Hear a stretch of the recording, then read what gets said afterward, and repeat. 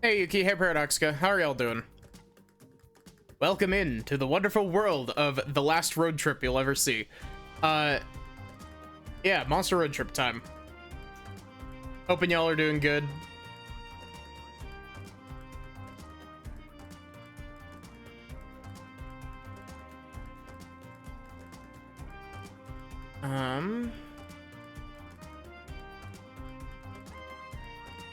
Otherwise, just a sec, and we will hop on over.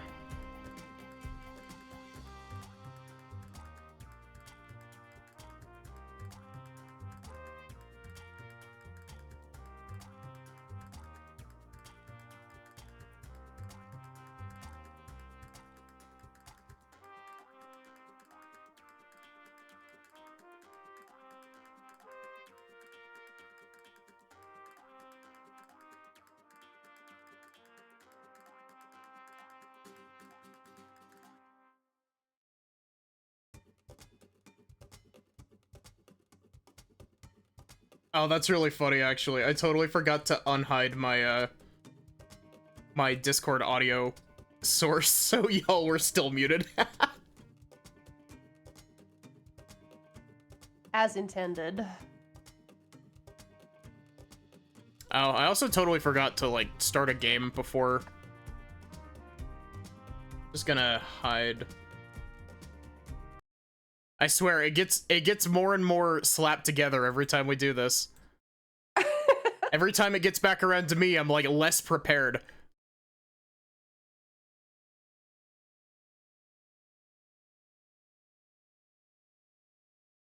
I will throw the code in.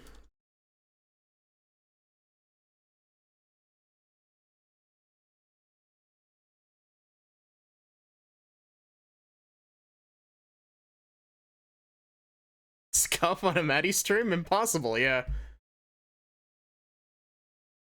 Everyone knows that I'm the most put together VTuber on Twitch.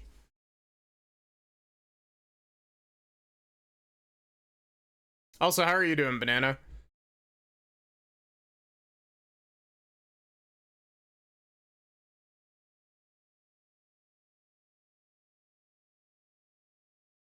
I sent the code, by the way. The numbers, Mason. What do they mean? Oh. Here we go. 1605.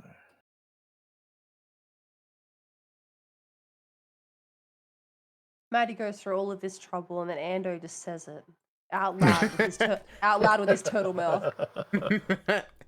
Just means I can unhide the game so we can have some game audio back on stream.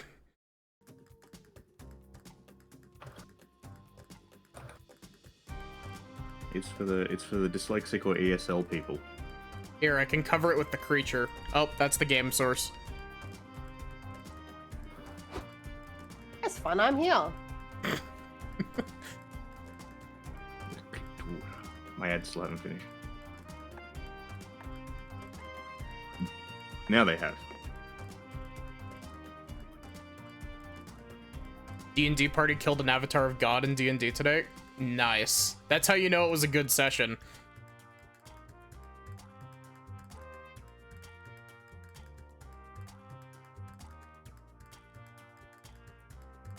You can tell it's a good session by either killing an avatar of God or accidentally KOing one of your own party members.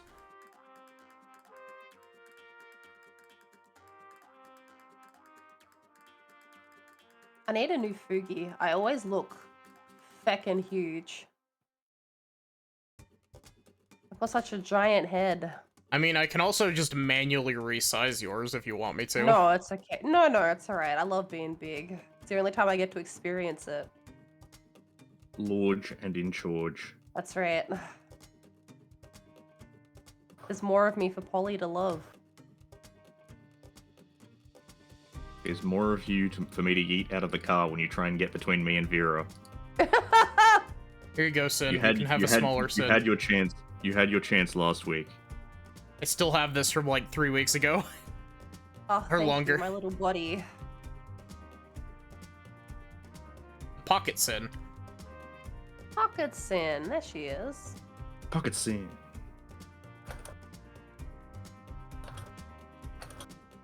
Hmm. Hmm.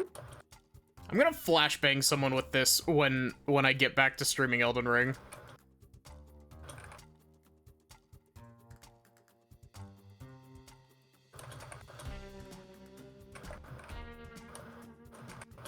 Hegel 2.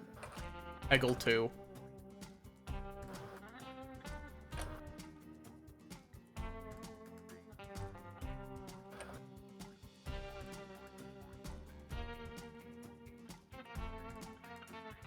Because I can. I have this power. Ando finally saved up enough points to activate Beanage. He's done it.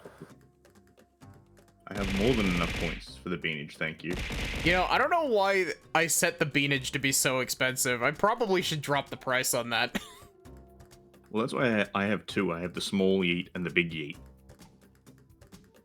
Yeah, but like I have them both set so they throw like different amounts of stuff. Or like, not different amounts, the same amount of stuff. Wow. Oh.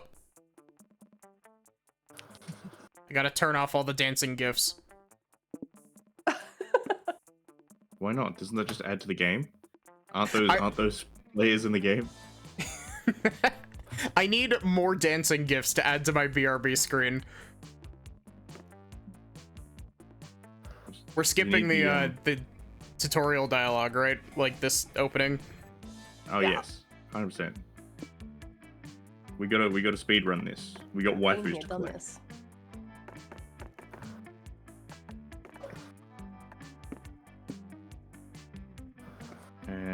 Whomst do I want to be? Yeah, fuck it. Let's go with Brian the Zombie. Whoa, whoa, whoa, whoa, whoa.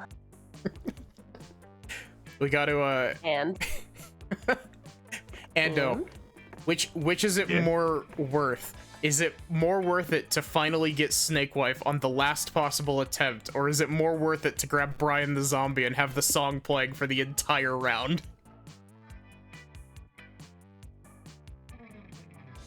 You make a convincing no, I argument. was gonna say no quick answer. Interesting. No, I was gonna say you make a convincing argument. However, I do it all for the snussy, the snussy, the snussy. as Fred Durst would say. Did Well, you, I mean, he said the nookie, but if he had experienced snussy, he'd understand. have y'all taken a look at any of the pre-release stuff for MonsterCon yet? No, I'm going in blind. I want to tell you one thing about it. It's very important. By all means. Clown Girl. Ugh. Okay. There is a clown Well, girl, yeah. You three enjoy MonsterCon. I think this is my last one. I think I'm out. Sad. Ando is not a fan of Clussy. Yeah, I am one of the rare few who Clussy doesn't do much for me. I mean, I can understand. Like, fear of clowns is like an actual thing. It's I don't not have a fear fear so of much as clowns. just Oh yeah, here he goes. wow. Go off, King. Who here? Raise your hand if you've read Terry Pratchett. No one's Elzrit? raising their hand. Also, hello, Mike. I hope you're feeling better today. Yeah. Hey, Mike. Hey, Proxy. I think I have to play Oz, so we got the original crew. Fuck yes, but yeah, no. So Terry Pratchett, in one of his books, explains the appeal of clowns, and it's not that clowns are actually funny. It's that clowns make people feel better because you know that there's one person in the world who has things worse than you because they're a clown. Oh. Hey, Lobster. How are you doing?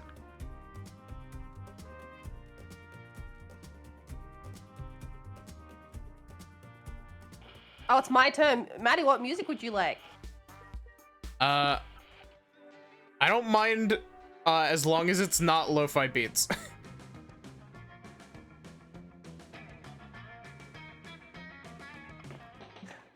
Oh, we're going with the original soundtrack. The OG, that's right. It's been so long. Also, I know what annoys Ander, so. We haven't even started, and Sin's already just like, she's chosen violence. Was the road trip a dangerous idea? Yes, absolutely. Especially with this crew.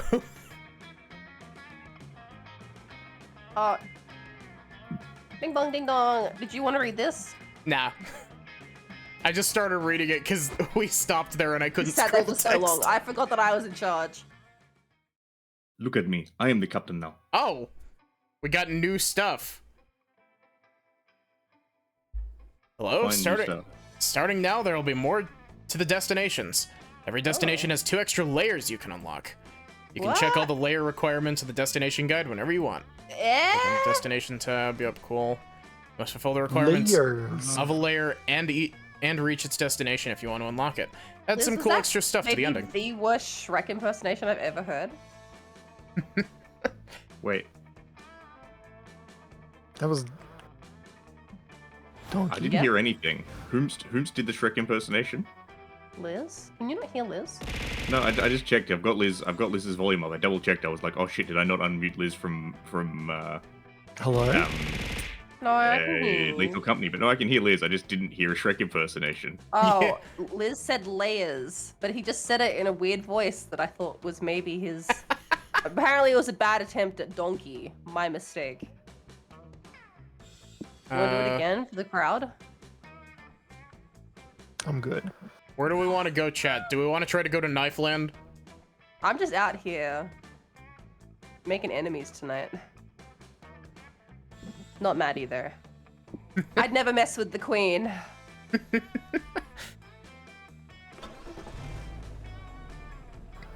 Oh god, he's driving with his pee-pee, no! Give us your Stitch impression, show us how a real impression goes! No, it's alright. That was a one-time special gift. You had to be there. It's being scrubbed Had from to the be internet there. as we speak. Yeah. Gas stations are overpriced, full of pollutants, and their dirty bathrooms seem to invent new diseases every day. Yummy. But they're a necessary evil if you... What did you just say, Sin? I said yummy. I'm sick, leave me alone. I was about to say, did you just fucking say yummy to that? Yummy! So let me just put 2 and 2 together here. We mentioned gas station bathrooms being breeding grounds of disease. Sin goes yummy and then goes, leave me alone, I'm sick. Now, is there a correlation? Oh my God. Is there a correlation between the fact that Sin is sick, gas station bathrooms, and yummy? Have you been causing this yourself, Sin? Yeah, this is my second job. They're a necessary... Public bathrooms. If you want to make your car move, welcome to the road trip life. So what do? We can go piss girl. We can go piss girl. Go piss a girl apparently gives you soul. I feel that actually. Sometimes I feel like I get a little bit of my soul back when I do a really good piss. I was about to say that tracks. Gamba.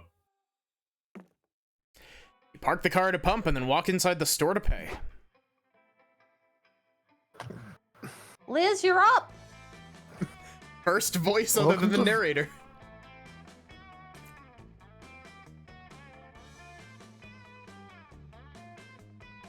He's revving up.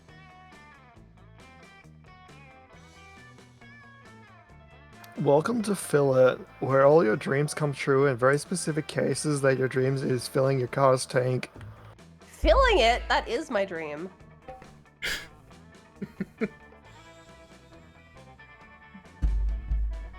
That's exactly our dream. We need some gas for our car. Or magic. No. The most of what's weird about cars. Yeah, gas is made of magic. What would it be made of otherwise? Dinosaurs? Anyway, how much magic does your car's tank hold? I don't know. 10? 60. For Scots? Scots is the only measurement I know how to use. If you get me in the tank, we can see how many Scots will fit. Sorry, but Scots isn't an accurate unit of magical measurement. Why not? Monster Why Americans not? use anything but the metric system. Oh, okay. What would be an accurate unit of magical measurement then? Holies? Magic is an arcane energy that we as a society don't fully grasp yet, making it impossible to properly measure it. How do you normally solve this problem with other customers? I normally just don't. You don't understand how little I get paid to do this. They're lucky I even show up.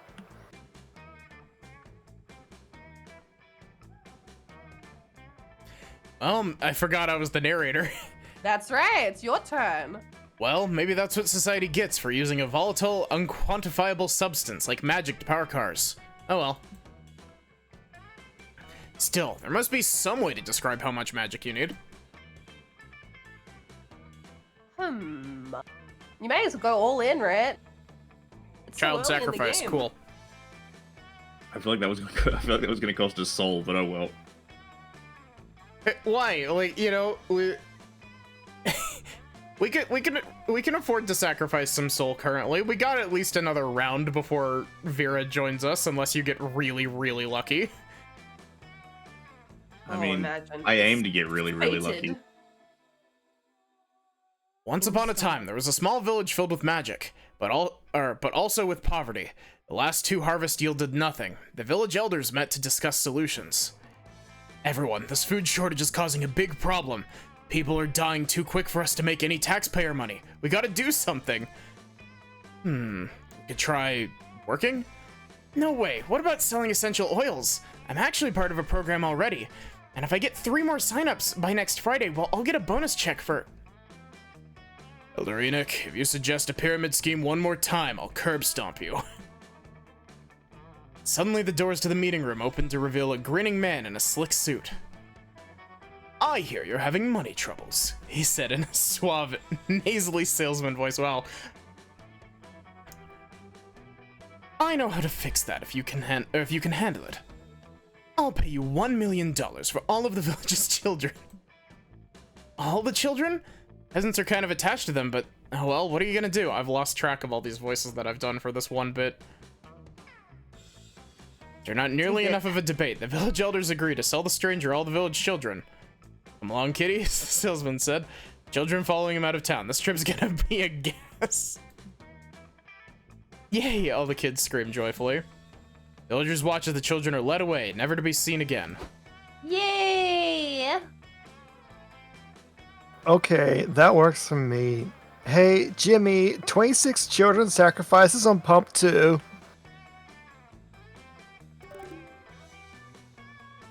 Pay 2 money, gain 3 magic for the car. You lose 1 soul for some reason. Meh. Wow, we got out of Only that. one? Yeah. Alright, what do we want to do? The planetarium or the farm? Look at those kitties up on the mountain. What?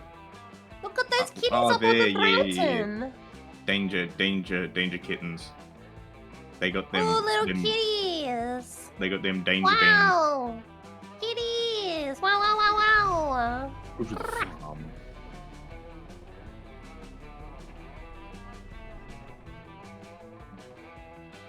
I'm contributing. Don't mind me, I'm just coughing. Oh no! Ah, farm life. Sigma! Sometimes it's nice to get away from the hustle and bustle of the city.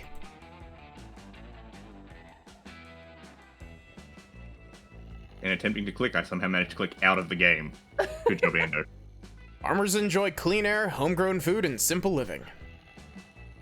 Sure, it comes at the price of doing lots of hard labor, and usually only having livestock for company. But fuck it, today you're all about that cottagecore life. What part of the farm do you want to see first?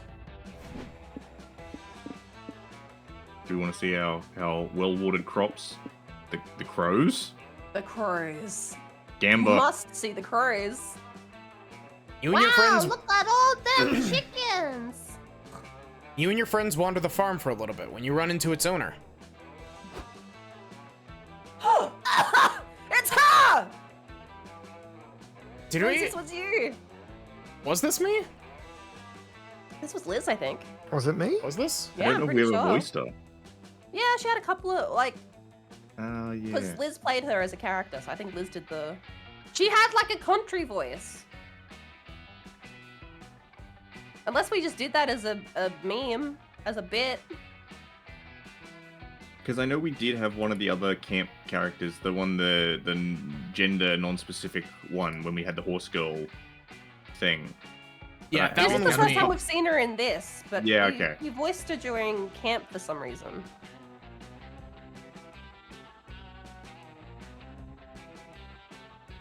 I think is she you kept inside you, Liz? imitating her voice, like, from the voice Oh, pop-ins. I'm sorry, Liz, I didn't mean to thrust this upon you. I legit thought you did do the voice. I'm trying to find it. Yeah, she's in there somewhere, Liz. Find her. Free her from It's okay, within Liz. yourself. Find your method.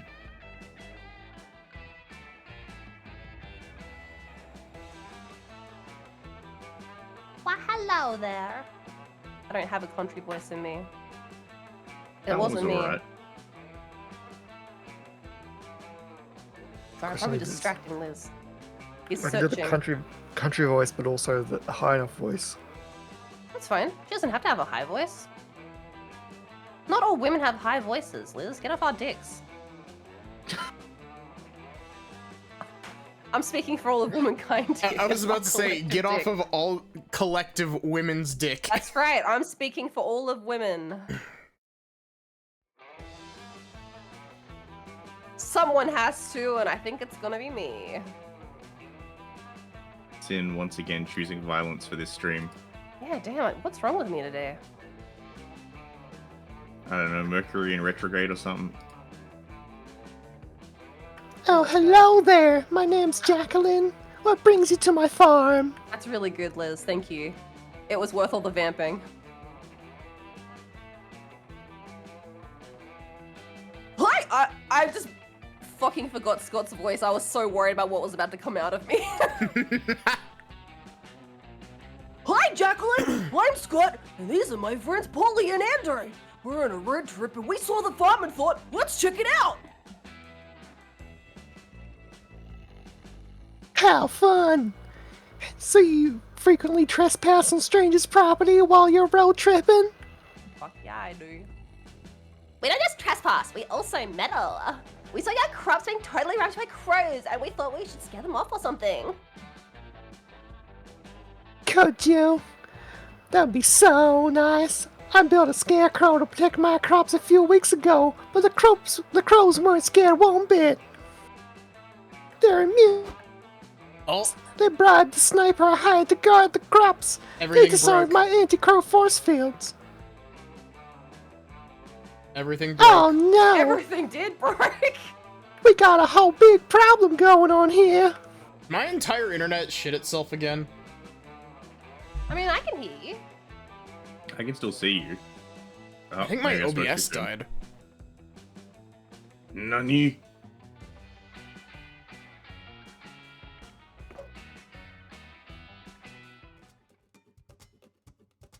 Connection error. Remote player disconnected.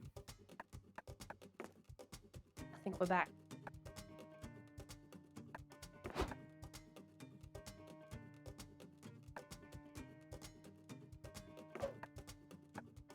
Can I go back and put it in as a patch for the other ones? Please?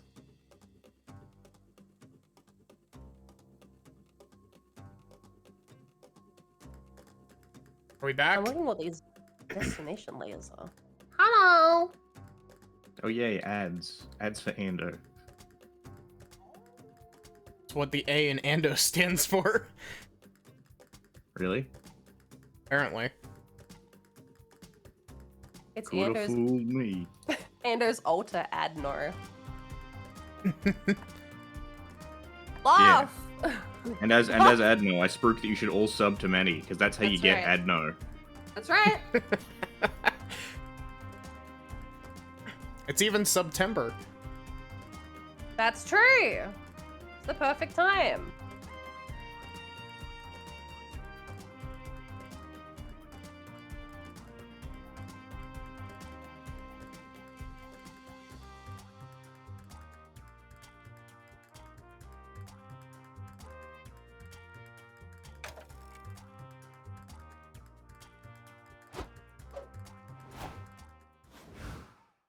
was I, once again. Oh, do we want to go to the farm?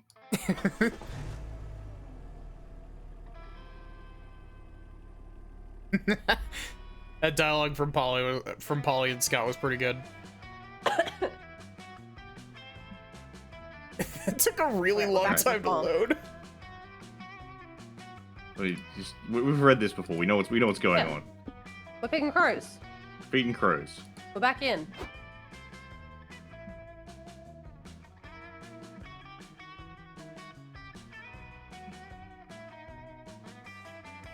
And Polly's cowgirl outfit's so good.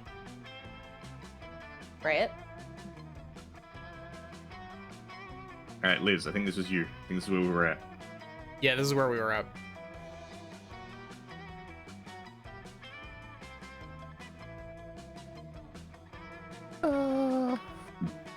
They're immune to all my pesticides. They bribed the sniper I had to grow the crops. They disarmed my anti-crow force fields. These birds are ruthless.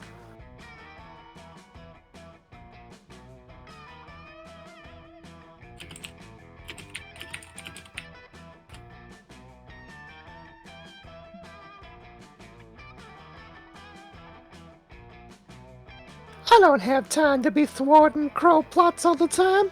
Running a farm is a lot of work. I still have so much fishing and mining to get done. Oh, this girl. This girl.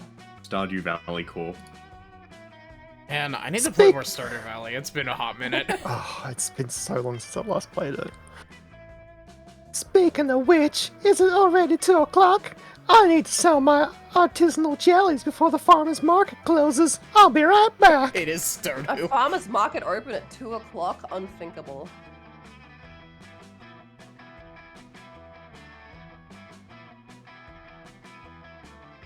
Oh my god, give me a second.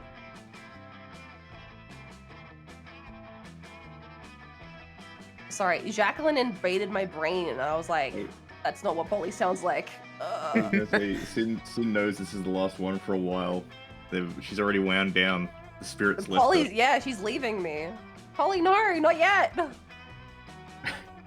like Jacqueline has a lot on her plate. Let's surprise her by getting rid of all the crows before she gets back. I wonder if Stardew multiplayer would be fun to do. Like, I've never messed around with maybe. Stardew's multiplayer. Haven't either. Okay, how are we gonna do that? That's not my boy. That's fine. That's who came out. Lol, beats me, but I'm sure Anna's got an idea, don't you, Boo? Violence. Alright. Fear isn't the crow's biggest issue nowadays. It's social awkwardness. Corner the farming market by building the first embarrasser crow. That one actually sounds like a good idea. Get some props to disguise the scarecrow as one of the crow's exes, so the whole gang will avoid the vicinity in fear of touchy situation. Get inside the crow's minds, arrange a series of focus groups and crows in order to crowdsource the scariest scarecrow ever made. Crow sauce. Yes, and it has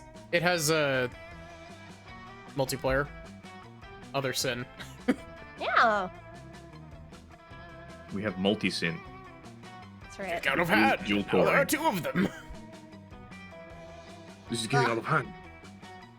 Putting together a focus group towards sounds like a chore, but if it helps Jacqueline, I guess it's worth it. Oh, You lose 1 hype and 2 money advertising your focus group, and offering incentives to participants to join, like free shiny rocks for everyone. 10 crows join your group. oh my god, she's perfect. I thought she couldn't get any more perfect. Good morning, participants! I'm Dr. Covermeister, Marketing Executive of Crowmasters Products. Oh my god. And I'm Crow Scott! Caw-caw! That means hey bro and crow! I love that Scott's mustache in this isn't in perspective, it's just flat stuck to the side of his Right. face. So tell us, how do you, as crows and consumers of our brand, feel about scarecrows?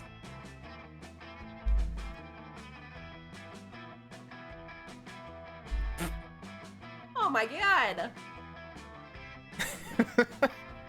What the hell do I do for a crow voice? Scarecrow's boring, caws one participant. Scarecrow's stupid, says another. Pretty close to my Winston Payne voice, actually. That's pretty good. Pretty good. Crow has evolved sufficient intelligence to understand Scarecrow not a legitimate threat, Caw. This is a third crow who's using a metal tool to flip you off. What the? Sorry, Caw. What would you see, Caw, as a legitimate threat?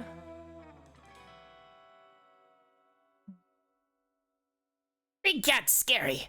Don't like flying into glass doors. I'm scared of ocean. So vast, so unexplored.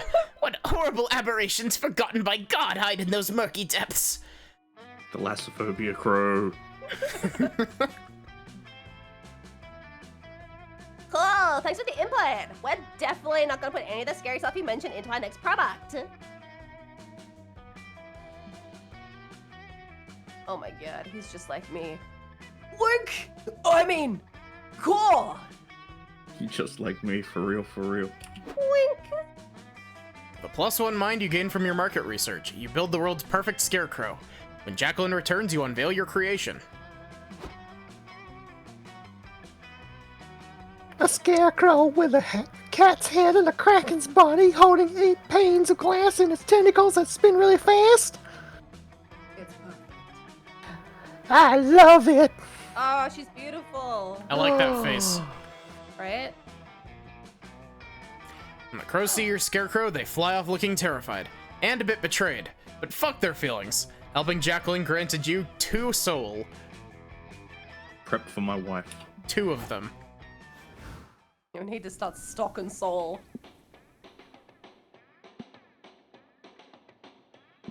Fortune teller. Fortune teller. Fancy motel.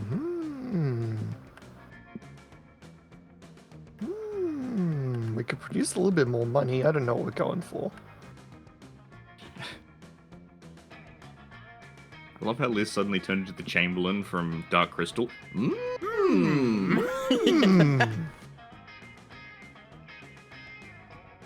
You're the fortune teller. Yeah, fuck yeah.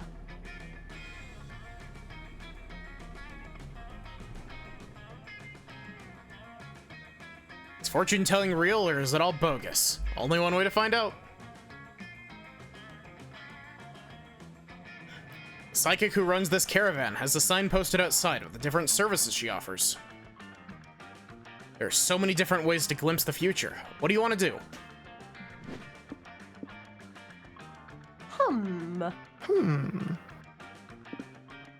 Tower rating. We cannot lose any soul, because because fucking Snake Wife is gonna try to murder Oh us. god, You get- yeah. All right, let's do a palm rating. If you pick the tarot rating, it's gonna be a picture of you flying a hot air balloon into power lines. I wonder who you call if you do a seance. You decide to go with palm reading. It'll be almost like holding hands with someone you care about. Lewd. She's here. This was me. Welcome to Hope Halco's Tent of the Great Beyond. Are you here to get your palm read?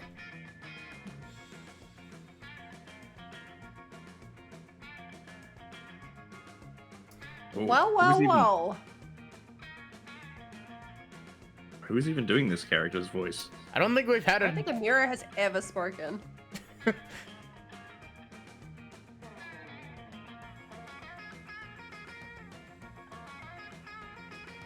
Yep, I'm always making decisions on the fly with no foresight or planning. It'd be nice to know what the future holds for a change. Thank you, Okay. Liz, for diving in. Thank you, Liz. I was tempted to suggest, and nothing will change, and don't speak at all.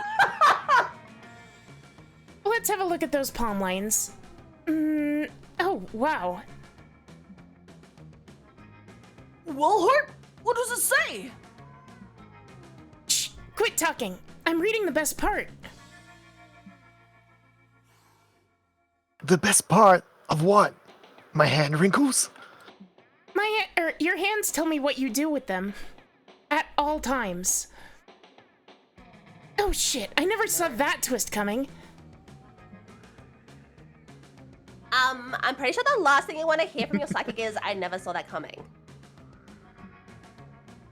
Wow, okay, this is gold. Liz, I promise if you stick with me as your agent, there's a lot of money in your future. Whoa. Before you know it, Hope has published a hardcore photo of your palm through a hardcover, hardcore. Dude, that's a different kind of photo. Of your palm through a major psychic publishing house. It's a national bestseller. Hashtag Liz's palm trends on Twitter for weeks. Your palm has millions of fans. A movie adaptation gets made. Michael Cera plays your hand. Hardcore palm shots. Thank you, Avatar.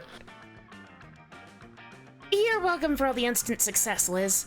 Now, per your contract, you owe your publisher, that's me, a sequel to your best-selling palm.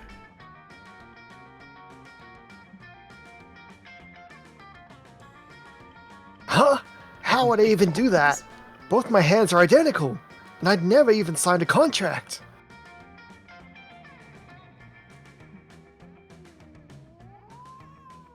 Did you remember your road trip contact, Boo?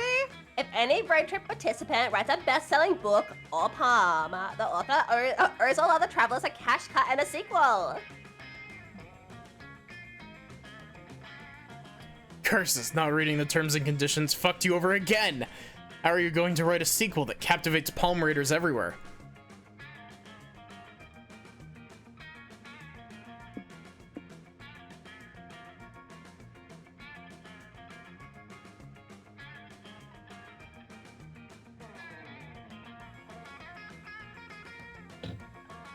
Oh, we do multiversal.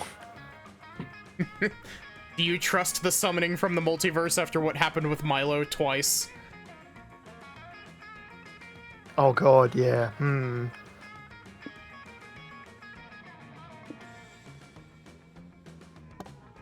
Yeah, let's do it. You want a glimpse into the multiverse? You'll need a real witch's help with a spell that powerful. Lend me your magic, Liz. Lend me your -2 magic. You and Hope combine your magic and enter a multiverse of shenanigans. Your first visit is an alternate dimension where all positions of power are decided via televised cooking contests.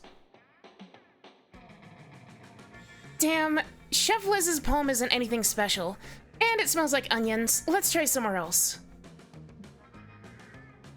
Next, you check out an apocalyptic version of your world, where Liz is the last survivor of a cataclysmic event.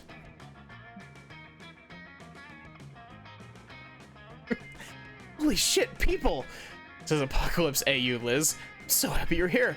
I've been so maddeningly lonely. Yep, hi. Just let me get a look at your hand. Dang, even as an apocalypse survivor, your palm is uninteresting. Let's keep searching. Wait, please don't leave me. The Zagord uprising killed everyone I knew. I'm so alone, please. God, no. Zoe has been here before. Yeah.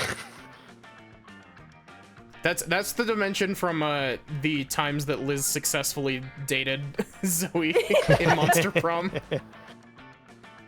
Nope, you're out of there. After several more hours of dimension hopping, you end up in a timeline where everyone is centaurs.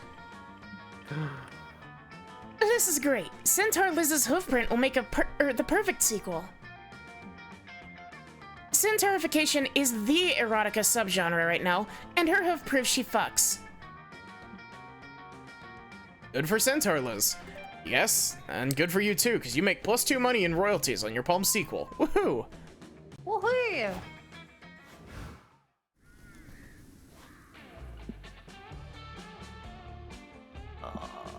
I would love to go to the rave in the desert.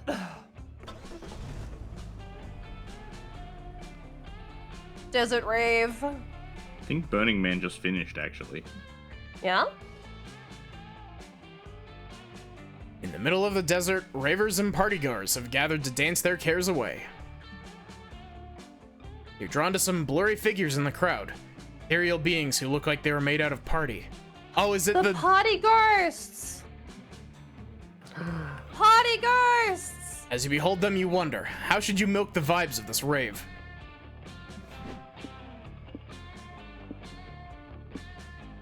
We will find the best friend spot. You're all searching for the best spot to party when you're approached by 3 smiling spirits. These were me, weren't they? Yeah, I think so. Polly, you made it to the rave. I'm so glad you're here. Yes, it's great to see you. Scott, Sin, meet Summer, Macarena, and Cheers. They're the ghosts of parties past, and oh boy, they know how to get down.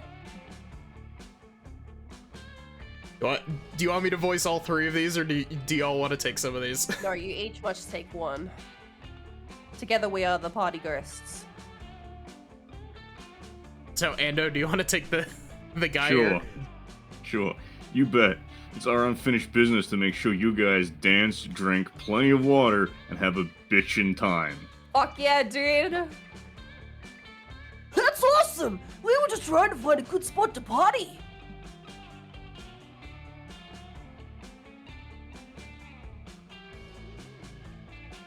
Liz is searching for the perfect voice.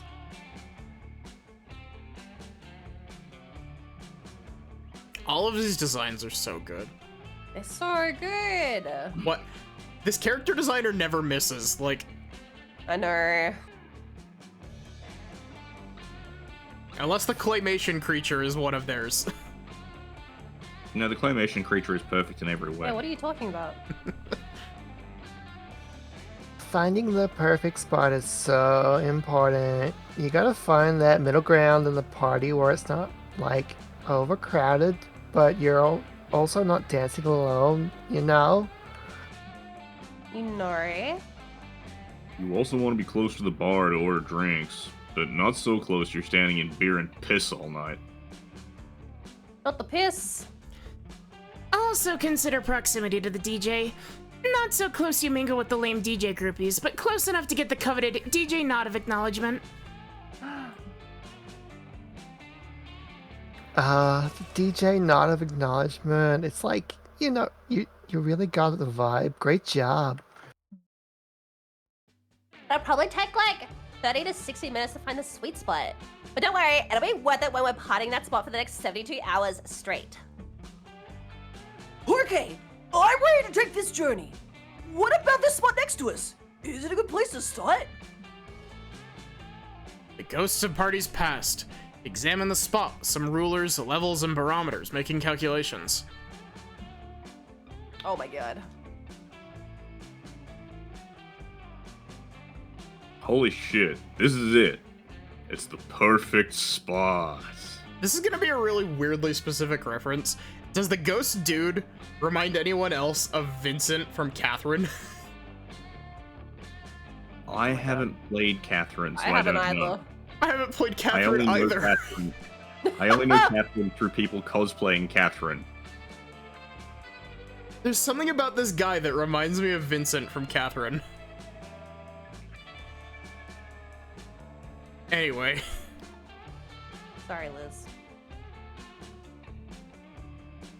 It's like the perfectest of perfect spots. Give me a hug, Poppy Boy. You're the bestest. Look at her happy face! Scott beams and wags his tail, then suddenly he clutches his stomach. No! Oh, I'm sorry, guys. I got so excited about the spot that it made me have to pee. No worries, buddy. Want me to take you to the porta potty so you don't get lost? Nah, I can do it alone. I've got a good sense of direction. You guys enjoy the perfect spot. I'll be right back. And they That never boy saw him is again. gonna get so lost. Scott leaves, and you party hard. Party so hard an hour's pass before you realize he still isn't back. Shit, should you go try to find him?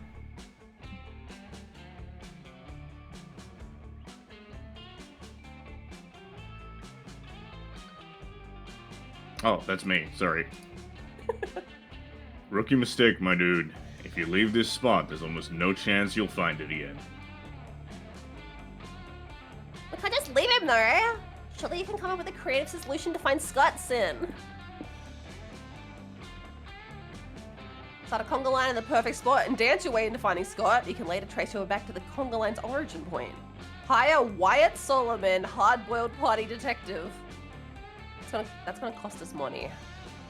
But also, if we're aiming to get Vera, Vera will get us money. So I mean, I'm aiming to get Vera. yeah, which means she's gonna be in the party getting us money. Whether you Yeah. do or do not succeed, the money will be had. Yeah, but there ain't no we on this. What? Okay, fucking we're in the back seat collecting while you're in the front seat trying to fucking get some. Exactly. I hope there's no we on this.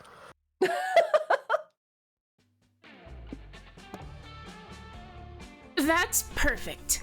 Wyatt Solomon could crack this case easy peasy. Whoa, I've never even heard of this guy. What's this obscure party life yet to hear about? Polly, my dude, Detective Solomon is the shit. He can reconstruct blurry nights at the club, he can track down your missing friends after a wild bachelor party. He even found my missing keys after a week-long bender. They were like in my butt pocket all along. Plot twist. Gosh, I hope someday I'm reincarnated into one of his cigars so I can give that man a kiss on the lips. Oh my god. She's down bad for him. He's down bad.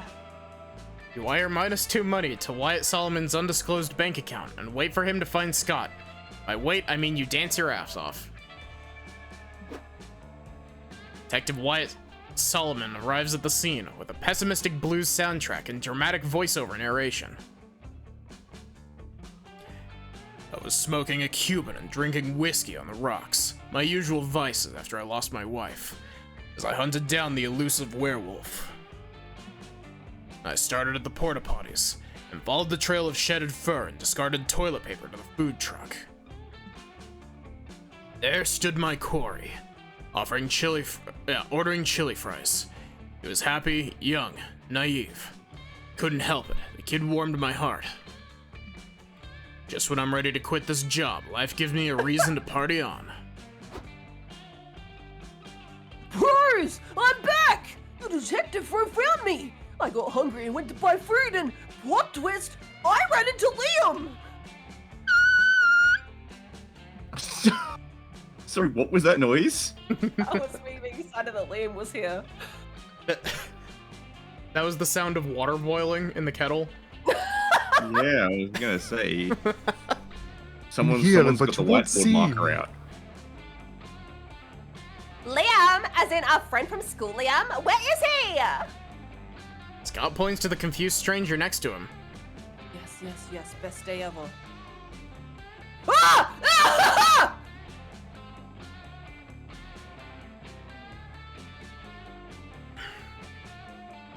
Liz, it must be you. Should it Give be me- Liz just doing the Liam voice again, or Yeah, should it give be me- me give me trying the to same- imitate Liz's Liam voice? Yeah, give him the same voice, literally the same voice. I keep telling you, I'm not Liam. My name is Auden. Are you sure? You're wearing glasses like Liam, and you complain a lot like him too. Today, my friend, your name will be Liam. Party with us. You end up having a hell of a party with Polly and Scott. Or Polly, Scott the Ghosts, Wyatt Solomon, and even Liam. You gain +2 soul for finding your friend. I was just like, man, we're gonna get Vera, we get to see Liam. It's a great last run, and then it was not Liam.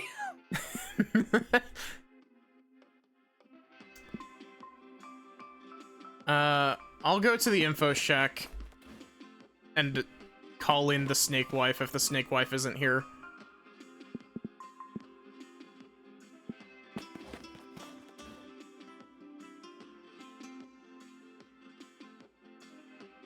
Sorry, I was just like, I did so well with Polly last time. Why didn't I get my date with Polly? And then I remember we all perished. You gotta remember though, I'm pretty sure only one person is able to actually date at a time in this. See, you and Ando are competing. I still don't know if that's true. I think if you come last, it over, like, it over does the thing. I don't know. We'll see. I'll fight. Oh god, this guy. How do you do, Liz? I can hear them on the train. So Fucking spitty. love noodles.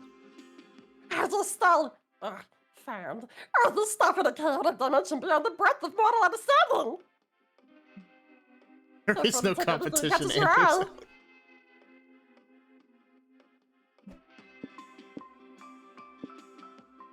What's that little math page over there? It's like meme math. Oh. This is Two this is times two Ando's equals last two chance for Snake Wife until we loop back around to playing a Monster Prom. Or unless she's I in don't know. Monster Con. She could be in Monster Con. That's true. I actually Cons feel are a like great place to Valerie. make cash. I feel like Valerie is more likely, but Vera would also not be surprising. A new and improved multiplication table. We gave up some magic. Magic. That's something to be Again. mined. You could grab Soul. I was gonna say you can grab Soul. He can give us a little bonk before Snake Wife tries to kill us. Are you sure about that?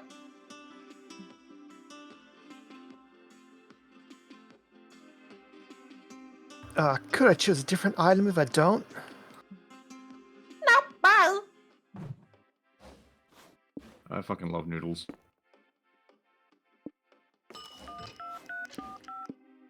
Snake Wife has been called. Well, I've done both of these before. Yes, tell me about your favorite books. Yes, girl. So interesting. I Dude, love I wanna that. I want to date this girl, meanwhile I'm not even reading her dialogue. Fuck yeah. Yes, girl. Actually, did we read that one before? I don't remember that one. Oh, I thought we did. Oh my Alright. god, it's a Ravi and Zoe. So Ravi gets his magic and loses his money. Okay. No, that we're too low money. I feel like that will kill us. Mm, Two random resources swap. she's here. Yes. Sure, I'll come with you. Spoiler alert, this road trip just got awesome. Until we replace you. That wasn't even Saribot Paradox Guy. I had to manually delete that one. Unless Liz gets to go before you and snipe Zoe. Hey Sin, if there was a little character in a game, how would you describe them? I'm worried that Mike's doing a bingo card and now I can't say anything. Little fella? A little guy. Maybe a little guy. Oh, look at him, a little guy.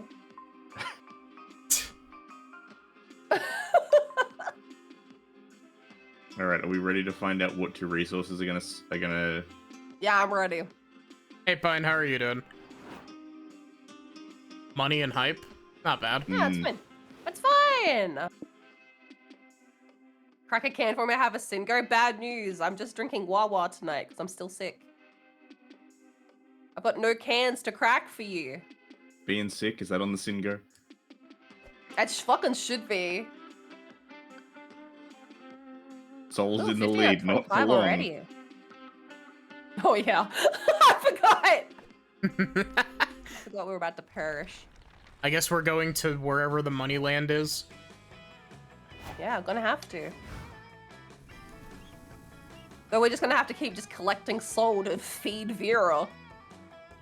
Feed my wife. Feed my wife! Cracking open a cold illness with the squad.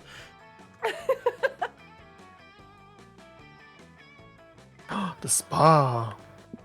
I know, just spa. Yeah, but cult headquarters. I know. You got- Kinda do want to go see the But cult Polly headquarters. Spa Sprite. Oh, Polly Spa Sprite. Oh. Oh. But also cults. Pine, just for you. Peggle 2. Peggle 2. I want to see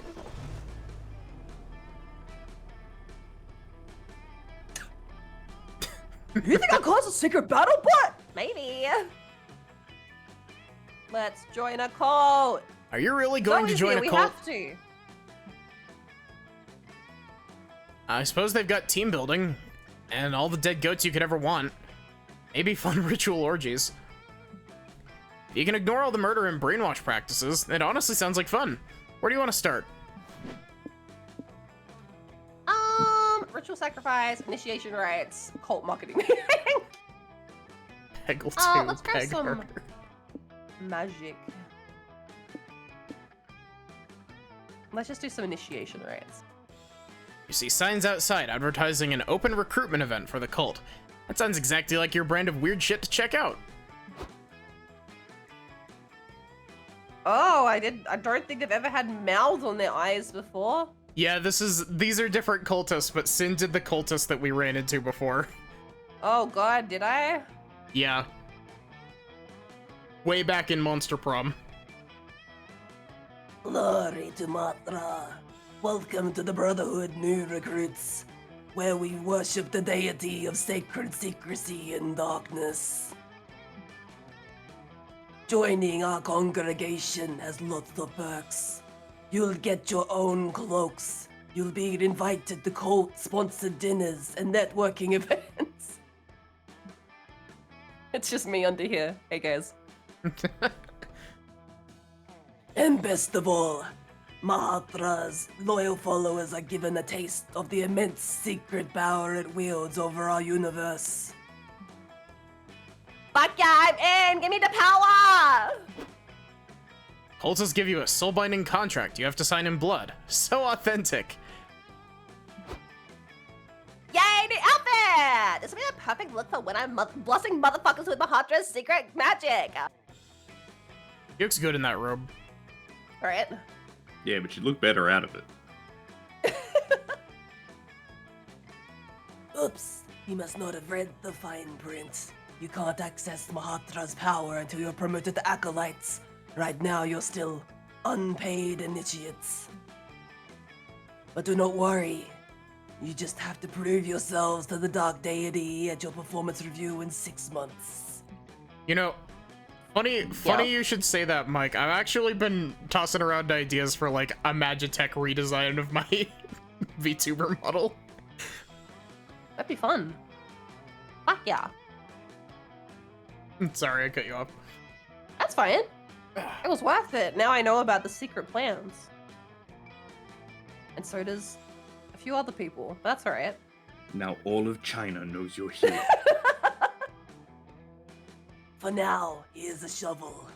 The goat pens need to be cleaned. Have fun. Glory to Mahatra! Over the next few days, you're tasked with cleaning goat pens, getting coffee, washing the cloaks. Who knew being a dark magic worshipping cultist would involve so much drudgery? Guys, I can't take it anymore. I'll be damned. Literally, if I'm gonna clean out one more goat turd. Forget the performance review. There's gotta be a way to get our power over all things secret and hidden right now. Sweeten the coldest hearts by bringing them the best coffee ever using your trademark secret blend. Shh. Don't give in to the temptation of cold gossiping. Show your co-worshippers that you really know how to keep a secret. What are we thinking? Something's... We got magic, so it can't be magic. Is the coffee gonna be stamina? Possibly. It could be money, I guess. You go buy a coffee. Real quick. I'm going to go to BRB. Something weird is happening upstairs. I'll be back in a sec. Okay, no worries. More weird things. I know. Maddie's internet has become sentient. That's okay, we can vamp. We won't say anything untoward. Piss. Ass. Yes. Best viewers on. No! Ando has been like laying these lies for years that I'm a bot. But the truth come out. The truth about Ando come out. Botsonberry. Botsonberry. Robo-Sin Oh, damn it, what was it? I saw, oh no, I've got it. I will send this to you, Sin. I was actually going to send this in pre-stream chat. It was a meme I saw today, and I was like, A, this is horrific in its own way, but also Sin model based on this when. I'm back, by the way. Welcome back! No clue what was happening. Like, I heard the dryer upstairs, like, start and then stop and then start and then stop, like, 5 times. And I was like, what the fuck is happening up there? Weird.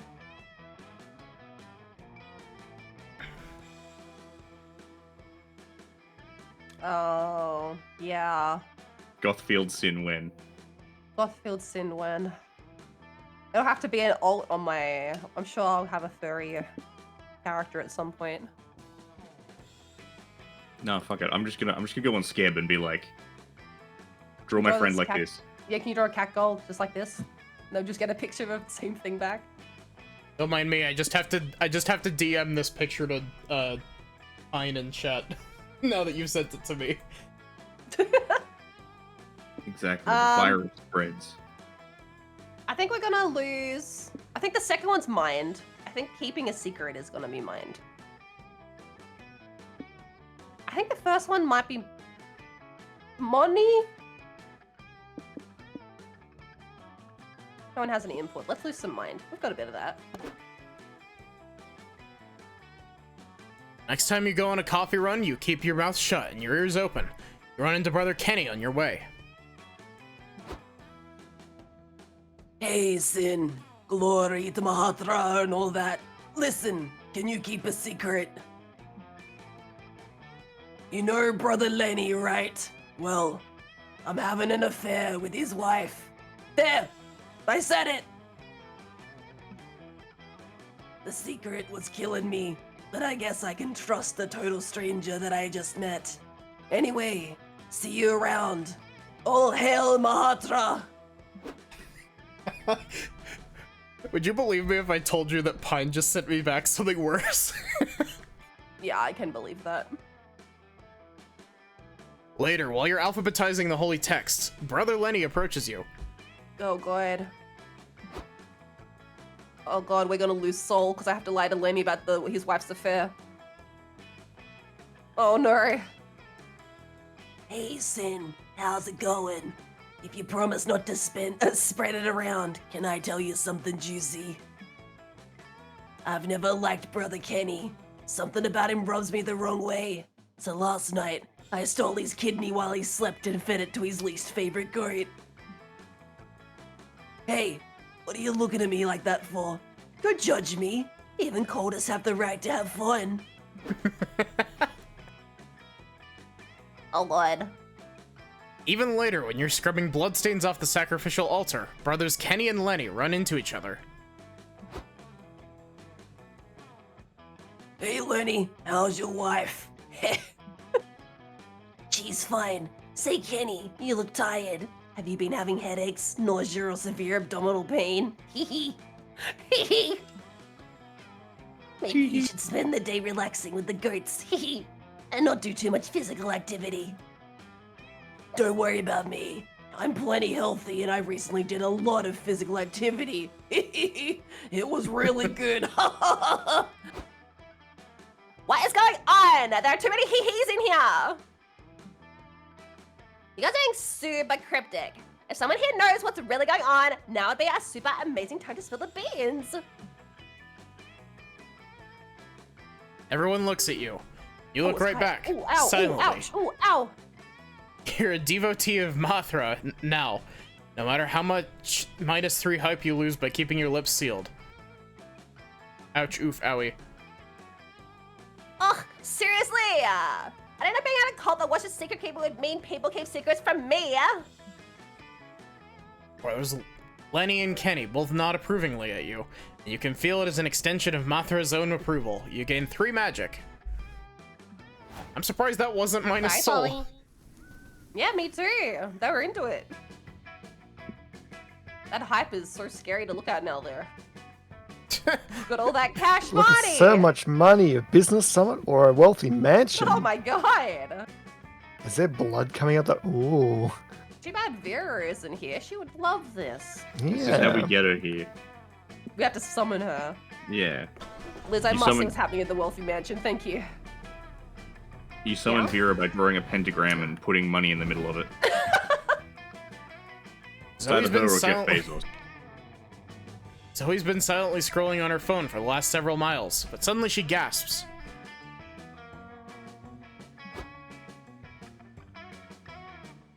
Liz, stop the car! Okay. You pull over in the middle of the desert. Zoe jumps out of the car and starts walking in a random direction. My mine.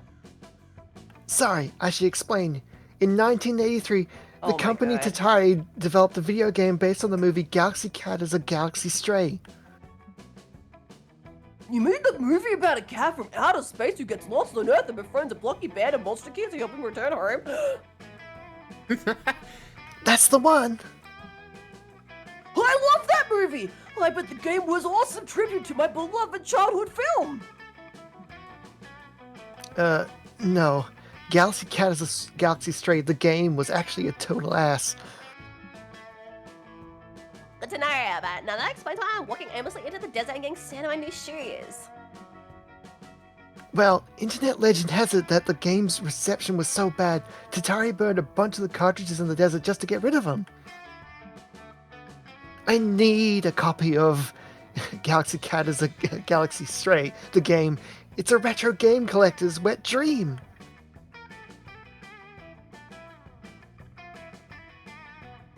The internet doesn't have exact coordinates, but if the buried cartridges are real, they're somewhere around this spot.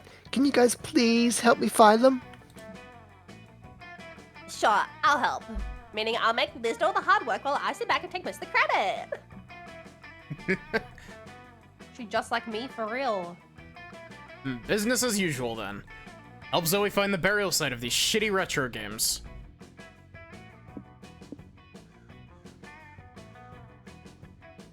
Teach her dog video games so it becomes very good at sniffing them out. Gamer dog! Gamer dog! What a area of the desert with a potent energy drink, the best fertilizer for video games. Pro games and blossom right out of the ground. Gamer dog or energy drinks. Nah, Mike, you gotta get like physical copies for like collection purposes.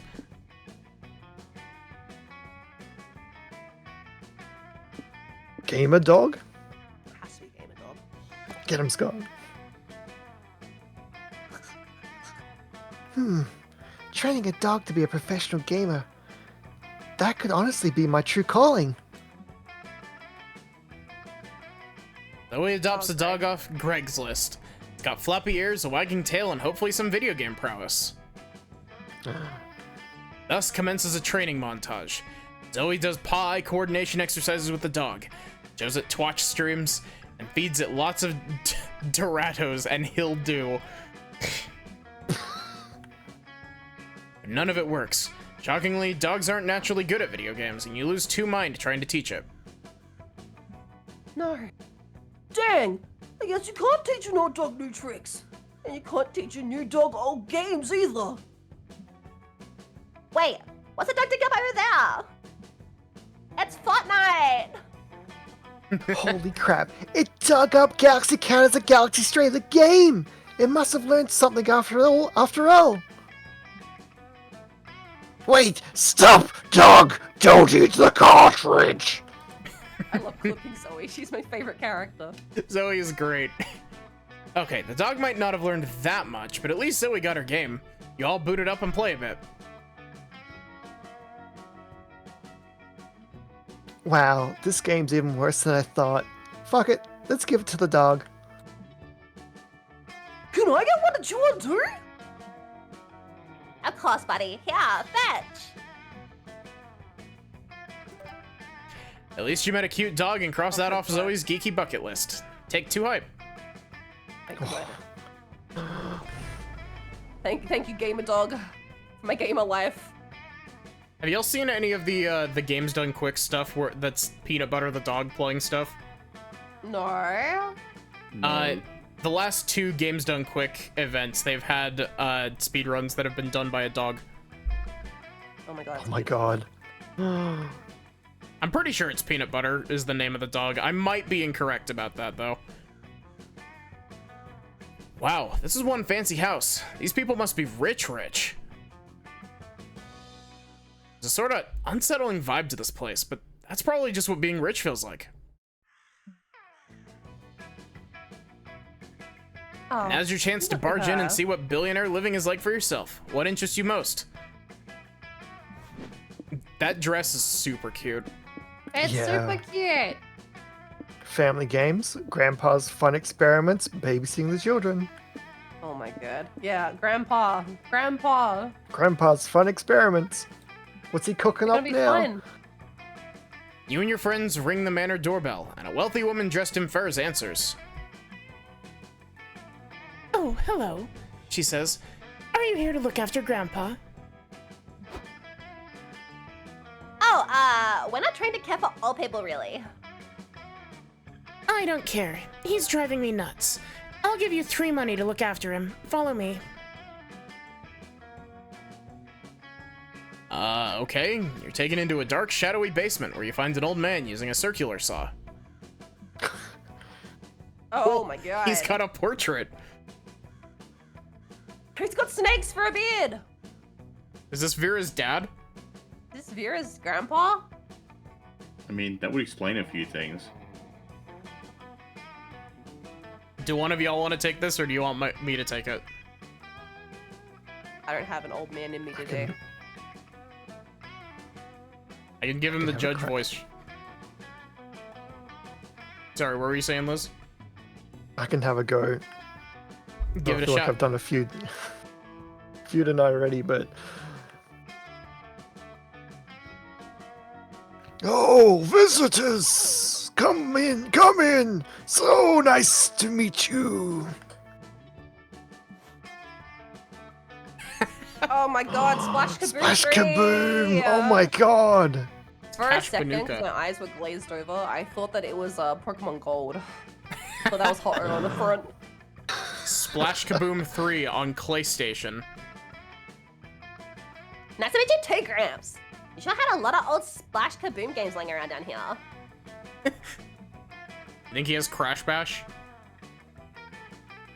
Oh, I have much more than just the game. I'm the biggest Splash Kaboom fan in the world. Let me show you some of my work. This is Crimson Dark Heart. My original Splash Kaboom character. He's Splash's best friend and oozes class, sass, and radical charm. It's Cold Horse Steel. legs, lion Okay. paws, dragon tail, crimson eye on right, unicorn horn. It's Cold Oh, Steel his the right, not my Hedgehog. right. Damn. Electrical I love power him. aura. The Chimera age question mark. I see.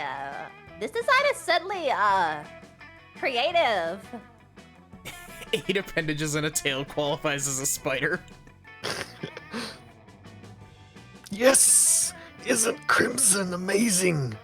He's just the sort of guy you'd like to know in real life, don't you think? Maybe someday.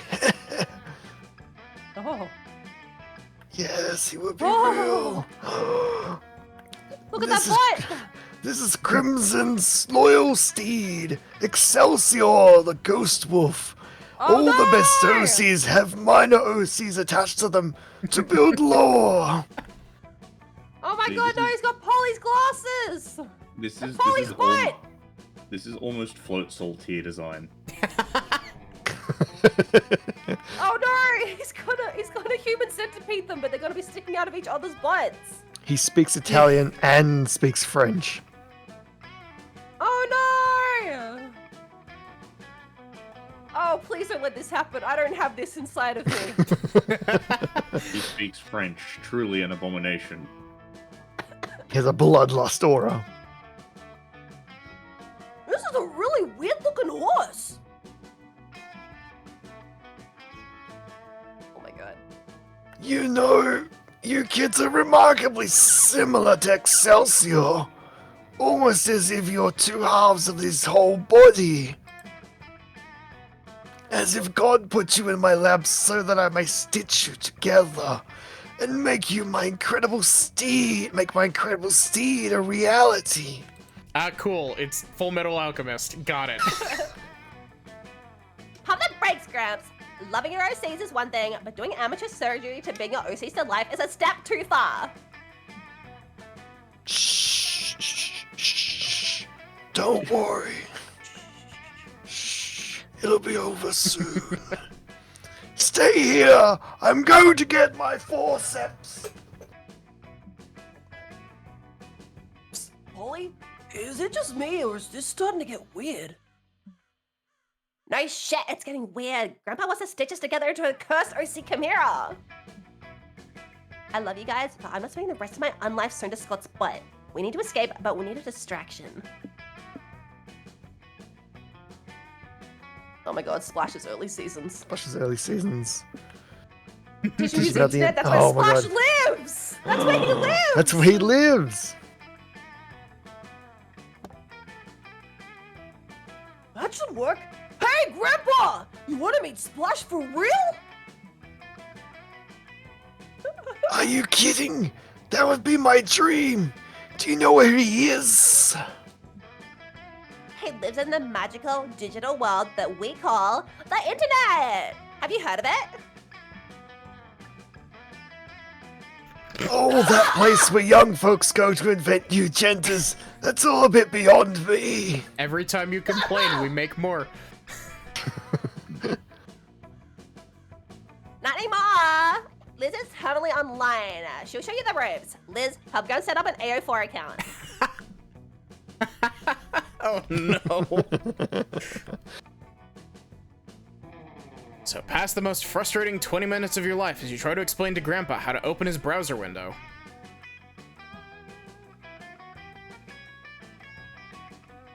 You want me to open the window? It is getting a little stuffy in here, but is it so Splash can enter through the window? No, I mean the window on this computer. You need to click on the browser icon. Click. What is click? Splash doesn't make clicking sounds. His voice is radical and devil may care. Okay, that's enough of distractions. One more second of this and I'm gonna lose my -3 mind. Scott, now. Scott hits Grandpa across the head with a chair, knocking him unconscious. You all run for the exit. Wait, Bruce! This isn't the way out! This is a dungeon or something! The shadowy corner of the dungeon, a bleeding, shambling, stitched-together creature trudges toward you. Oh no! Yeah, boy. Oh. What? Help me. Ah! What the Kentucky Fried fuck is that? I love how Polly is going, like, Super Saiyan God mode or know. whatever. Yeah. Oh god. You guys gotta go fast. Gotta go fast. The exit's up the stairs. Hurry. Before you end up like me. You're too slow. Never have you fled from a room so fast. I'm to press this whole traumatic experience for your own sanity. Yay, road trip! Yay. Yay! So you want to go to the City Under Attack or the Cryptic Tech Company? We I haven't. mean Norm Corp Tech. We haven't been to the city. Oh, it is. Right. Or I don't know if you can't. Or Cork. Yeah. City Under Attack. I like the billboard for it, too. Right? Oh, Oh, look at him. him.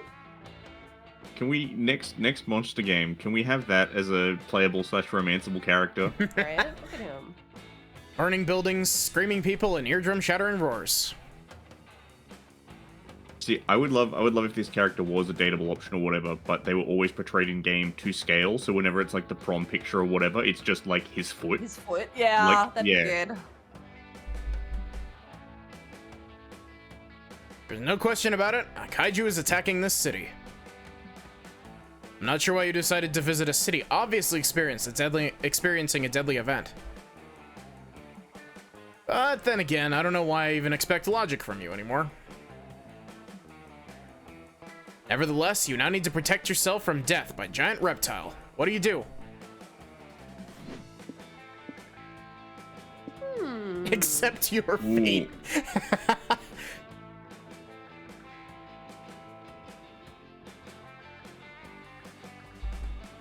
Evacuate the city, fight the kaiju. I'm really tempted. Do we want to accept our fate? It's so funny. Like, accept your fate is the funniest option. Yeah, what's the point in fighting or running? City's being attacked by a giant kaiju. Even if you do survive, life around here is gonna be bleak as fuck. Look at him. Look at the party hat. Just look at this guy having a great It's time. his birthday. This is Ando's neighbor. Down there in the Marianas Trench. Oh yeah. We got all sorts down here. That's where they hide all the cool shit. Yeah. That's also, again, the reason why the rent's cheap. Cheer up, guys. Embracing the inevitability of death isn't all bad. It's also a great excuse to drink. Come on, I know a nice place. Imagine if this ends the run, it would be worth. Polly takes you all to a rooftop bar that's miraculously still standing. Grab some liquor and sit on the balcony to drink and watch the kaiju destroy everything. So, how do we embrace our fate? Is it like a tackle hug or more of a gentle caress of the unknown?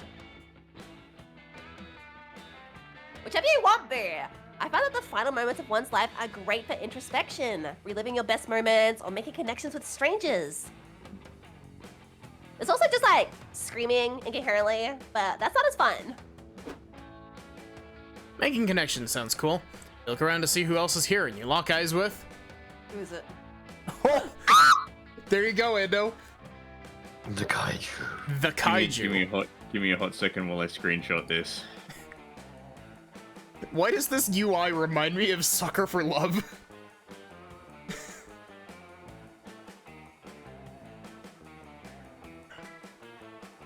Yeah.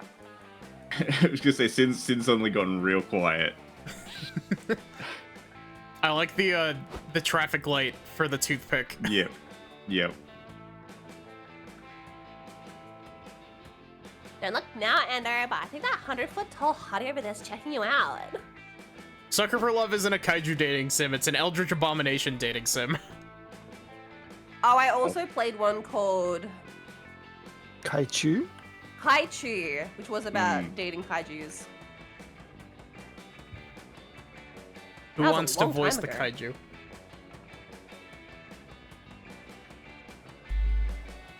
Who does want to voice the kaiju?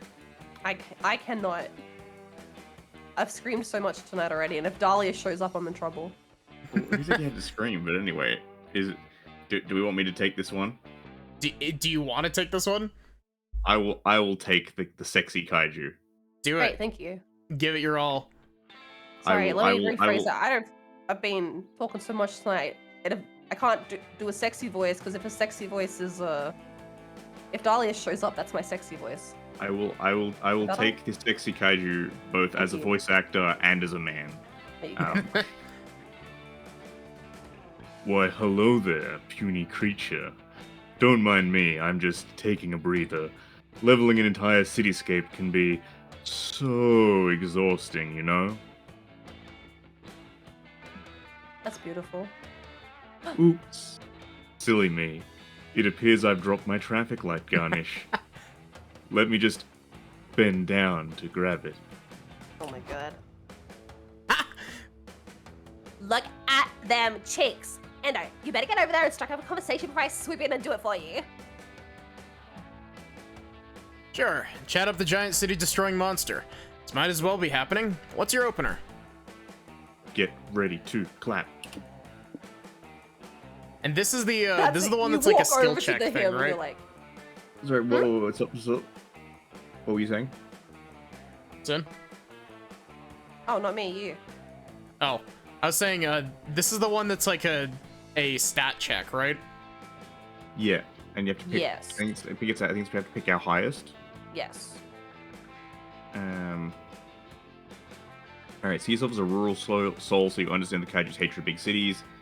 Tell the kaiju you understand its rampant anger. You're in the same bad place until you start practicing mindfulness. Well, That last one feels like mind. yeah, so I'm getting the feeling like this one's soul, which is like our highest, so... Gamba? Ta-da! You feed the kaiju some bullshit about how you're a rural soul who grew up living off the land, and how how these city slickers will never get you. Talk about your childhood best friend, Pecky the Chicken, and how he taught you more about life and love than a fancy penthouse ever could. The kaiju has no experience with bullshitters like you, so it totally buys into this cottagecore fantasy. That sounds really nice. I also hate cities. Too big, too proud. Mocking me with their grid layouts and tiny, squishy populations. I like that the affection meter actually went up. It's nice to dream about leaving the city life and finding a quiet ranch in the hills. We'd spend our days churning butter and eating innocent people. Whoa! Did the kaiju say our days? I think it's fallen for you, Ando. What? No, it was an accident. Kaiju punches a building to smithereens, blushing furiously. Aw, so shy. The kaiju's crush. Get it? Gives you confidence to keep flirting. A true monster fucker at heart. You gotta see where this goes. How do you flirt with the kaiju to let it know you're interested too? Should draft an urbanization plan between my legs because I can see how you're going on a rampage down there. Alright. Wowie zowie. I've been waiting to say this for years. I've been waiting for years to say this for real. Step on me, baby. Oh my Fuck. god. Actually, so I feel like this one's gonna be stamina. Sure, yeah, that makes sense. What's the other one? I see you're on a rampage down there. See, Height, maybe? I could see the second one being stamina and the first one being mind again. Yeah, well, either way, like, that's the lowest one. So I feel like stamina is our bet, because it's 10. That was mind? I thought it was hype. Oh wait, that was hype.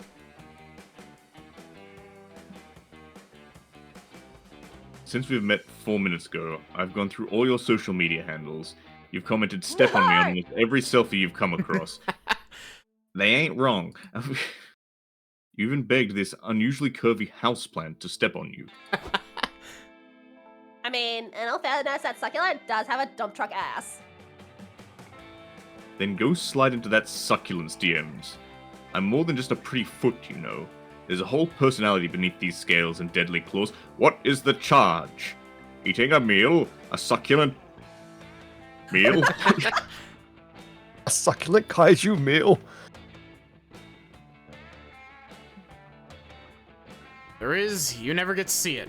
Kaiju turns your rooftop bar into rubble. You survive, but suffer losing 2 stamina. Oh well.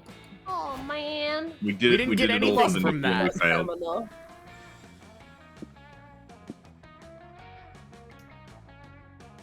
They both got I'm a soul little bit- left. Yeah? I'm a little bit sad we didn't make it to the end of that, but that's okay. Yeah. Where do we go? They're both good. Let's build our soul up at the kite tournament.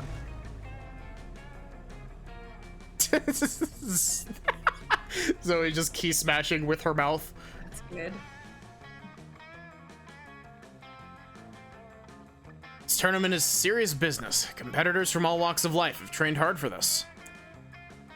You've got prodigies from kite-flying clans, kite-flying gurus, athletes of ancient kite-flying techniques. Oh, I forgot about this one. And then there's you, who's pretty much just here for the drama. What do you do?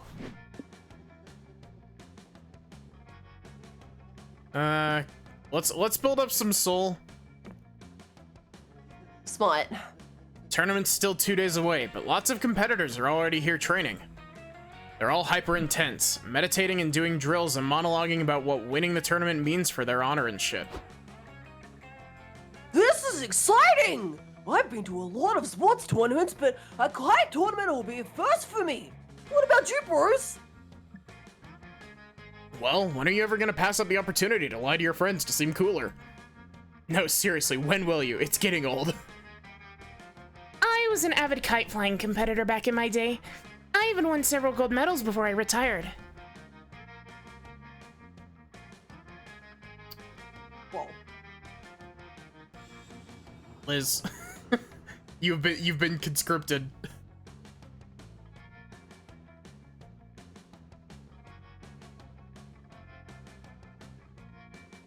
Wait, you say you're a retired kite flying champion? Do you think you could train me before the tournament? I've always wanted to be the best kite flyer in the world, but now I have more. Now I'm here with all these actual professionals. I realize I'm a bit out of my depth. But with your expertise and my plucky underdog archetype, I could win this thing. Of course, Maddie will help you, bro. It'll be a great opportunity for her to put all of her kite knowledge to good use. And taking on a protege will prove once and for all whether she was lying to us or not about being a kite-flying master. Right, Maddie? I don't know why, for some reason, like, when that text box popped up, I almost started trying to do my own version of the Polly voice for some reason. Sometimes she just gets in you. Don't look at me. I'm not bailing you out of this one. You need to learn to stop digging yourself into these holes. Everyone's counting on you to turn this kid into a master kite flyer in 2 days. How are you gonna do it?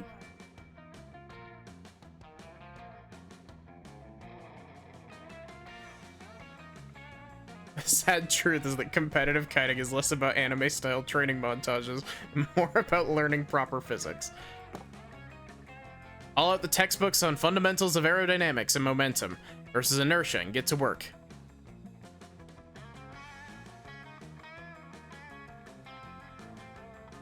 Oh, this isn't really the training I had in mind.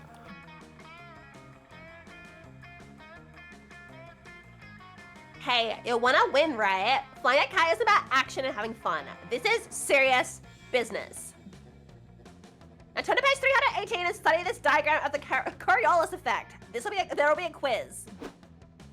Meanwhile, to your left, a kite-flying sensei is teaching his pupil to fly a kite up a waterfall.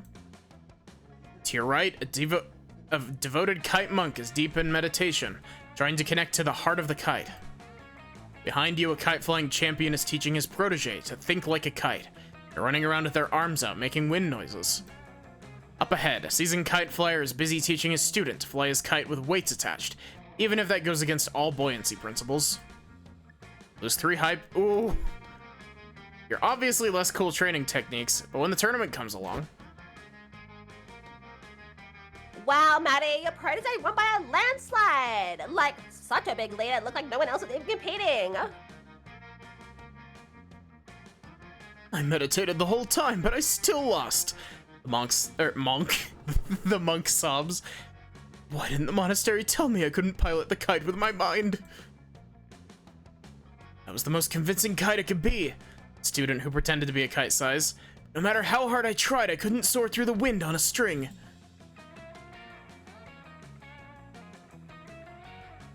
Thank you, Maddie. I thought your methods were stupid at first, but I guess hard work and studying actually do make a difference. Who'd have thought? You gain 3 soul for being a good coach. We desperately need some hype. Yes, it's a pretty bad situation. It's looking bleak.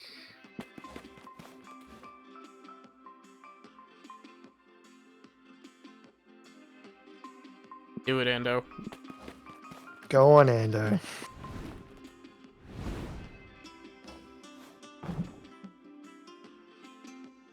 Let's face it, this road trip is the one-way ticket to your painful demise. But hey, we're gonna prolong the inevitable with one of my products.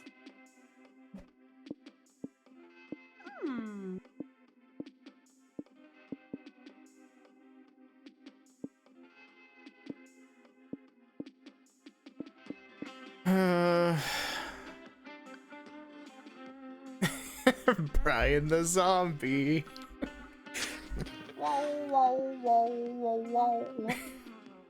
We could lose a little bit of soul. No, Vero, kill us. I'm gonna grab more hype with my, I'm gonna exchange soul for hype in a bit. The road trip book, then? That'd be stamina, right? I guess the postcard is... Postcard is soul, holy water is soul. Oh, there's 2 souls. That's mean. I think the Dragon Heat is hype. I think it is, yeah. Yeah, don't trade Dragon Heat. That'd be a really funny way to go out there, to Noodles. You could swap, I think the tiny unicorn is soul. It might be magic, but I think it's soul. So you could swap soul for soul, potentially. You could swap a little soul for a little hype.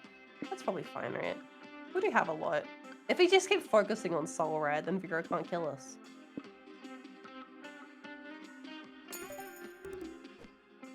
Up and down. Up, down. Thanks for stopping by. Oh, okay, fuck you then. How do you know I'll be at the next rest stop? No, too late. Just leave. Goodbye. Bye-bye. The actual dialogue there is pretty good, though.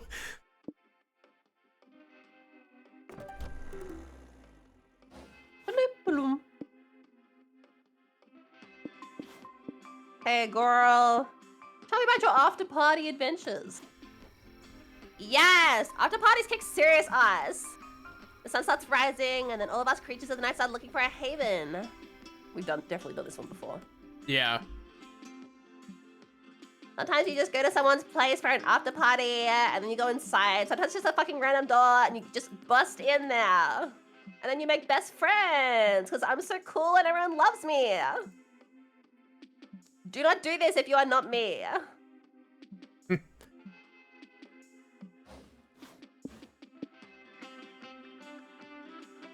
Here he goes.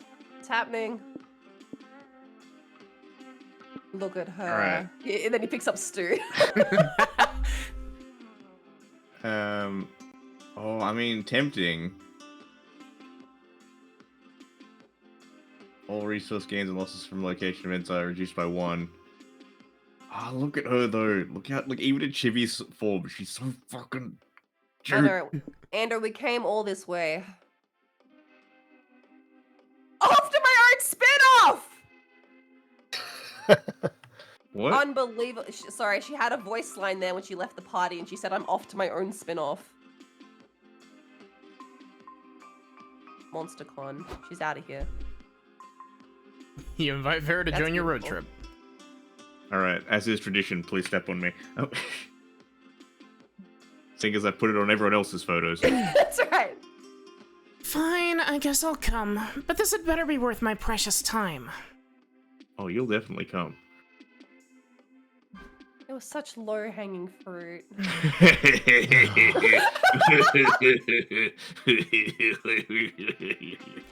I might, but you won't be. Yes, mistress.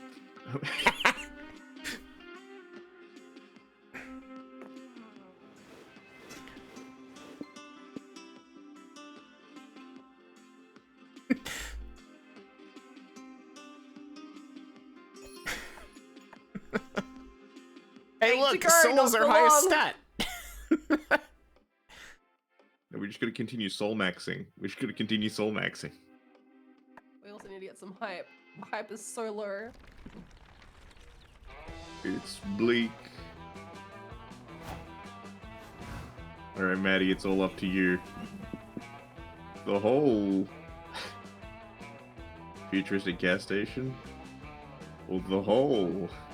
Well, there are no, like, hype options. Yeah, right. Yeah.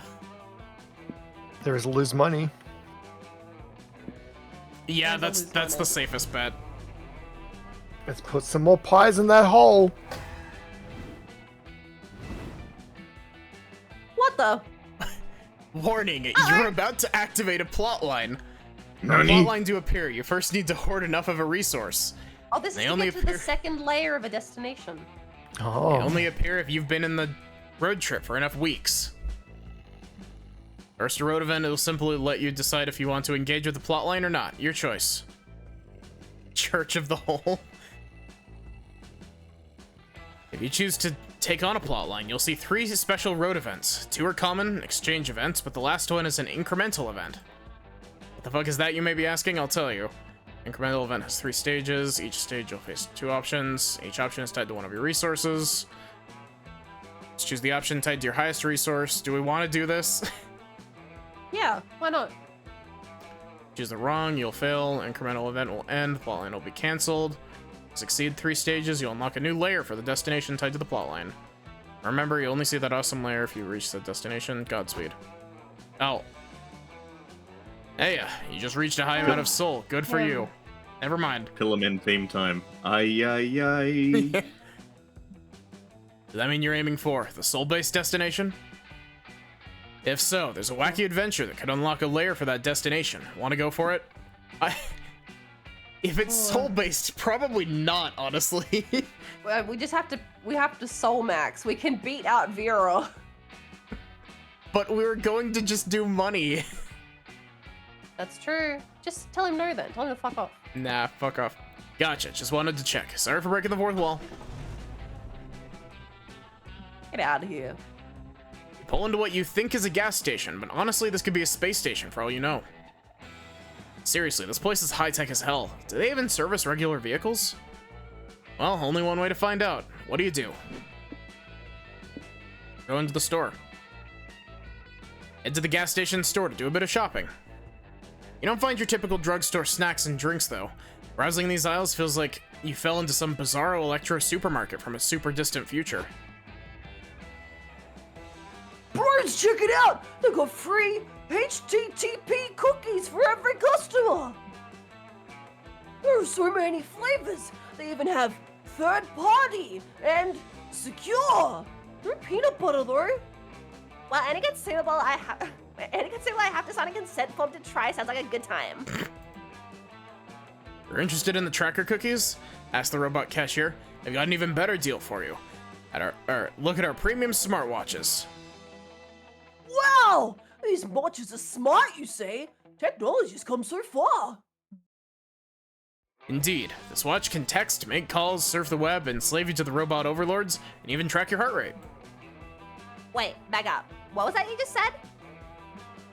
Oh yes, you heard that right. With its prime technology, these watches can track your heart rate by using light to measure your pulse. Neat! That little buddy is inside me, pumping blood like a champ 24/7. I always have to ask him how he's doing in there. Go hard, go! Well, you definitely can't afford a smartwatch. You suggest buying this instead. Larry flavored potato chips. Oh, Larry. I get the feeling that this is gonna be hype. Yeah! Pretty fucking hype. Are you sure you want this?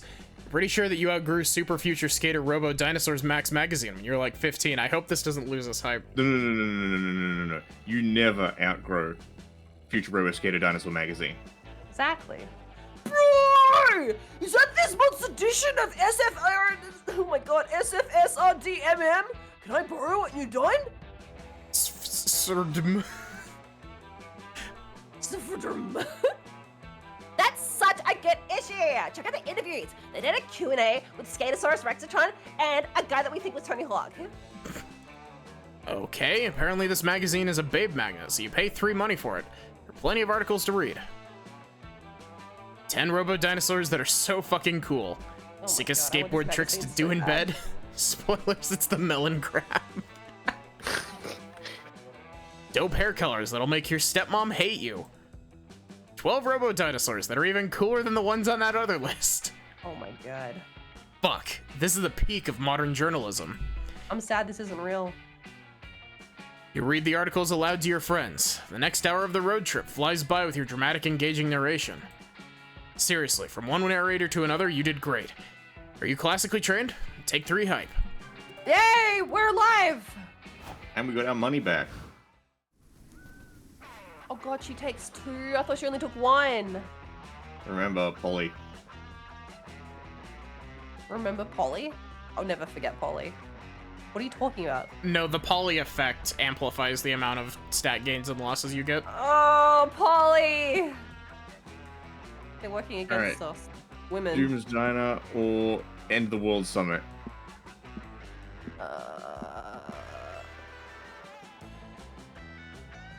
This one's all knowns.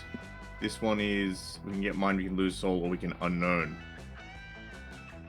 I'm like, unknown could be soul, but I don't know if we will at the end of the World Summit. But also, we have 16 souls, so we're not You're exactly right, you're sure right, what you're we're right. at the moment. I know, I'm just, I'm so scared. I'm so spooked. Exactly, you fear my wife. I do, yeah. She's really scary. It's okay, I do too.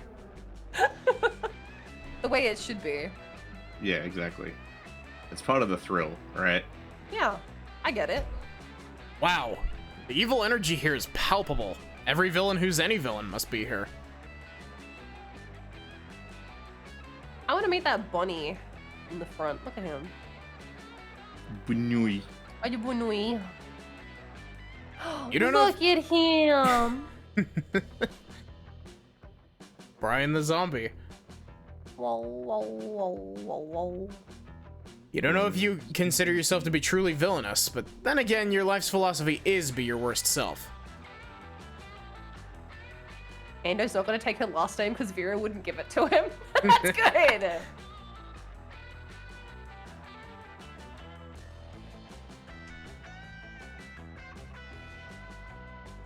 Hello.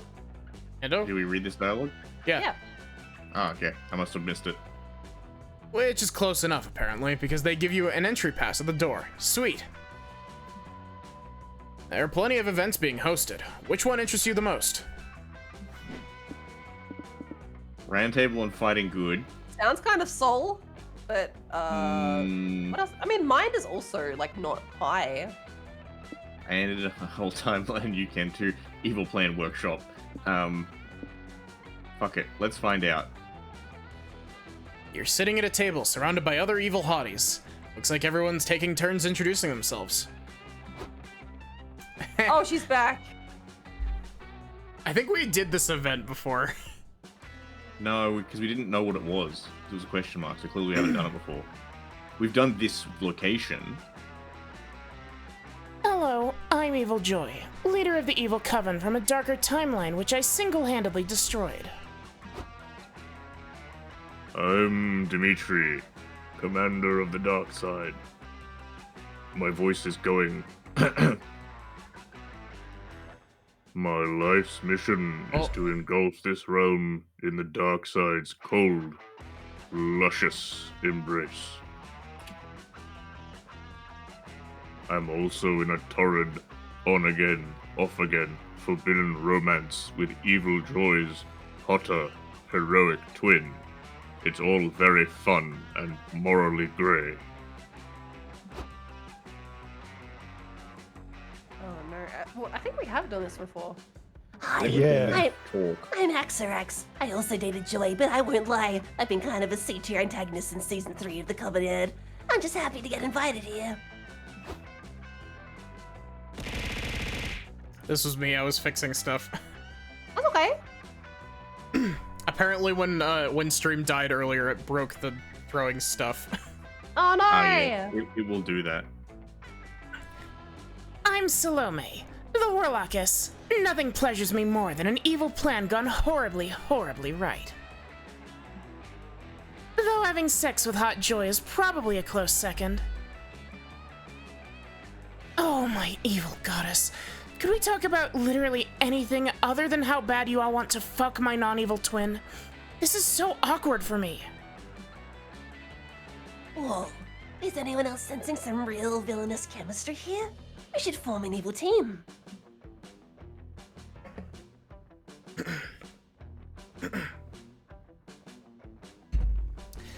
Genius. What should we call ourselves? Maybe the Fuckers of Joy. After all, everyone here wants to see Joy get fucked over in one way or another.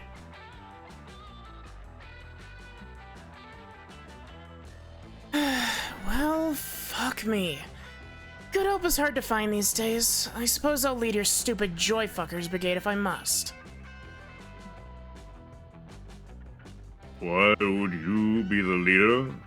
You're the only one here who hasn't actually fucked with Joy. You didn't, did you? Because if you did, you're legally required to tell us. In great detail. Yeah, we absolutely did this event before. You're not actually interested in thwarting the Coven, but you're starving for a sense of belonging. You want to join the Fuckers of Joy, too? Been there, done that. No way. You've proven yourself a friend to the Coven, Ando. How do we know we can trust you? True. How can they trust you? And how can you convince these villains to let you join their ranks?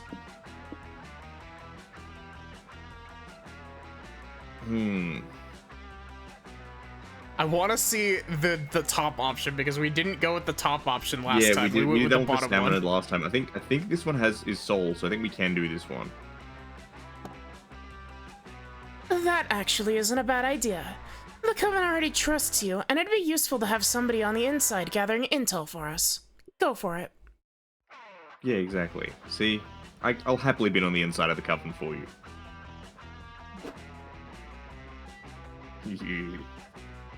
Sweet. You go to the Coven's secret hideout to solidify your plan. It's actually just Joy's apartment. She gave you the address because you're such a good friend who would never betray her. In there, you learn 3 magic in your Coven training lessons, and you later compile a list of intel to pass on to the Fuckers of Joy. Let's see. Joy's blood type is A positive. Joy sings in a music band called Ventagram. If Joy was a soup, she'd be a... What the hell? This information is useless. Not with that attitude, it isn't. Or Right. is. Wait, maybe it's not. What if we wanted to turn the Coven into soup? Now we know which soup not to turn Joy into. I'm so glad that See? we got to hear this voice one last time. Alright. Yes, great job, Ando. But could you go back and get some more juicy intel? Like, who's better in bed? Axrax or Salome? Go ask her that.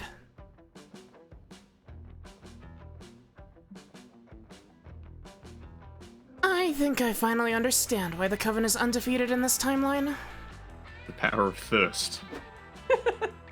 Keep going back and forth between the Coven and the Fuckers of Joy. Get lots of juicy, useless intel. Useless. Juiceless. Although it's all dumb stuff that would never put the Coven in danger, it's still not cool to be a double agent, and for that you get -3 soul. Oh. That was only 1 soul. Yeah, right.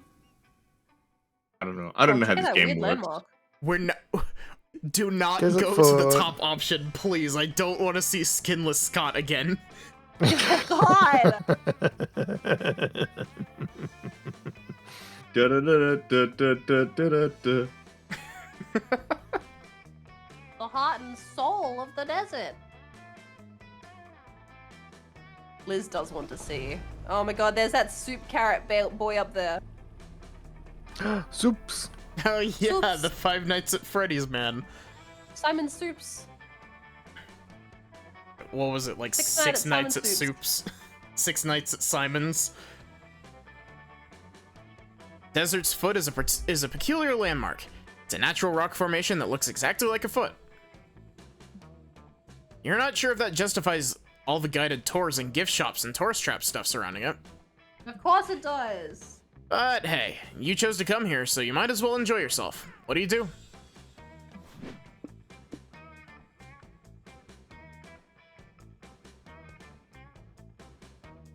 Souvenir shop.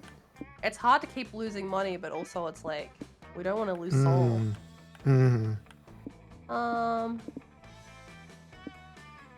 We don't know what the guided tours is. True. You could try and work it out and then just take the lowest one if it seems like something bad. Yeah. You see a sign advertising a guided tour and ask your friends if they're interested. Oh, I get it. You want us to pose as tour guides and prank tourists with fake fun facts about the foot. Actually, you were interested in going on a real tour, but Polly's idea is way funner, so you'll take the credit for it.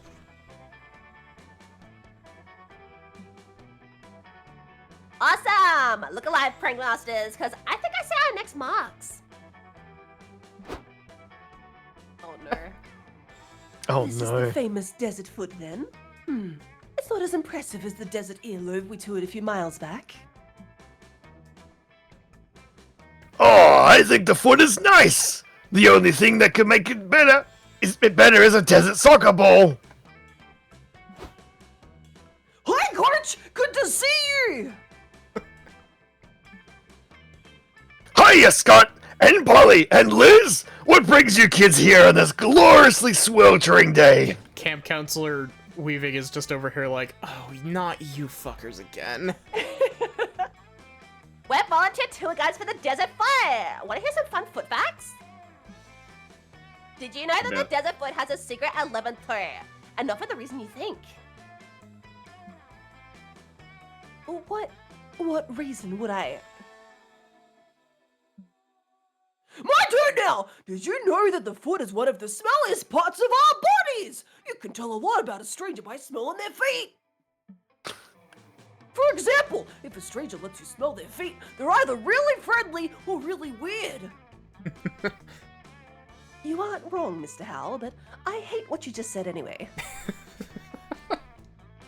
What about you, Liz? It's your turn up to the bat. Tell us a fun and educational foot fact.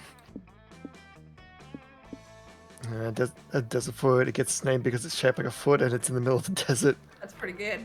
So the foot was built by an ancient civilization that revered feet as a sacred creature before realizing they were actually a part of their own bodies. After centuries of erosion, the desert foot is now facing natural decay. Conservationists are accepting donations to hire a very big podiatrist. I feel like the one at the far right is gonna lose us money.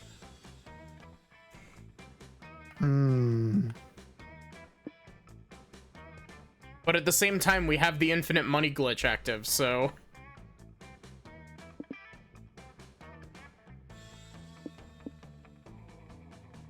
I'm worried that lying is gonna lose a soul.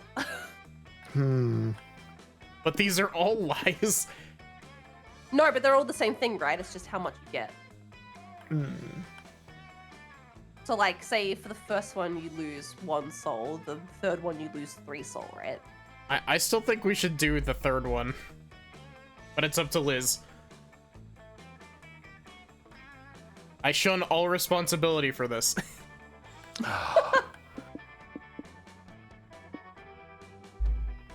Play it safe and go for the middle. What are you talking about? I've never heard of this ancient civilization. Then prepare to learn! See, the Footians believed their feet were actually a god called Foot God, and they had no control over where these divine feet took them. Woohoo! God feet! No, Scott! Not woohoo! You see, because you see, Foot God was a bad god. No!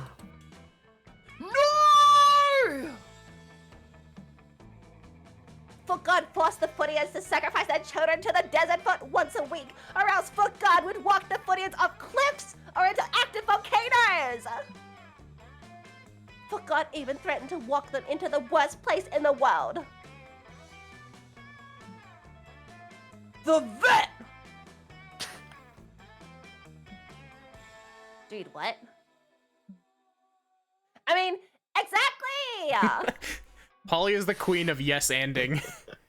But one day, a heroic villager came up with a grand idea. Cut off everyone's feet. No more feet equals no more foot.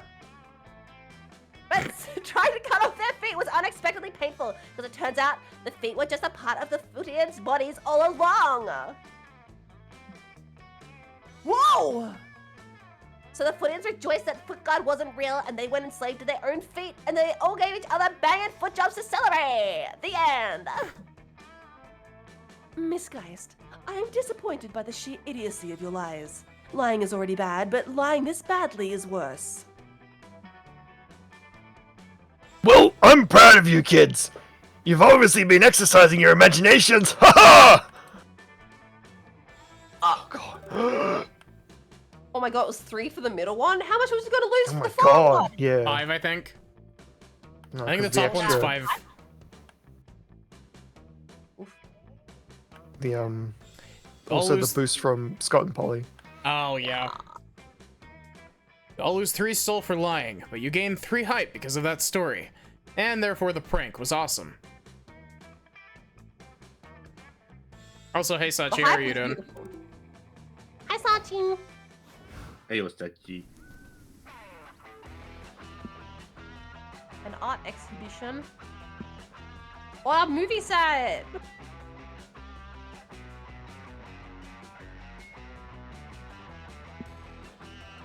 Wait. If we go to the art exhibition, there's a chance we could see Liam again. That's true. I don't think we've been to the movie set. I do really want to see Liam though. He might be there.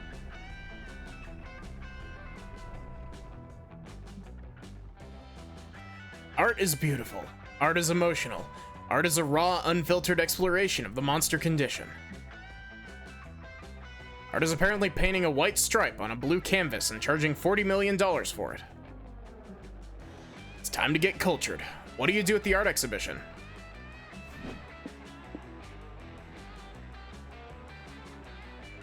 Oh, let's go for displaying our own art. The Q&A had Liam in it, I remember that much. I hope that the rest of them do. You tell your friends that you intend to display some of your own artwork at this exhibition.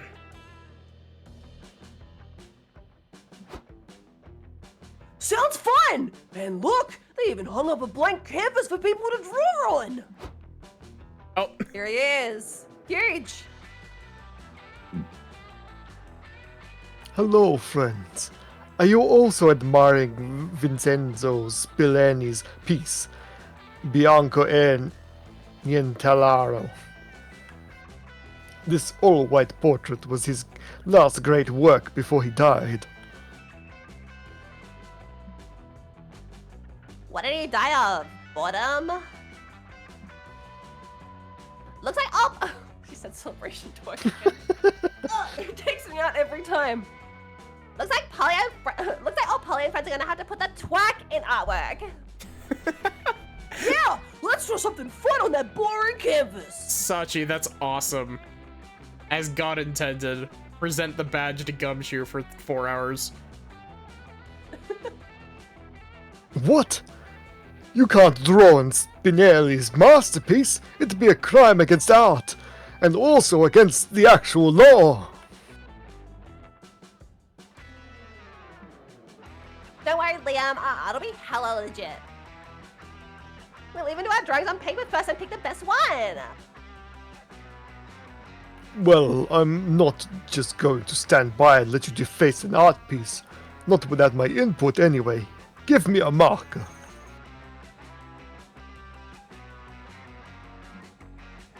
You all take a moment to create your drawings and take turns showing them off.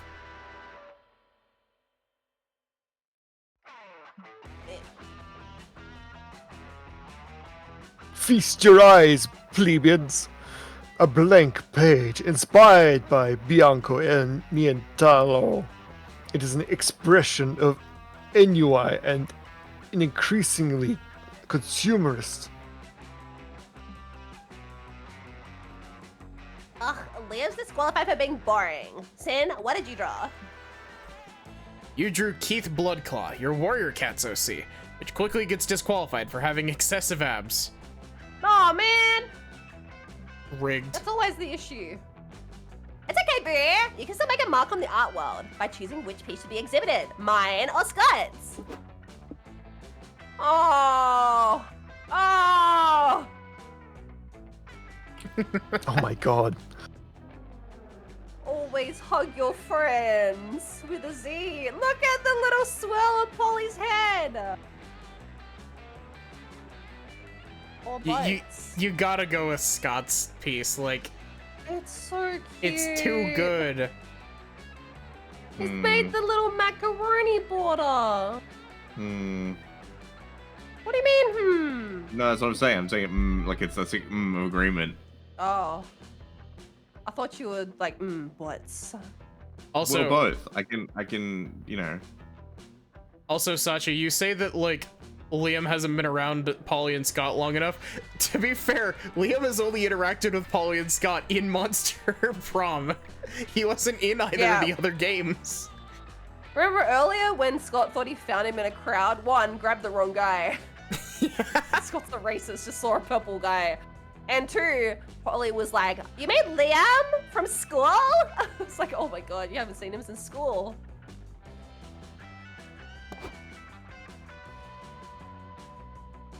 Scott translates his drawing to the museum wall. Immediately, art snobs are falling over it to discuss its imaginative brushstrokes and clear call to action.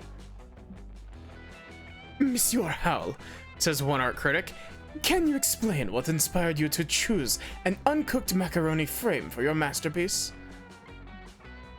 Oh, that's easy. I really like macaroni, but I'm not allowed to boil water by myself anymore, so I just eat the noodles raw. I spilled some on the picture while I was working, so I just rolled with it. Oh, this is such an insult to Vincenzo Spinelli. You destroyed his masterpiece with your shitty macaroni art. What the? Oh, I wouldn't say he destroyed it. In fact, Monsieur Howell understood my art better than anyone. The art critic removes his fake mustache and giant beret to reveal. Vincenzo Spillani! But you were supposed to be dead! I'm sorry. I know you tripped over it, but Vincenzo Spillani is really good. Spillani! The Spillenium. Nay, I merely faked my own death so I could watch Bianca et Nient Altro in Yeah, secret, waiting for the day a true artist would correctly interpret it as a blank canvas.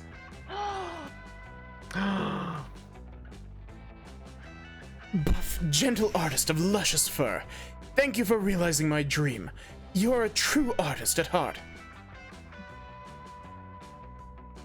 You and not the purple vampire who obviously didn't get my art. Oh my god! Oh, you're going to destroy him. Sheesh, okay.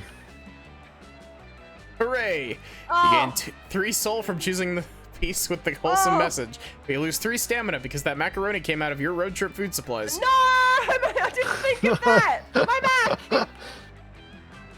I am dead. Dead tired of people not getting my art. Scott is very hungry. He's hungry.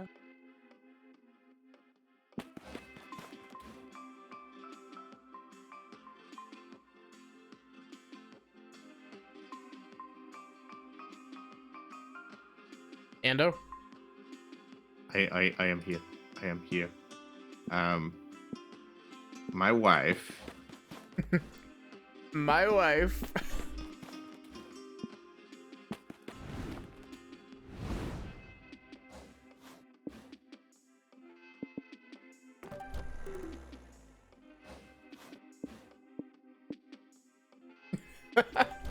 Liz picks Risky Traveler and immediately just invalidates my turn.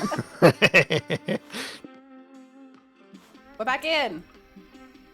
Look at Oz. I know. I love him. I love him and his no mouth.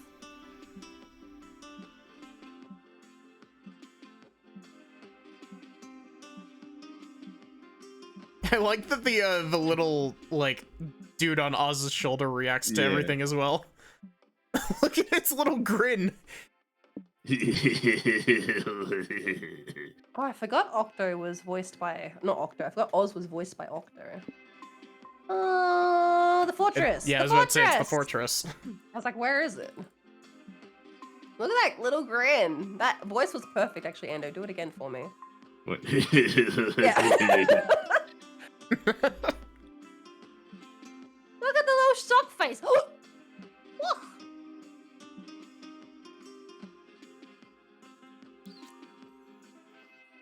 Woohoo! Talk to Vera. Ooh. Dream House or Life of Crime? I think both of these are new. Do we choose crime? I'm actually kind of torn. Let's go crime. Yeah. My criminal empire. Actually, I'm considering leaving most of my life of crime behind. Why is that? People grow, I guess. Also, my dad gets a bit too worried sometimes. And you know what? As cynical as it may sound, there are perfectly legal, and still nasty ways, of making just as much money. So why even risk it? When you put it like that, I guess it makes sense. Yeah, although... maybe I can still commit a crime every now and then. The thrill is something I don't want to lose. Vera can have a little crime as a treat. As a treat. We'll see. Maybe it's time for me to grow from my days of being a crime queen. Or maybe I'm telling you all this just to spread rumors that I've gone legal, so people stop snooping in my affairs. Who knows?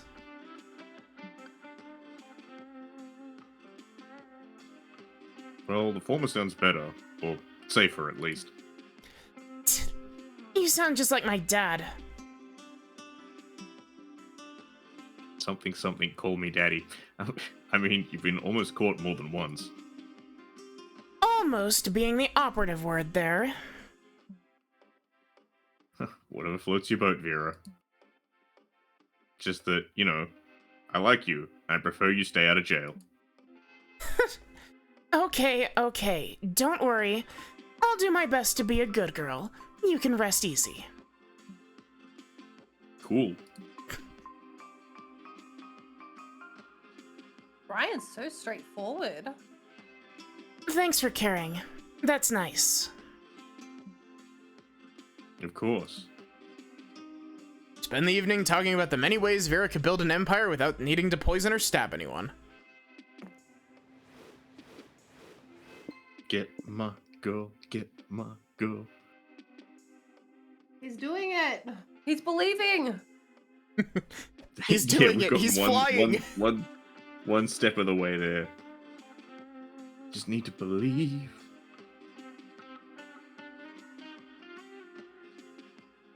Okay. Okay.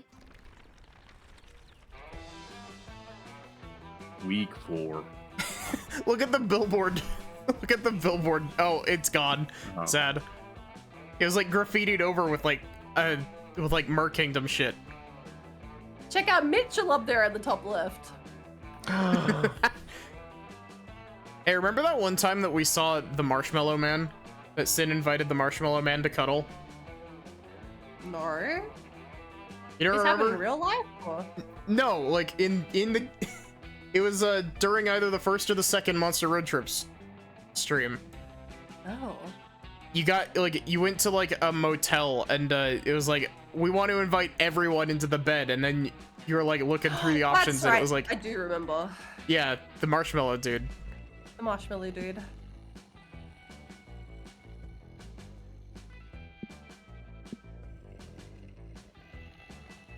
You have a good chance of encountering Dahlia at both of these. Yeah. That's true.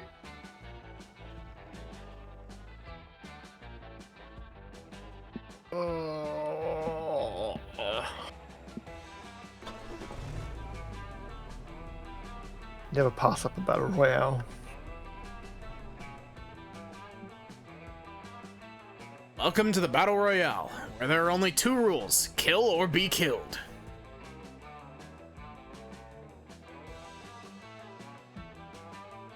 Stopping to visit the place where everyone's murdering each other was sort of questionable decision on your part. There she is, there's Dahlia. She's here. But it's too late to leave now. How will you survive? Sorry, what were you saying, Sin? Oh, I just said she's here. You have to mentally prepare yourself. I'm allowed to tell you, yeah.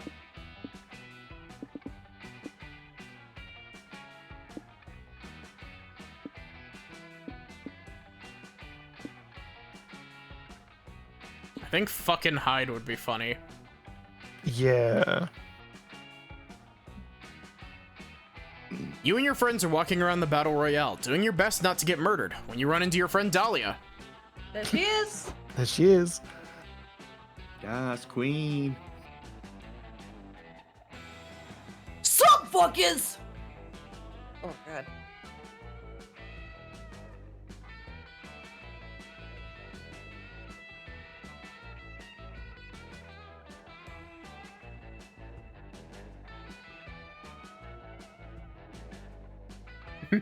Sup, fuckers? Welcome to the battle! I hope you brought shampoo, cause it's gonna be a bloodbath!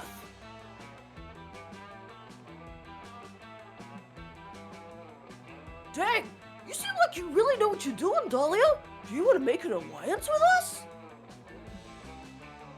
Nah, sorry, no alliances! There can only be one winner, and Dahlia always wins! I'll give you guys a head up. A head?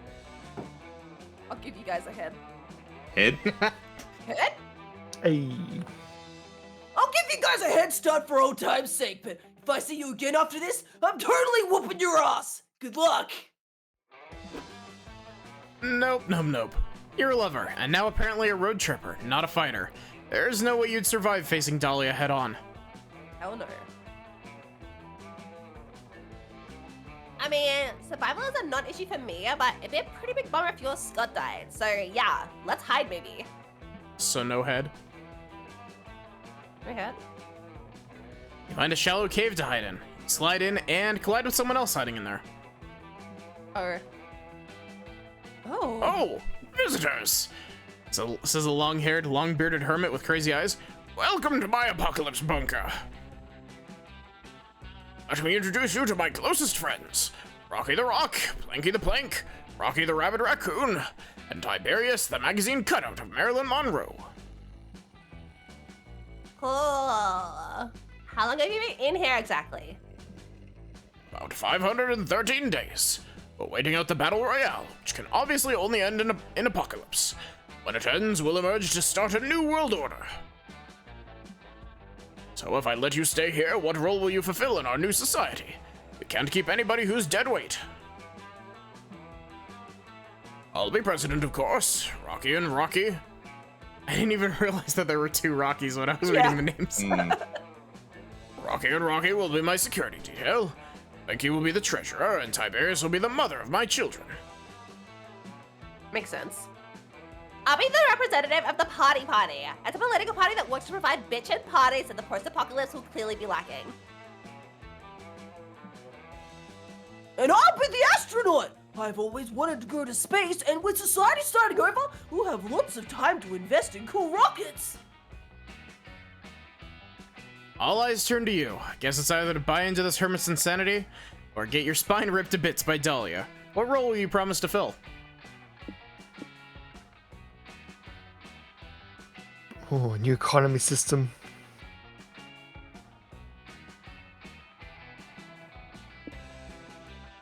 The answer is always Bard. Bard. Fuck. That's correct. Yeah.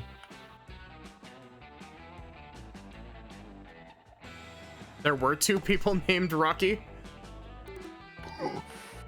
To prove your okay, point, you Vera. bid. What? Said it's okay, Vera. Yeah. To prove your point, you bid 4 money on a loot on eBay. Or eBuy. Strum a Renaissance-y tune and sing your song.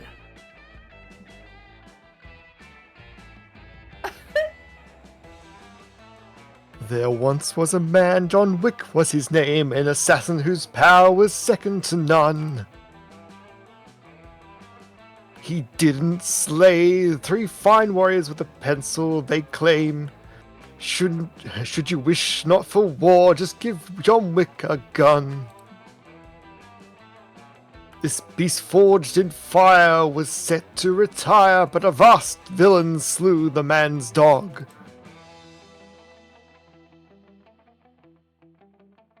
Not the dog!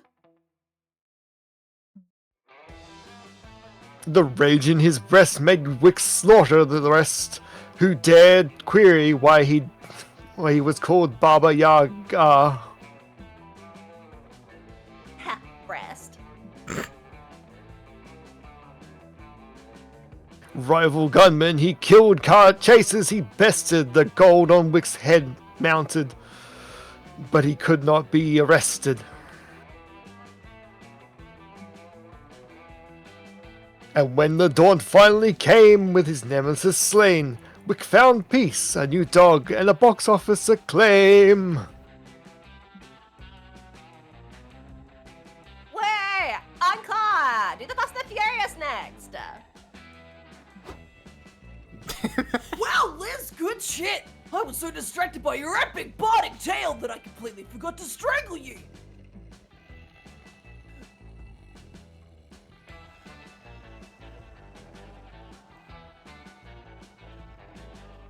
I've got a new idea! Instead of killing you, you can follow me around the battlefield with your loot and sing songs of my exploits!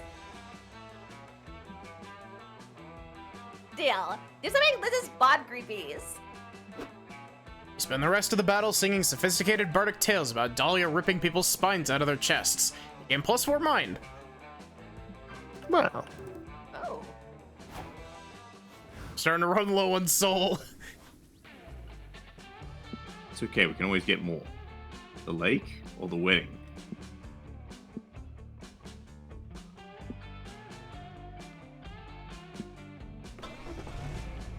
Hello.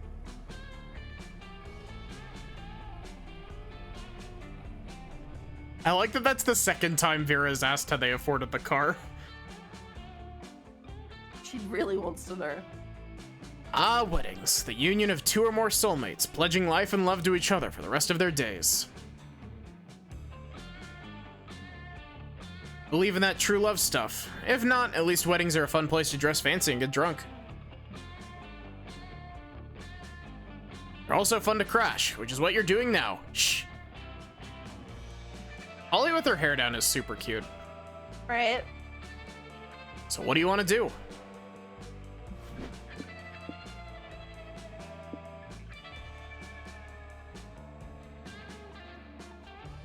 We've been here before, but I can't remember what we did. We did speak now or forever hold your peace, and then I think we picked the biggest option, which was the evil doppelganger bit. Yes. That's right. Alright, let's go talk to the runaway bride. Or you can get inside to check out the buffet, an open bar situation. You see the bride crying behind some bushes. Uh-oh. Uh-oh. Oh, the wedding outfits. Excuse me, miss. Sorry to bother you, but you look sad. And shouldn't you be happy on your wedding day? Look how good these Oh. outfits were. Oh my God, god, this is a man. good character Hello? design. I'm taking this. I'm stealing this. Oh, you guys are wedding crashers, I assume. Normally I'd have my hellhounds rip you to shreds, but maybe you can help me. You see, I'm supposed to marry my childhood best friend today. It's an arranged marriage that'll unite our dukedoms in the 3rd circle of hell. I do love my fiancé. He's funny and sweet, and we've always been close. Ours had been a slow burn, friends to arranged couple to actual couple story. Plus, when I got kidnapped by angels and held hostage in heaven a few months ago, my fiancé led the ambush to free me. It was so romantic. Wait a minute. But the problem is, while I was imprisoned in heaven awaiting rescue, I sort of met someone. Their name is Adriel. They're a low-ranking angel who was ordered to guard my cell, but Adriel wasn't like the other angels. We got really close while I was a hostage. They saw me not as a demon or a duchess, but as a person. It was liberating. When my fiancé came for me, Adriel slipped me the cell key, which allowed me to escape. They would have been executed if they got caught helping me, but they did it anyway. And now, I don't know what to do. Do I marry my sweet, sexy fiancé, uniting our dukedoms against the reign of heaven? Or do I run while I've still got the chance, and throw myself at Adriel in a whirlwind of forbidden romance? Oh my god. Well, I know what you should do. Trust total strangers to make this big life decision for you. But since you already are, Sin, any ideas?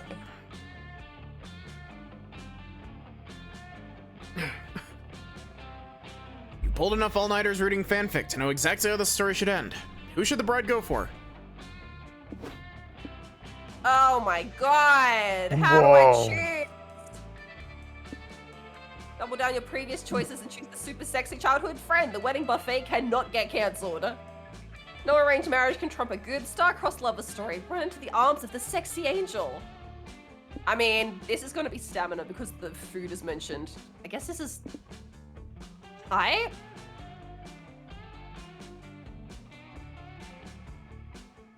The answer is always polyamory. Poly Right? putting the poly in polyamory.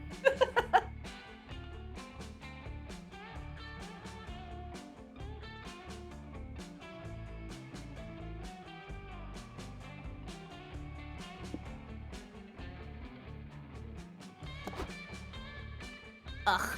But marrying the best friend is such a vanilla option. Where's the drama? Where's the twist? Where's the forbidden angel us? Cool. Ow. This is a total -4 hype move if you ask me. Maybe, but this is probably for the best. And anyways, as soon as we get married, there will be lots of sex. Evil tension. You had me at lots of sex, but you lost me at your tension. Please elaborate. My fiancé's family has this ancient tradition in which newlyweds refrain from fornication for a year after marriage. This does not sound like a good tradition, girl! No, but hear me out. The newlyweds perform all sorts of activities to build as much sexual tension as they can, leading to a climax to end all climaxes. To achieve this, we'll perform all sorts of special activities. Caressing each other's skin through hot oil massages. Holy shit. Thanks, Mike. Oh fuck yeah, thanks Mike! Holy shit, thanks, Mike. Taking non-sexual showers together. Attending hellish flesh feasts without engaging in their Orgiastic? Yeah, I guess so. orgiastic nature. Just why? For the climax to end all climaxes, it's an important ancient tradition. It's called the will they, won't they. Oh, fuck. We picked the incorrect... I'm honestly surprised that Polly isn't into edging. Right? Does your fiance come from a lineage of horny fanfic writers or what? Dang. I guess enjoy your banquet, chastity girl. Your banquet of chastity, not enjoy your banquet, chastity girl. That's not her title. Scott, buddy, this is too much for my incorporeal body to handle. If there will be no sex at this wedding, let's feast some other way. To the buffet you go, and there's zero sexual tension since you totally fucked some chicken wings with your mouth. Yum, you gain +4 stamina. Woo!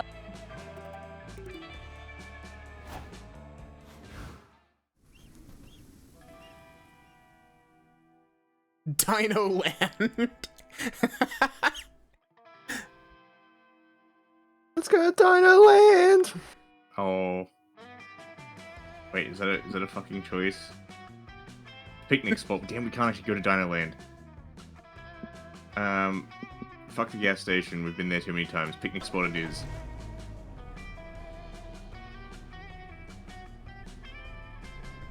It's mean of them to let us get so close to Dino Land. It is. Sun is shining, the birds are singing, and the ants are eagerly anticipating eating your scraps.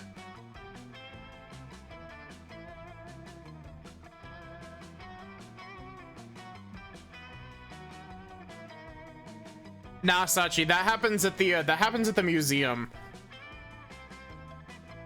What a perfect day for a picnic.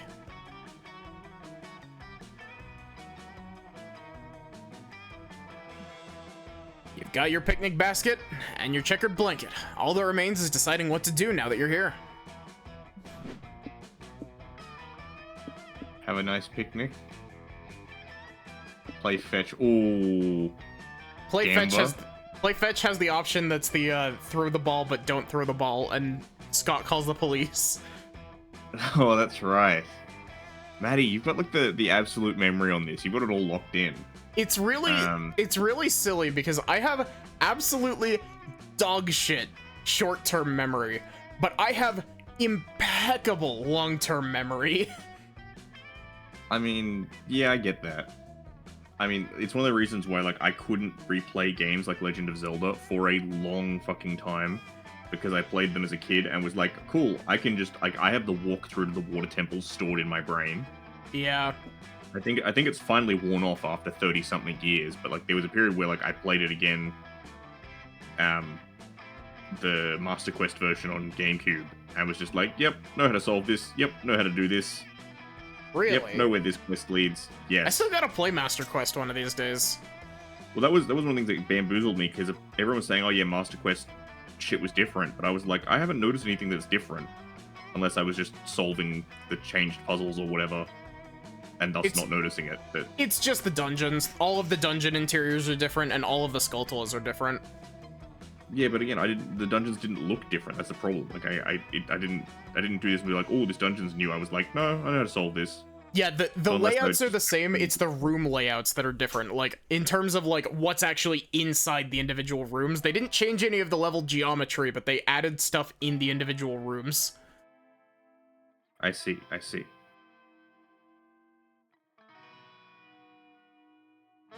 Oh yeah, no, I agree, Sin. Fuck the water temple, but also, when you know what you're doing, it's easy to make it your hoe.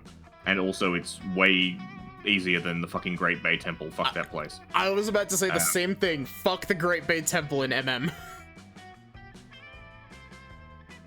I like how Sin and Liz are just sitting here like, what the fuck are you, like, yeah, are you done?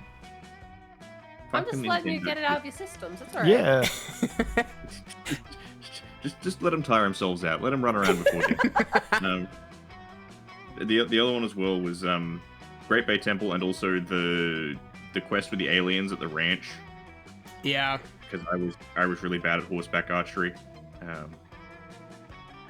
God, I'm gonna have to do that when I play MM Rando. You've got the picnic basket of food, you've got the nice day, and you've got the friends to enjoy it with. You just need to decide where to spread your checkered blanket.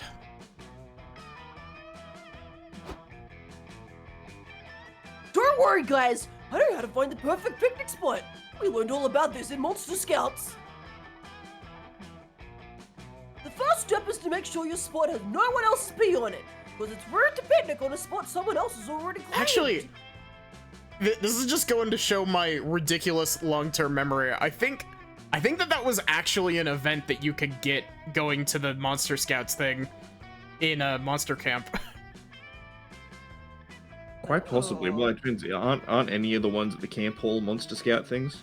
Yeah. I remember in Monster Prom, the first one, there was the quest for Polly to make the bikini out of scout badges or whatever. Oh, yeah. Yeah. That they never did art for. He never did art for it. The perfect picnic is also best enjoyed with 3 to 6 friends. Good thing we're somewhere in that number. Are we? Yes, we are. No, we're 7. Well, I think canonically we're all a conglomerate of just one person. Okay, I was gonna say canonically we're oral, and I was like, huh? I think we're just like we're a system. I think there's 4 of us just shoved into one bod. I see. Let's look for a place on a high hill with good air. I'll lick my finger to test the wind while we walk. I've seen people do that in movies. Whatever you say, bud. I'll just follow you around until you find a place we can sit. You indulge Scott in his picnic spot hunting antics. He finally finds Bear jump scare. Freddy Fazbear.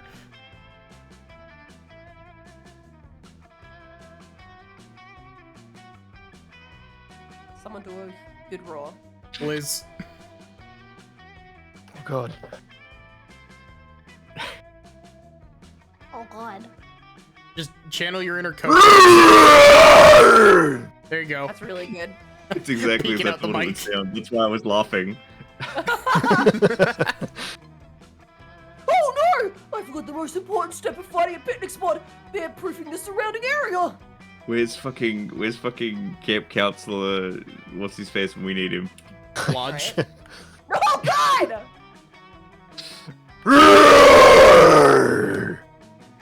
Wow, is that a bad way to die? That's my second favorite excuse for how I died. And that's gonna be the real reason that you guys died. Well, all I can think is that Hellboy comic with the... Is that a monkey? He's got a gun! Oh no! This bear isn't just stealing the picnic, it's robbing the picnic! This is a stick-up! You can have the picnic, Mr. Bear! We don't want any trouble!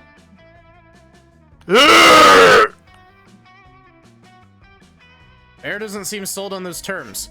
Gestures the gun to Polly's bottle of honey mead. No! What? You want to steal my booze too? No way, Winnie the Party Pooper! Over Ando's dead body. You're not willing to die for mead. Intercede and save the day before before this bear lights you all up.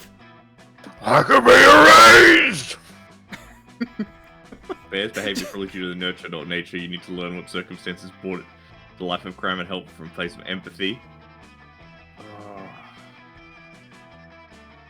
Okay, this bear, the only things bears come at more than delicious picnic, a taxi license. Just imagine a bear driving a taxi. I love it how we always, like, taxi license is the answer to everything.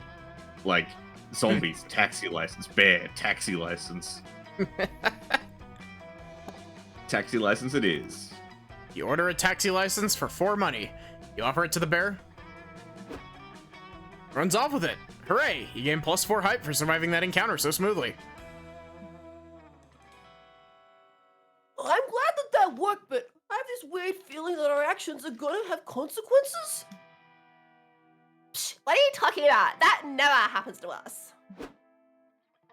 Later, 2 hikers are sprinting through the woods in a desperate escape. This is the same event as the zombie event. Holy shit. Yeah. Look at that Frenzied cute little drumbeat jackal. accompanies their panting. Yeah, I was about to say that's in the jackalope. Very cute. Yeah. Oh, the freckles. I told you these woods were dangerous, Gus. We never should have come here. I know, but this? Even you must admit this is abnormal. There's no abnormal in the unforgiving wilderness. Nature's a cruel mistress that'll push you to your limits.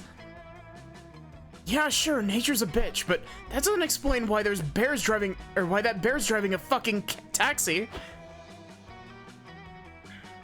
Vroom, vroom! Oh, I predicted this would happen. Also, the number plate. Yeah.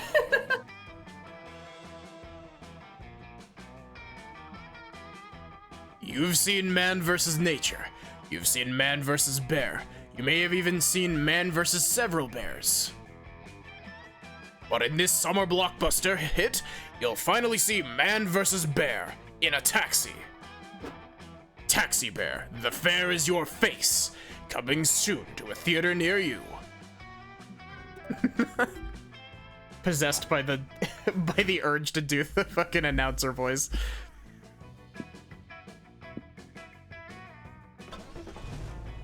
He is Double dedicated time. to not giving us any soul. Why is the car stopped? Driving along when you see a food truck parked on the side of the road. People running it look awfully familiar. Please tell me this is Aravian Hex. Yep. Please, you're up. Yes! Oh, and Calculester. Oh my god. Sup, bitches? Welcome to the Oh, he's Totally Hex back! Taco Truck. Yeah! You are here. You're here to try my special recipe. Fuck yeah, I am. Run. Seriously, every special recipe Taco Hex has made today has been absolutely inedible. Friend Aravi is not exaggerating. I've studied the molecular composition of Friend Hex's tacos, and they more closely resemble crude oil than food. Come on, guys. Let me practice. I can't learn to make tacos better if I don't work under the pressure of accidentally poisoning a customer with a taco. I'll take 3 tacos, please. Why don't we just let this guy who just pulled up an order first? Why don't we let this guy who just pulled up order first? Just to see what happens. Hello, says the new customer. My name is Heath Inspector Man. Or Health Inspector Man. And I'm a janitor. Yep, that's all true. Don't fact check it. Apologies, sir, but my fact-checking software can only be disabled by an administrator. Yeah, no jokes, and this is an All-Stars run, isn't it? Your real name is Herman Tinez, and you are a health inspector. We're having a health inspection today? Why weren't we given any warning? Because then you would have had time to prepare, and I wanted to catch you off guard. Oh, my phone's ringing. It's my husband. I need to take this, sorry. Hi, honey. What?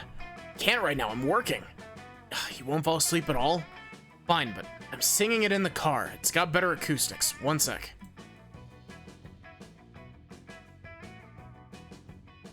Okay, we've got a little time. Cal, what are our chances of passing this health inspection?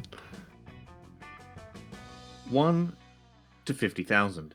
Even less if I am right in my suspicion that Hex has been breeding mosquitoes in the walk-in freezer. Don't hate on my science experiments. Don't worry, I'm sure we can somehow pull this up in a weird, unexpected way. Maddie, come up with a plan.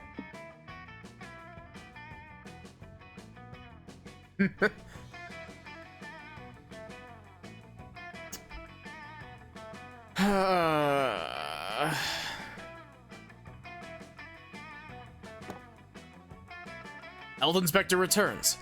I'm back. Let's get this inspection started. I want 1 taco, please. Say, Herman, you ever think of telling some total strangers about your childhood dreams? You want to hear about my dreams? Herman asks, starry-eyed. I'd love to tell you. When I was a boy... I already don't care. I'm losing -3 hype as he speaks. My father was a firefighter. He was incredible, a real hero. Every day I watched him save lives, and I thought to myself, these buildings wouldn't burn down so much if someone were making sure they're up to code. I wanted to change that when I grew up. I wanted to be a safety inspector. But you sort of did that, right? Aren't health inspectors and safety inspectors pretty much the same thing? No, safety inspectors are superheroes, saving people from potential fires and ceiling cave-ins. Health inspectors just stop restaurants from giving people salmonella. But stopping a salmonella outbreak would also indirectly save lives. Yeah, but who would notice or care? You ever read a comic about a superhero who saved people from salmonella? Me neither. Well, I think if you want to be a safety inspector, you should just go for it. Life's not going to wait around for you to chase your dreams, dude. Logically speaking, safety inspection is quite similar to your current job, so if you are already good at this, you will likely succeed at that. Yeah, you should totally make a career change immediately. Like, now immediately.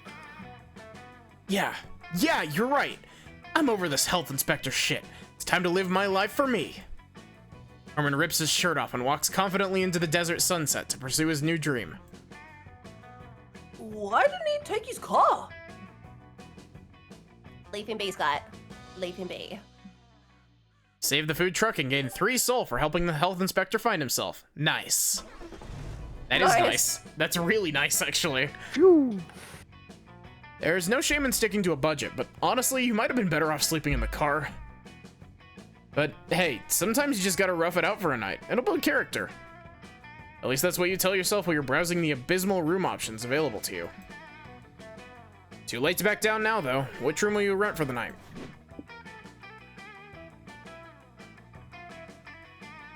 Oh man, the haunted room. The room with only 1 bed. I'm gonna pick the room with only 1 bed, and I'm gonna pick a different person to hang out in the bed with. You horny fuck. Nice! I'd love to share a bed with you guys. It'll be nice to have the bros keeping me warm at night. I wish everyone had good bros to share their beds with. If I could, I'd share a bed with the whole world so everyone could experience this joy. Ah, fuck it. Which girl then? Let's share a bed with the world, Scotty. Holly posts a Greg list ad saying, bed sharing party, all are welcome. Soon you've got a line of potential bed sharers outside your door. Fuck, was this me? I don't remember. I remember. I think this might have been me. Is this a free bed? I'm in. I was hotboxing in the parking lot, and the nap sounds real nice right about now. Free nap, huh? Fuck it. I was planning to come back from my break late anyway. Ghosts of parties past into house. Let's slumber the hell out of this party. This is just me doing all the voices, isn't it? This is the police. We heard about the free I was the bed. abomination. Oh, you. Yeah. you're right. I was the cherub, you were the abomination. Ah, I forgot you guys were a duo in this one. We're here to confirm you haven't torn the tag off your mattress. I thought we were here to take a nap on duty. Damn it, partner. I told you not to blow our cover. Holly, I think we're a little overconfident trying to fit the whole world on our bed. We pretty much only have room for 1 more person. Then we have a big decision to make. Maddie, who should be the last person we let in our bed? Yeah, see? Here he is. Warm Walter or Commander Walter. Night Night? We have to go with Commander Night Night because we already saw Warm Walter. We did, yeah. As much as Walter is, he's very pleasant.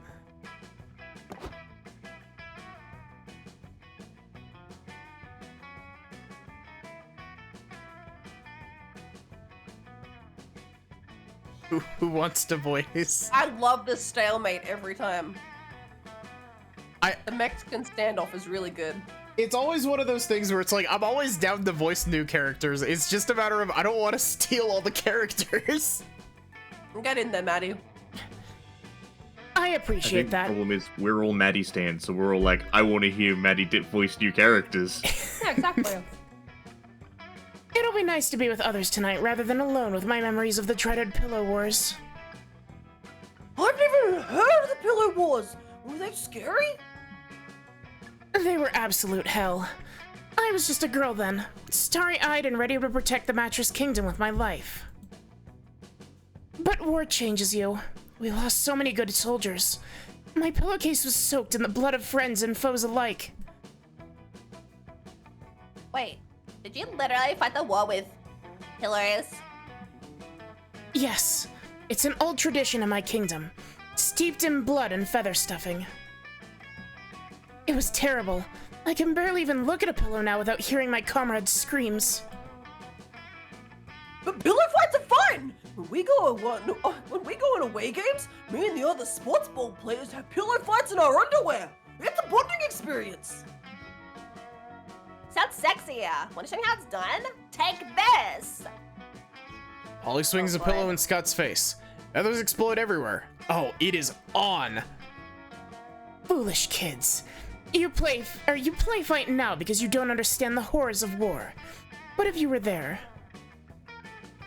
Night stares broodingly into the distance. Meanwhile, you and your new bed buddies have an epic pillow fight. You lose 4 stamina and 2 hype, or gain 4 hype. Wow, where did I pull 2 out of?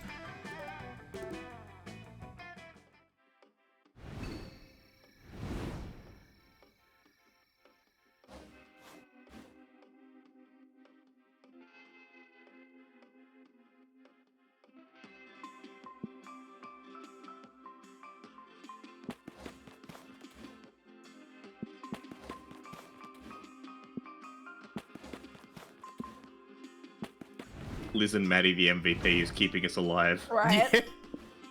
We're working overtime over here. Chipping away at that magic that keeps getting up.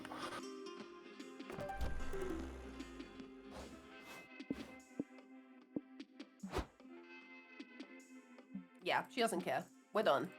We've done the thing we had to do. Now you can come hang out with us in the car.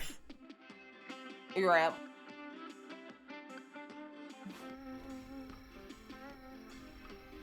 I'm pretty sure this is Yeah. the same that we already saw.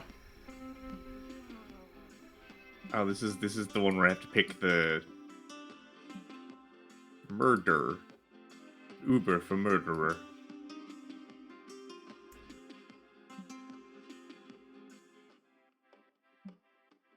I think because I was voicing this one, I don't remember what the outcome to this one was.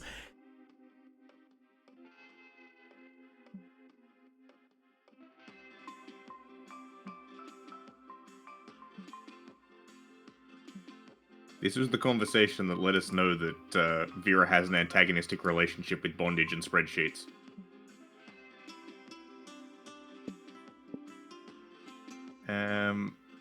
Spreadsheets. It's not gonna be spreadsheets.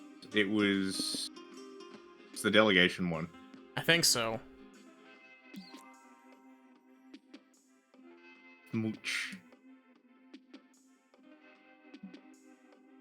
Have a good night, Mike. Good night, Mike. No, Good Mike. night, Mike.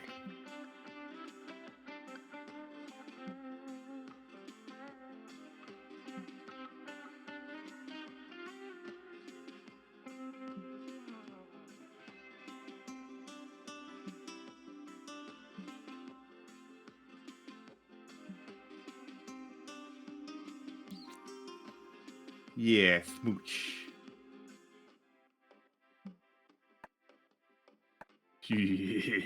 Accidentally clicks no. Right. God, could you imagine if you fumbled it that way? Just leaves. I the don't game. need to imagine it. I could have very easily. Knowing my luck. These hands were not made for holding the bag. Alright, we got the circus. We got shady property. So this We is love the to get the sold, model. but we have to start working on money too, right? Yeah, we need a set. Well- We're almost back to where we started. Yeah, well, the thing is that if we grab the soul from the thing, we basically passively earn money every turn. And so if we keep the soul, if we keep the batteries charged with soul, Vera will keep printing money. Snake wife go. Thank you, Snake Wife. This place seems exactly like the sort of place you shouldn't visit. Which, naturally, is exactly why you have to visit it. Horror movie logic for the win. Oh god, this is where the fucking claymation dude was. Yep. The big question now is how you'd like to enter the premises. What's it gonna be? Basement was Basement claymation was what we dude. picked last time. And knock on the door was another alternative. I'm very tempted to go find our claymation friend again. Wait, I love him. But we I haven't don't done think knocking y'all on the remember door how yet. horrible he All-star looks. Run. All-star run. All-star basement. Yeah. This house has sketchy vibes, so clearly the best response is to match those vibes and enter the house in the sketchiest way possible, breaking into the basement. This is unnecessarily dangerous. I'm in! Grab a crowbar, pry open a cellar window, and shimmy into the dark, smelly basement. Wait a sec. Do you guys hear muffled crying? You follow Scott to a big cage. A couple people are bound and gagged inside. When they see you, they start thrashing and making muffled noises. Oh, I think we stepped into a weird sex thing, guys. You gotta be respectful with kinks. Let's leave them be. Let's leave them to it. Let's leave them be. You all start to leave. The cage people do not like that. They thrash and shout louder. Finally, one of the caged people gets their gag loose. "We're not having sex in here," he shouts. "We've been kidnapped. Please free us before Jerry the murderer gets back." Shit, looks like you're these people's only chance at survival. Looks like Jerry's got lots of crap in his basement. Maybe there's something here that'll help you free the captives? Shrooms, flamboyant hats, tap dancing shoes. We could pick one of the other options and see what other stuff there is. That's true, but also All-Star Run. All-Star Run. All-Star Run. All-Star Run. If we see all of our friends, how can anything bad happen to us? Great idea, Ando! These mushrooms will be a great way to keep the prisoners' tummies full while we think of a plan! This is minus mind, if I'm not mistaken. No, Scott, these are hallucinogenic shrooms. We're gonna eat these and trip balls. Balls. And while tripping, we'll come up with a plan so out of the box and advanced, sober us could never conceive it. Let's do it. I'll take shrooms. Sometime later, you, Scott, Polly, and the freed prisoners are sitting poolside at a fancy hotel, drinking martinis. Wow! That was one crazy escape! Who knew a scheme that wacky would actually work? That's the magic and magic shrooms, my friend. Hey, open your mind. Oh, sorry.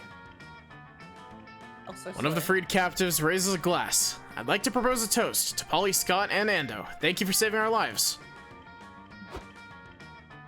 There he is! There he is! I think this was Liz. Yeah, I think you're right. Here, here. Scott, Polly, Ando, you guys are the best. Thanks, bro! Oh, We shit. couldn't have done it without you, our weird clay friend who we've known for years has been with us the whole time. Something's not right.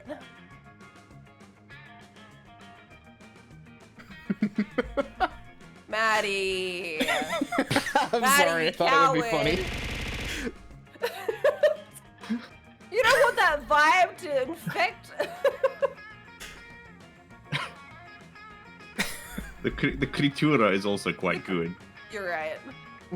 Should I They're cover? both- Should I they're cover both it with good. money?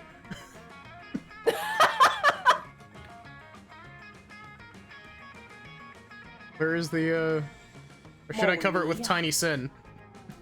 No, not Tiny Sin. Put Tiny Sin in his little lap. Hey, Ando, I need to test something. Throw your drink in my face. Hey, there's no need for that. We can still have a fun time here, can't we? Nobody needs to question the logic of the situation. I don't like seeing little Sin there. So Taking scary. a nom out of Sin's head. Just nibbling on them ears.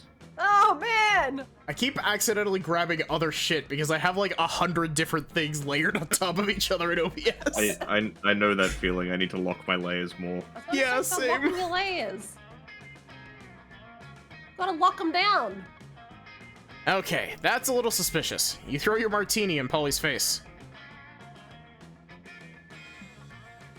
No, please don't break the hallucination. I can't go back to nothing. Just stay with me. Look at him.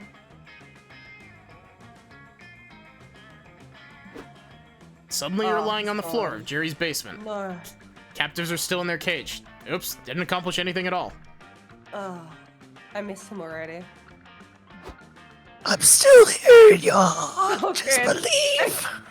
Thank you. Are you okay? Are you okay, dude? A little wispy. Oh, I'm here, just whispering in the back of your mind. He's got asthma.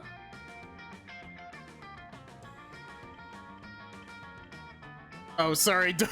I was going through my layers, locking a whole bunch of them because I didn't even realize that OBS had a layer locking function until just now. The more you know. Oh, It's like, we're I didn't fine, know says the captives. recently that you can drag and drop with VTube Studio. Yeah. You can just drag sources and stuff in. I was like, oh. I don't use VTube Studio, so... Oh, we're fine, says the captives. You may have failed to free us from this cage, but you used shrooms to free us from the cage of our minds, and that's even better. You can leave. Just leave us more shrooms on the way out. Maybe we'll see you crazy kids at the poolside again someday. As long as they're happy. You lost 3 mind hallucinating, but you gained 3 soul. See, they're going back to be friends with little clay dude. They're going back to be friends with the Maddie Creatura.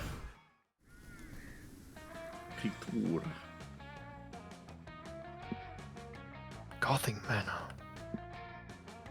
Reptile Show. I do fucking love the Reptile Show, but also the Gothic Manor. Yeah, we've been to the Reptile Show a couple of times now, but... I think we've been to the Gothic Manor once, but... That Jared guy sure seemed nice. He knew so much about chainsaws. You're driving along when the road is flooded by a sudden thunderstorm. You have no choice but to pull over and look for shelter.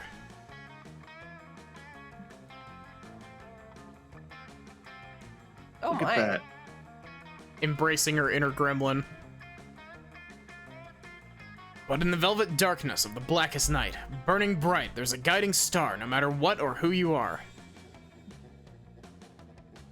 You know how the lyrics go. No, I don't. I was about to say those are lyrics, but I don't know the song. Are you falling asleep at your keyboard, Sachi? With wet newspapers over your head, you arrive at an ominous Gothic manor, knock on the door, and are invited in. Once inside, where do you go?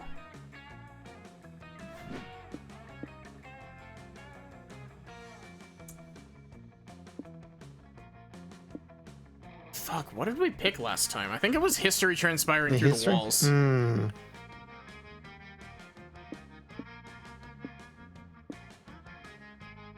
Dramatic chamber music or exquisite banquets?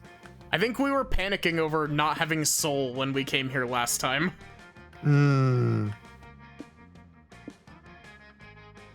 Let's go the dramatic chamber music.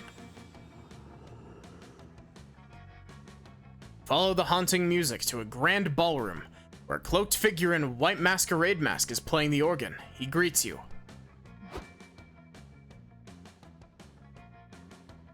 Give him the Liam voice, please. Just give him the third Liam voice.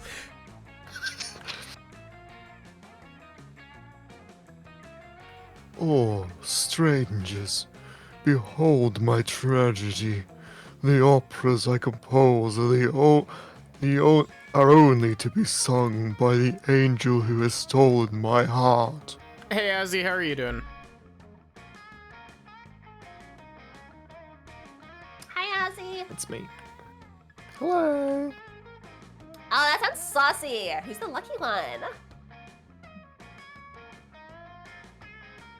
A beautiful singer of passionate mezzo-soprano voice who visits his manor every night to rehearse her mesmeric music. If only I was brave enough to ask her to become the star of my grand opera. But alas, she's here! Do you think this is just Liam's older brother? Maybe. Scott, Liz, let's go check this out. Maybe we can hook this widow up with the mysterious lady. Copy that. You go to the entrance hall and see the organist's muse entering the house. Who's it gonna be? Oh my god. Oh my.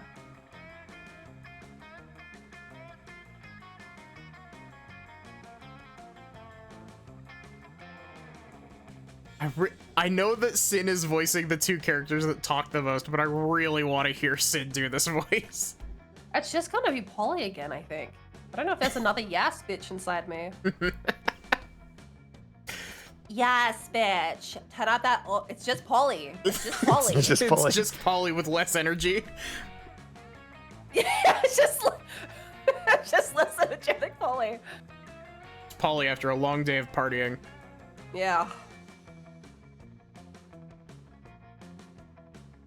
Yeah, it's gonna have to be. Yes, bitch. Turn out that organ.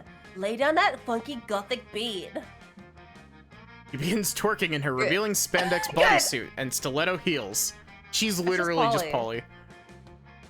Oh shit. That's Priscilla Bronte. So good. Oh shit, that's Priscilla Bronte. She's the horniest pop star on the charts right now. I'm losing it. Scott, do the talking.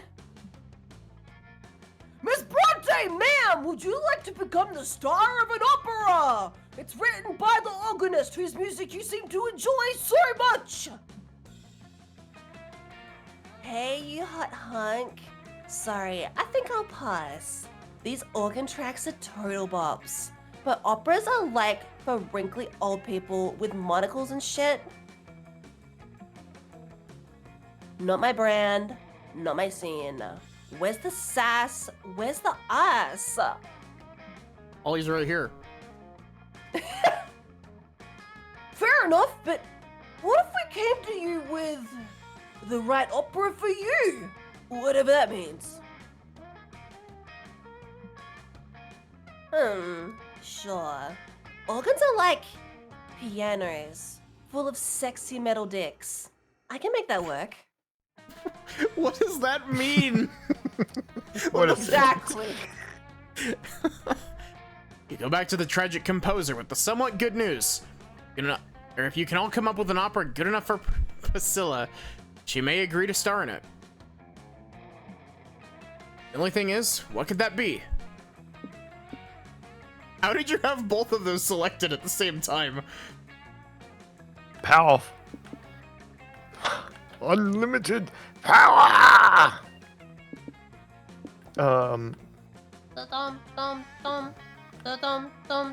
Some more opera. Yeah. Da-da-dum.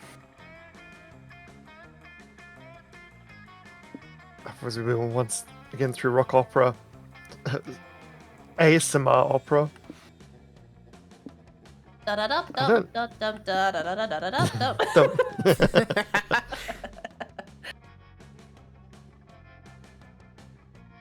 have no idea what these stats are going to be. I mean, we're good for the most part on most of these. Yeah. Soul is the only one that, like, might be problematic, but we can survive losing a soul.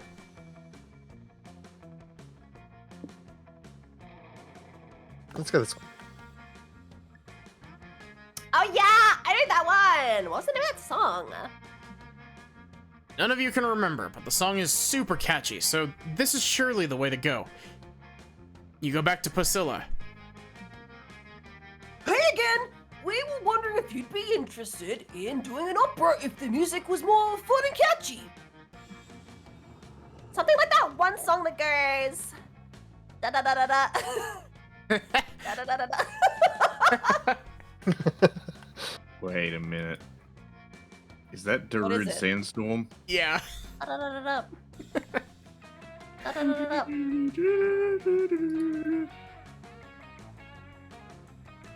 It's just a lot of the dums. Da da da da. It's a mix of Megalovania and Darude Sandstorm.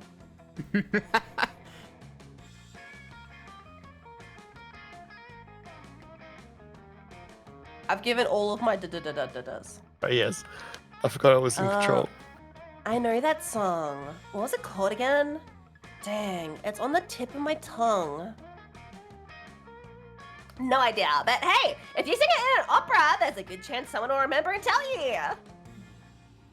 You're not wrong, girl. Yeah, I guess I gotta star in this opera of yours if I'm gonna get this tune out of my head. I'm in. That's how you all came to produce the opera of the year.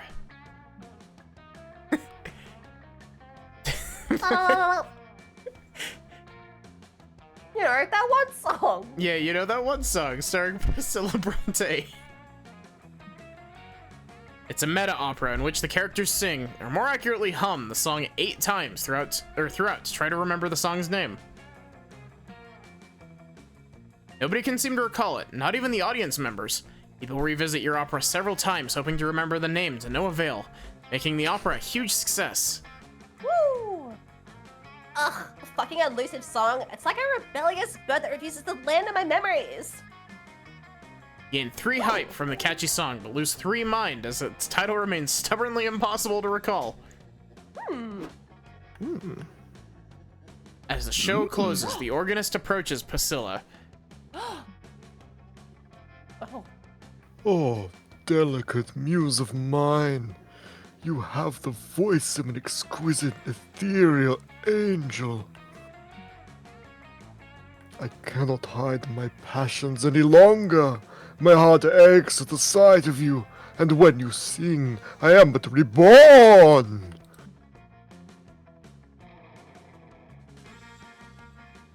Oh my god, I had to take my headphones off. That was giving me like fucking the worst ASMR shakes. I'm just like, ugh. Really? Thanks. I guess you're hot in a creepy, moody way. Wanna do some butt stuff?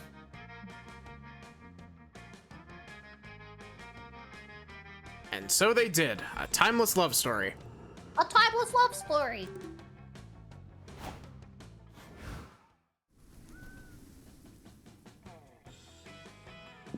Tale as old as time. Look at that delicious soul! No. Why'd you guess? Would I become a cop? What do you want to become a cop anyway? Came here today to answer the age-old question, do aliens exist? Who knows if you'll see any today, but at least it'll be fun to hang out with the other UFO spotters. Besides watch the stars and swap extraterrestrial conspiracy theories, what do you want to do? We need the soul, but I really want to look for UFOs.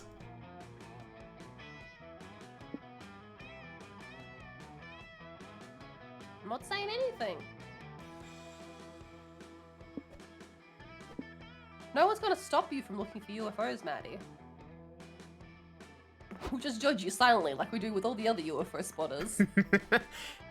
Come upon a huge gathering of UFO spotters. You see lots of telescopes, constellation charts, and Jefferson airplane CDs going around. You also see Kale and Abdu.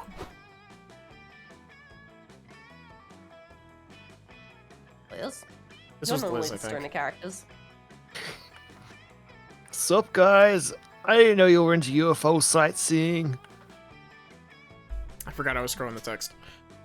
Hey, bros! We're just on a road trip and decided to stop by. There are so many people with cool telescopes here. That's not all they've got. UFO spotters have surprisingly diverse interests. Want us to give you the grand tour? Over there are the IT crowd. They're the popular spotters who know the latest end of the world prophecy gossip. Nerds by the creek can test what chemicals the man is putting in the water. There's the chemtrail spotters, the alien abductee supporter groups, the vehicle enthusiasts who know all the different UFO types.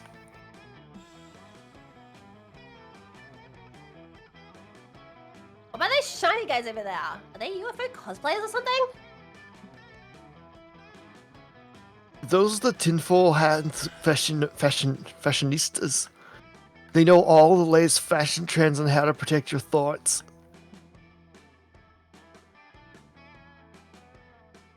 What are they protecting their thoughts from?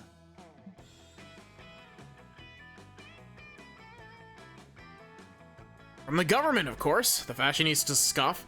Do you really want Big Brother in your head reprogramming all your thoughts? Oh no, I didn't even know I had a big brother, let alone that he was taking away all my favorite thoughts. I have so few to spare. It's okay, Scott. Don't listen to those well-dressed weirdos. Of all the shit the government might be doing, stealing your thoughts isn't one of them. And even if they were, wrapping your head up like a burrito wouldn't do anything to stop it. But now I'm nervous. You're making me nervous too, man. Oh, this anxiety's totally harshing my buzz. Damn, if we don't calm Scott down, we're gonna have some paranoid stoners on our hands. Maddie, can you help him protect his mind somehow? There are bodyguards. There must also be mind guards for hire. You think that'll take mind? Take money for gods. Yeah, that could work. You just need to find someone with useless thoughts to spare and fill your head with them. Dude, all Kale and I have are useless thoughts. Getting you high and learning inane facts about niche hobbies is our specialty. How do you think we got into ufology and aliens in the first place? What do you want to know? I can tell you the history of lotion, every subspecies of cricket, all the regional variations of the word pussy in Italian. Oh, how about I tell you about the miniature, all the how about I tell you all the minutia of baking a perfect loaf of bread. I was really craving bread last night, and I ended up on a Google deep dive for 9 hours. That isn't a mood. I don't know what is.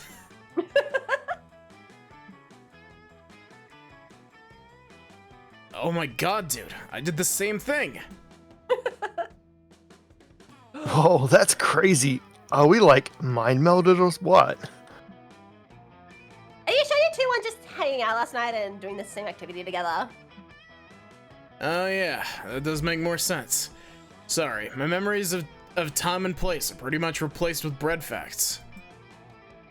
Yeah, this will definitely work. We're losing mind for this, aren't we? I didn't even think about it before Right? we picked. So to bake bread, you need flour, sugar, a plastic scraper, and a Dutch oven. Sidebar, the Dutch oven was actually discovered not by a Netherlander, but by an Englishman who... This goes on for a long time. Soon all of your thoughts of road tripping and stat gaining are replaced by stretch and fold kneading and fermentation techniques. You'll lose 3 mind for all the actually, from all the actually useful info your brain throws out to make room for bread facts. But Kale and Abdu have a great time talking, and it's nice to see your friends be passionate about something. You gain 3 soul.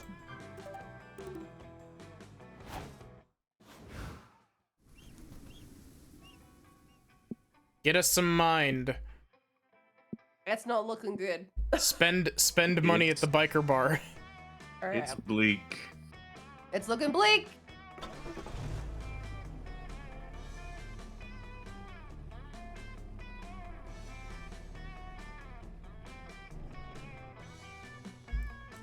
Also, did you notice the snake billboard? What did Alright. it say? It's literally just like a silhouette of a cowboy snake. Cowdoy.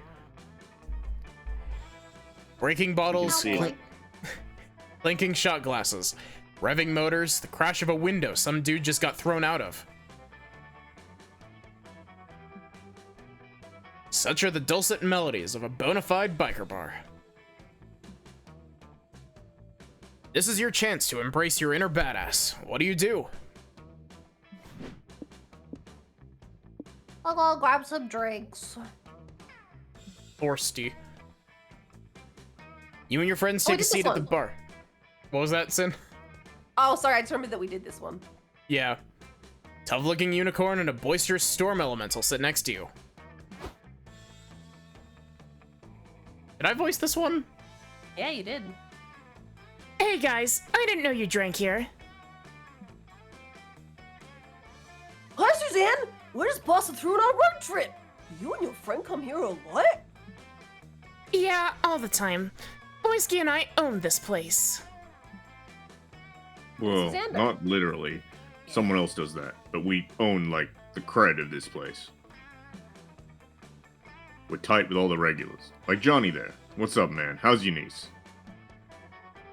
The biker whiskey's shouting, I forgot that his name was Whiskey. Looks up and says, "My name's Broderick. Who the hell are you?" Ha ha ha, classic Johnny. Such a jokester. Right. So, what's got to drink here?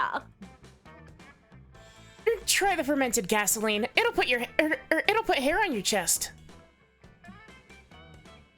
Sure, the gasoline's pretty good, if you're into fruity stuff. I'm a screwdriver man myself. Ignoring that screwdrivers have orange in them. Bartender slides whiskey, a literal metal screwdriver, in a pint glass. Starts chewing on it vigorously. You gotta love the authentic rustic flavor. What are you gonna order, Sin? No pressure, but we're totally gonna judge you based on your choice. We picked water last time. Before was stamina, right? Yeah.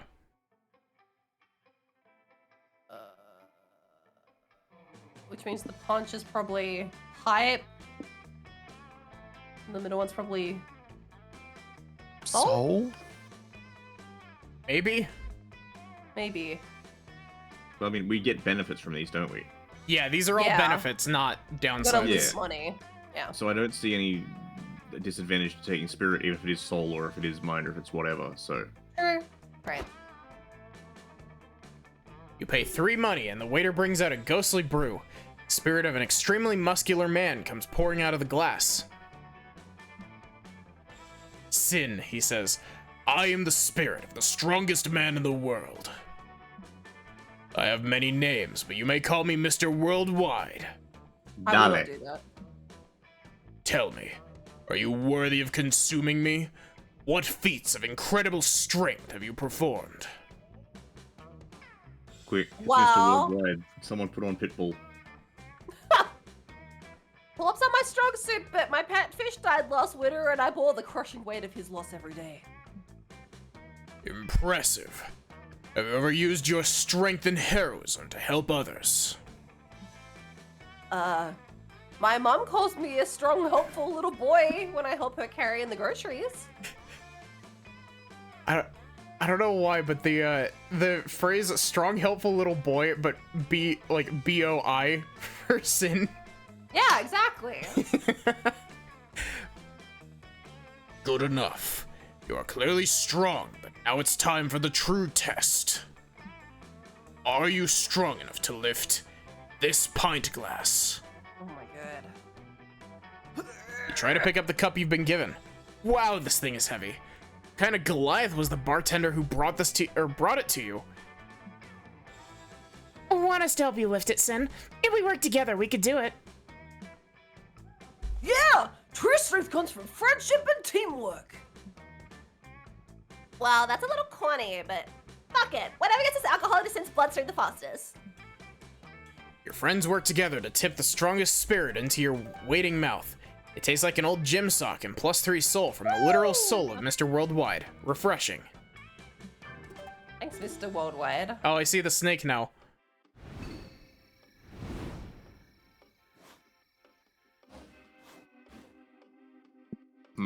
Sin, you gonna come hang out in the car with us?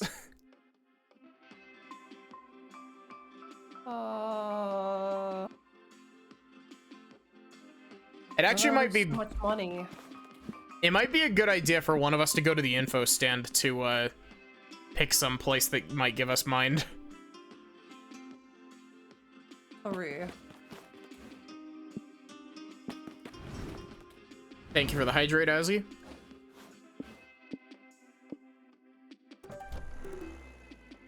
Oh, our money. Yeah, but Yeah, I know. Vera It's just. got that bank. Oh no. Oh no. Oh, the adorable village. Oh, we could go to the adorable village to get soul. Talk to my wife. Hey, She's you. over it. Are you trying to hang out? I I'm admit, I hoping. don't really have the energy to socialize with anyone tonight, but you can stay. Fuck yes. Do you mind if we just sit together, though? I 100% do not. Legit. Like, real world advice for a minute. If someone wants to just sit, do it. It's good for your soul. Even if, like, even when you're not in, like, physical proximity with them, it's nice to just kind of sit and vibe with someone in, like, a call on Discord. Yeah. You don't mind at 100%. all. Oh, sorry. No, that was me agreeing. I don't mind at all. Continue. You don't mind at all. You and Vera pass the night quietly together.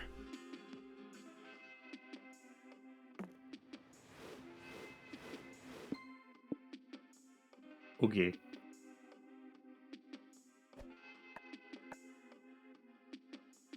Money is in the lead.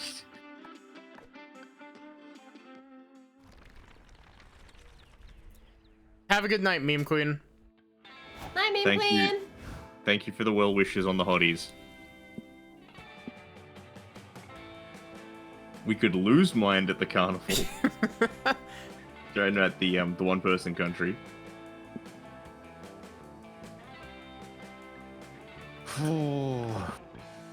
The one person country is where Noodles had the box of nukes. Also, look at the giant Yeah. rubber duck in the desert. Look at him. He. That feels like that could be someone's Fugi.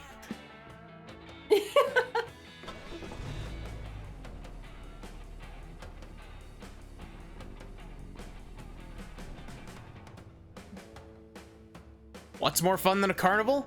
There are games, rides, people in costume, and all the junk food you could ever want. First order of business is obviously consuming a pile of cotton candy bigger than your head. Fuck yeah. Then while you ride the resulting sugar rush, what do you do next?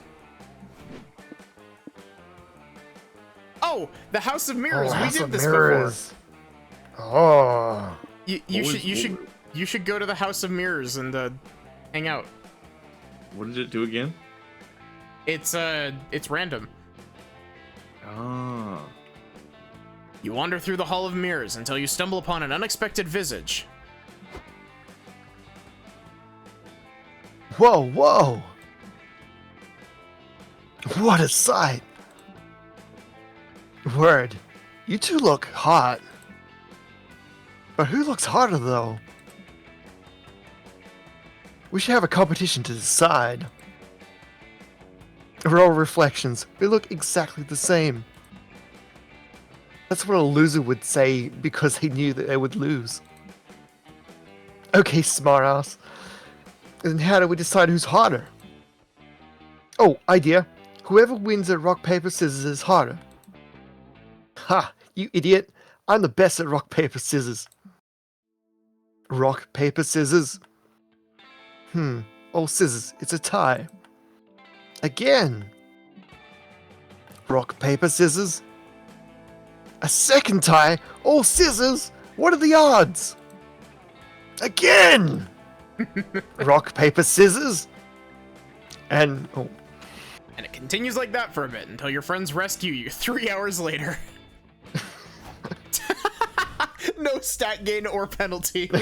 That's nice. I mean, I was a little bit worried when it was like it continues for 3 hours. I was like, please not mine, please not mine, please fucking not mine. What is... Oh, it's a Probably mirage. just a mirage. Oh, fuck. Don't go to Mirage Village. Mirage Village takes mind on, like, every option.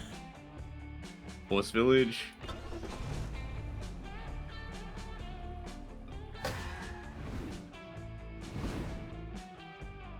You're driving along, getting pretty thirsty, when you pass a food truck parked on the side of the road. Score! Fuck yeah, we're going and visiting Ravi and Calculester again. Oh my god. Welcome to Aravi, Hex, and Calculester's food truck. Enjoy the perfect meal before your next big quest.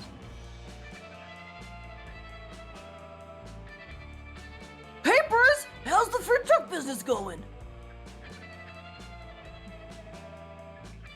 It's pretty good. We're trying out an RPG food theme. The saying goes you should stick to what you know, and adventuring is pretty much what I know best.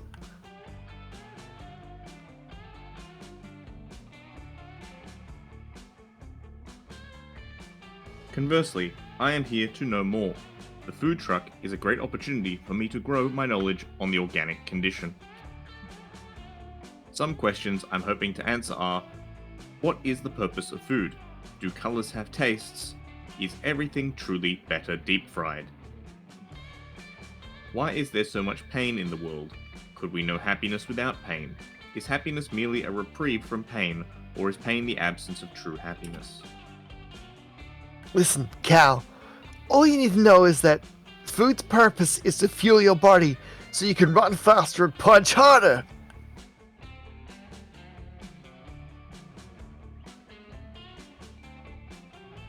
Shouldn't food taste good too?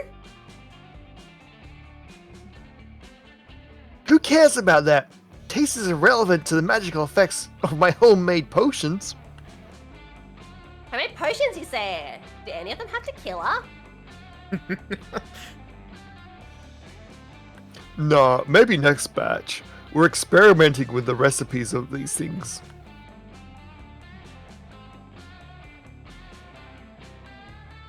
We are gathering data on potions' effects and the market's acceptance of them. Would you like to see the spreadsheets I've been compiling? So you're scoring the potions on taste, potency, adverse side effects, flammability, and likelihood that the potion transforms the consumer into an over-sexualized centaur?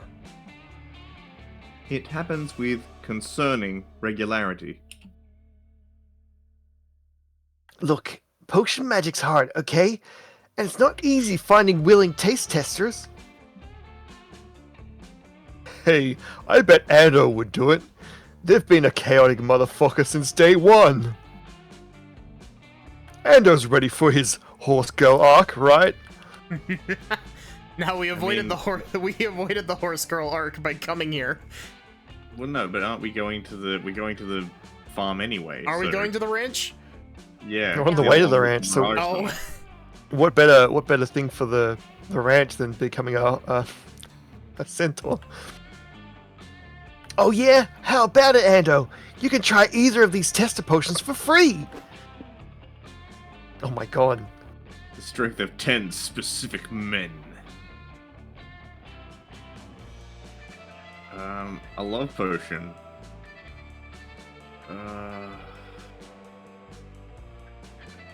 I'm really afraid.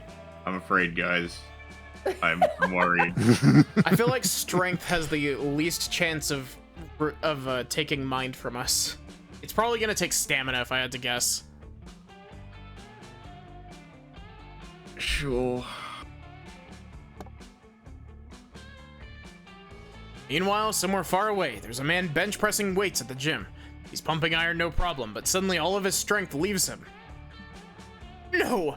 He cries, pinned under his barbells. Ugh. Does this keep happening to me? Somewhere else, a burly biker is getting into an arm wrestling match. He's winning, but then he suddenly has no strength left to pin his opponent. He's defeated, and he earns the nickname Bumbling Biker Baby, making him the laughingstock of the bar. No. Damn it, not again! He swears, Hex, you son of a bitch. I never should have made that cursed bargain with you. And now we cut to a golf tournament happening in another random location. Ramirez is one putt away from the win, says the commentator. He's lining up his shot, the wind's on his side, the green is smooth, and this could be it. Oh, would you look at that? Ramirez seems to have lost all of his strength at the last second. That putter barely putted an inch. It's a shame this happens to Ramirez so frequently during championships. It's like he loses all will to play or magically lost his strength from a cursed potion. Oh well. You don't know about any of that. You just know you drank that potion and now you have the strength of 10 random men and 1 Ando. You're looking swole, bro. What are you gonna do with your strength? With your strength plus 4 magic? That is certainly a sentence. Stamp-studded leather belt. I know! You could deadlift that buffalo over there! Oh my god, yes! That'd be so wacky! I'll record it for posterity on Tok Tok.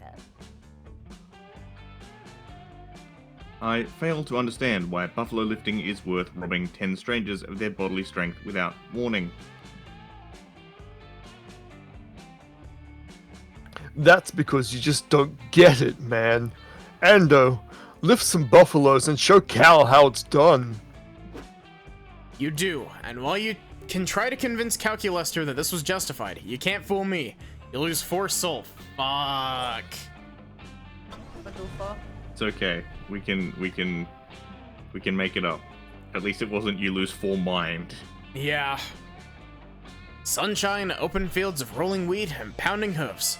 This truly is a horse's paradise. Science has proven there are 3 key activities to do with horses. Question is, which one are you going to do today?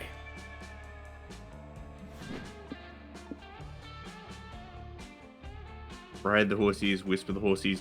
Do we want to worship the horsies? We did worship last time.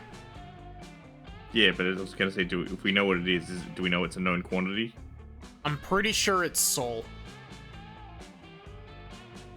Wait, gets a soul or costs a soul? Costs us soul. Do we want to whisper to the horsies or ride the horse? Ride's gonna be stamina probably. We could run with we could use some stamina, like burn some stamina, I mean. You and your friends enter the stables and see a familiar red-headed fuckubus brushing up one of the horse's manes. This was me. Hey, I know you! You're Sawyer, right? From summer camp?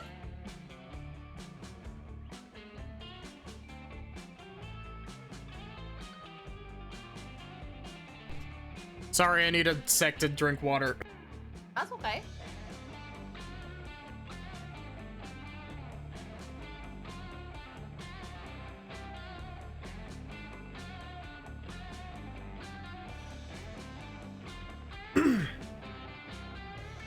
Indeed I am. But today I'm Sawyer from this ranch.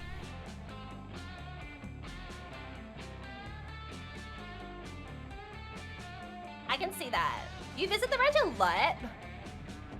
I live here. Yeah, I really like the horses here. They're easier to vibe with than people sometimes. That's cool. We just stopped by hoping we could ride some horses. Do you have any suggestions of which ones are good to ride? Totally. How experienced are you guys at horseback riding? Not at all. Word for word, you got it. Well, Not at all, like, but first you'll do anything to sentence, but impress. Oh, sorry, what were you saying? I think, well, the first sentence, yeah, not the rest of it. First sentence is all that matters, though. But you'll do anything to impress Thanks your for that bit of friends, confidence. including lying about being a pro at an extremely dangerous activity. You say you're an expert equestrian. Sorry, I cut you off again. No, it's all good. Nice. But I don't personally have much experience horseback riding. But I am an expert at riding things cowgirl style. I hope you guys won't judge me for this, but I've actually never ridden a horse before. Don't be embarrassed. We'd never judge your worth based on your ability to ride a horse. That'd be dumb. Fuck. Polly, how about you ride Hazelnut? She's a good girl who loves apples and long trots on the beach. I think you'll get along. Scott, since you're a first-timer, you can take Chunk. He's our buffest pony, but he's very gentle, and he can handle a surprisingly heavy rider.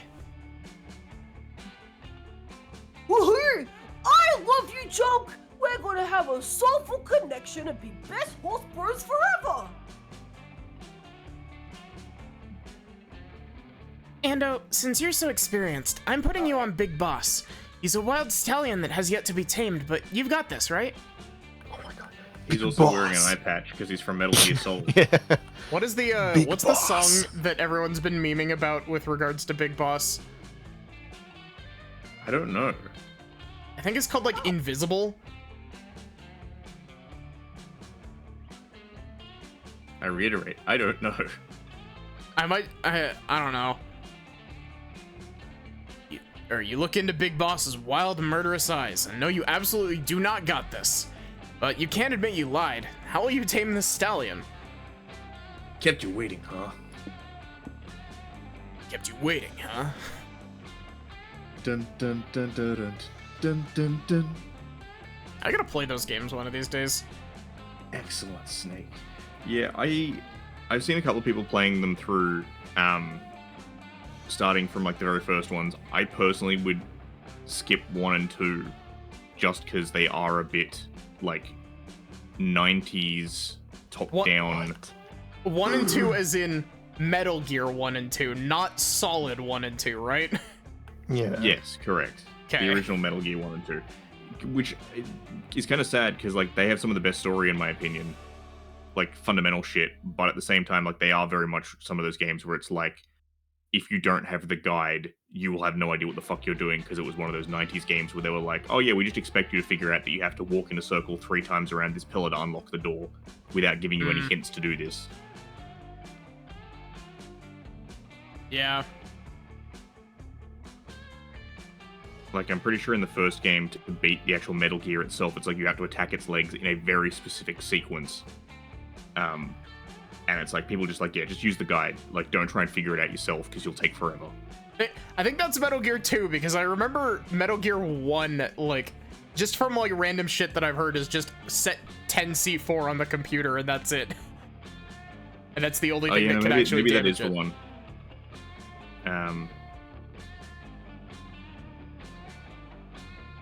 I know there was another one someone was telling me about where they were like the boss fight. Ah. Sorry. You were sounding really whimsical about the horse then. I was just like, huh? Yeah. I forget the wilderness is down by a numbing spirit through the power of late capitals and many entertaining temptations. I feel like that'll hurt hype or maybe mind. I think that'll take money. Because you're giving it money. Yeah, we could do that. Or promise you'll take turns, you'll be the horse next time. Yeah, fuck it. Let him ride you. No. This stallion is wild and indomitable. But any indomitable Sorry, spirit Sven, can... Sorry. In this case, I'm not living my best white girl life. Yeah, this is really sad, actually. But any Defeating the indomitable allegation. spirit can be numbed with the power of an endless stream of mindless media. All of my whimsy is gone. You spend 4 money subscribing to Netflix, the premier horse streaming platform. I'm gonna have to run this game into the ground because you guys keep spending fucking money and will not let us finish the video game. No, we'll just spam magic. Just spam magic. Content on Netflix is not the best, since it's staffed and consumed entirely by horses who don't have thumbs, but Big Boss seems to enjoy it. You end up binge watching The Amazing Horse Race, where horses race around the world while also solving clues and interacting with locals. They must travel only by airplane, boat, taxi, and other public transportation options, despite their limited budget. And the fact that most of these options don't allow horses. Wow, Ando, I'm impressed. Not even I could break in Big Boss, but you got him to sink into a couch all afternoon. Good, good. You don't pay much attention to Sawyer. You're too distracted by Master Chef, but with horses now. Is this a cooking tip for horses? Can horses even use cooking utensils? Also, I 100% have said this before, but like, Sawyer is very gender. Not really, but that hasn't stopped them from making the Great British Bake Off, but with horses, and MasterChef, but with horses, Celebrity Edition, among many others. If memory serves, I think in camp, Sawyer was the first one they added that had a default they-them pronoun. Yeah.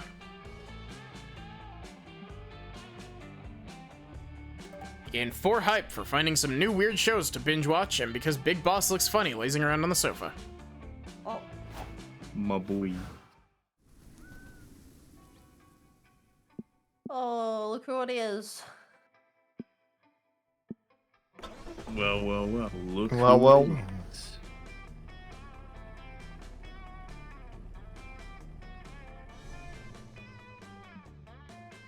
Wow, what a cute little village. All the inhabitants are adorable animals. There's Bartholomew, the classy giraffe, Boston, the buff bluebird, Bernard, the shy capybara, and the other one. You can't wait to meet them all. What will you do? Oh, I think we went to a house meeting a whole meeting Yeah, we last did time. town hall meeting last time. You and your friends wander the village for a bit, looking for a house that needs a glow up.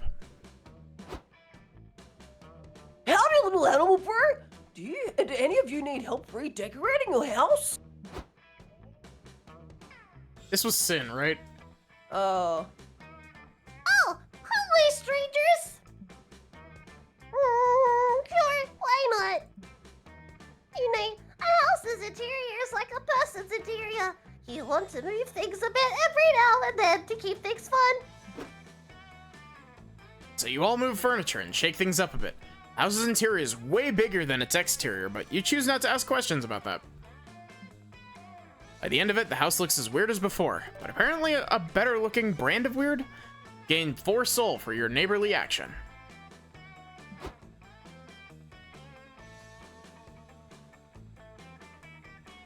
Show us something. You have lots of strange stuff, buddy. Where'd you get all that? No idea. Most of it just appears and I go with it. But now the house looks perfect. There's some things I have no more room for though. Wanna keep one of the 3 things? Sure. But wait, if you're getting rid of all of it anyway, why can we only take one? I want to keep some So I get to burn it in my yard. That's the best part of doing house renovations. The fire pot. Oh, they're not wrong, but back to the options part of this event. You look over the pile of weird shit and decide to keep... Regret juice, that's the bonehead juice. Oh! Froggy Iron Maiden. Oh, I love the off-putting picture, but I'm worried that that'll take up mine. I feel like the picture will take soul. No, because we're getting soul, right? Oh, yeah. Froggy Iron Maiden's pretty good, though. It's pretty good. Froggy chair, froggy chair, froggy chair. Kinky, I like it. Oh, good choice. This one is good for relaxed introspection, or if you want to have some fun time. Cool. Sin, wanna do the honors? Do you think if we took Sin's voice, like, of doing the voice for this character, and just, like, sped it up, it would sound like the Animal Crossing, like, noises? Totally right. There's something about the way that you, like, enunciate the separate parts of the word that just make it sound like severely slowed down Animal Crossing noises to me. Actually, fun aside, so a streamer I follow, when they were playing through Apollo Justice, you know when you get to the bit where there's the people from that other country or whatever it's called? Yeah. And when they're speaking in their language, it has, like, the weird text that's on screen that's, like... Yeah, it gives you, like, Wingdings characters, basically. Yeah. So every time she'd read that, she'd read it in, like, the Animal Crossing voices. That's She'd be like, awesome. The honor of entertaining a medieval torture device. Or entering, not entertaining. Well, maybe not. And again, it has such a cute frog motif. Can't resist froggy furniture. You get inside. This is gonna be minus stamina. It's dark in here. Sharp metal spike impaling your spleen makes it hard to gain any mind or hype in this contraption. Maybe if you just power through, it'll be better? Like how joggers say that they eventually hit a runner's high. You give it 15 minutes, but nope, you just keep suffering in horrible, horrible pain until your friends open the doors. Well, Bert, how was it? Whoa, look at the floor. I would have never guessed you had this much bloodsin. Follow-up question, did you need it all, or...? Maybe we could collect it with a mop or some napkins and put it back inside him? Nope, this is definitely an emergency. You tell your friends the Froggy Iron Maiden probably wasn't your best idea before you black out from blood loss. You lose 4 stamina, but look at how cute the Froggy mascot's eyes are as it watches you bleed out on the floor. Can't stay mad at that.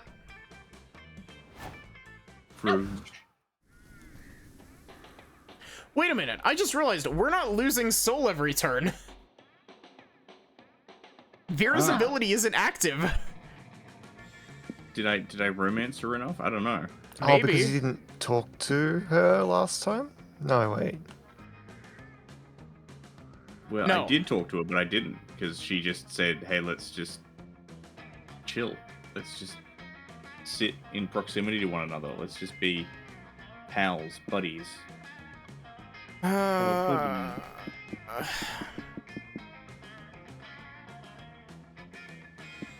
Let's go to the con. It's hard not to.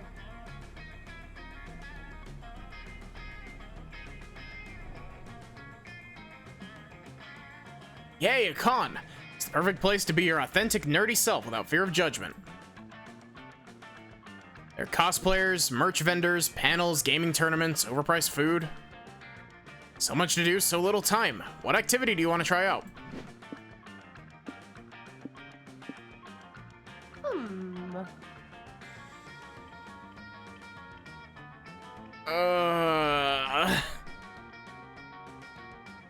Can we join the gaming tournament?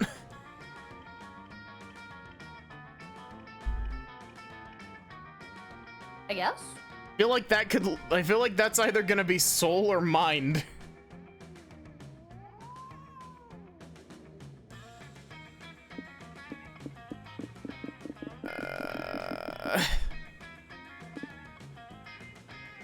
Any of y'all have any input you want to give on this? No. Only fear.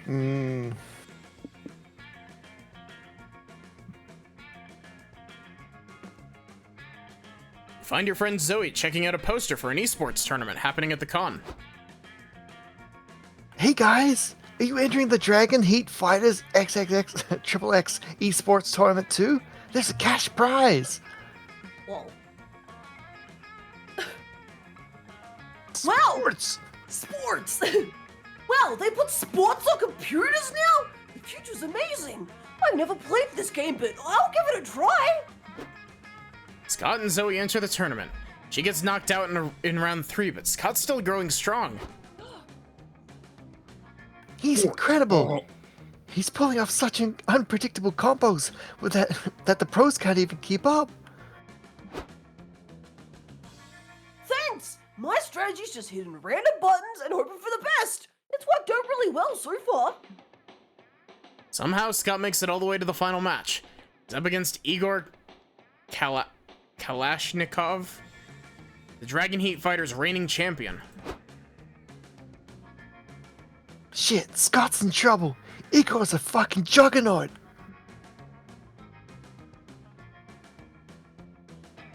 He was biologically manufactured by the USSR to dominate every video game tournament on the planet and bring pride to Mother Russia.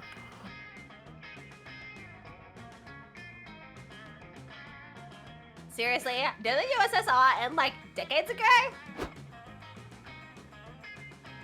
Did it?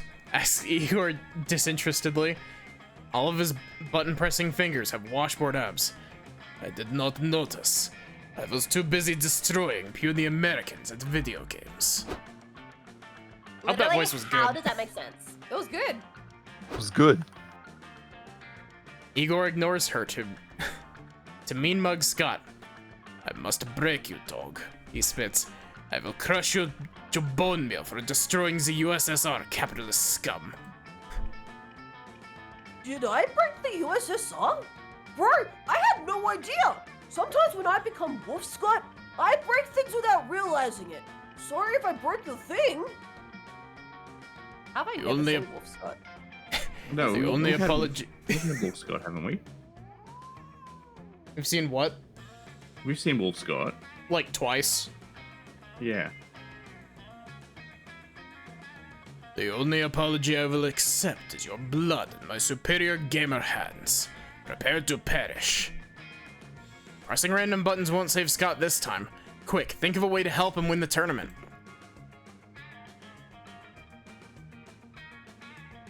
Tell him you'll break little Billy's legs unless he beats Kalashnikov. I think that's Soul. Feels like a skull. And the bottom one is Magic? Magic, but also summoning Genghis Khan is kind of fucking hype. That's true. Use our magic to summon Genghis Khan. Yes, the Mongols were mighty. The Khan's grandkids defeated Russia in the past. You used 4 magic, summoning Genghis Khan's spirit into Scott's body. Whoa! This is different. When did I get alive again? Why am I so hairy? Haha, let me guess. Maddie summoned the spirit of Genghis Khan to possess Scott and help him win the esports tournament. Classic!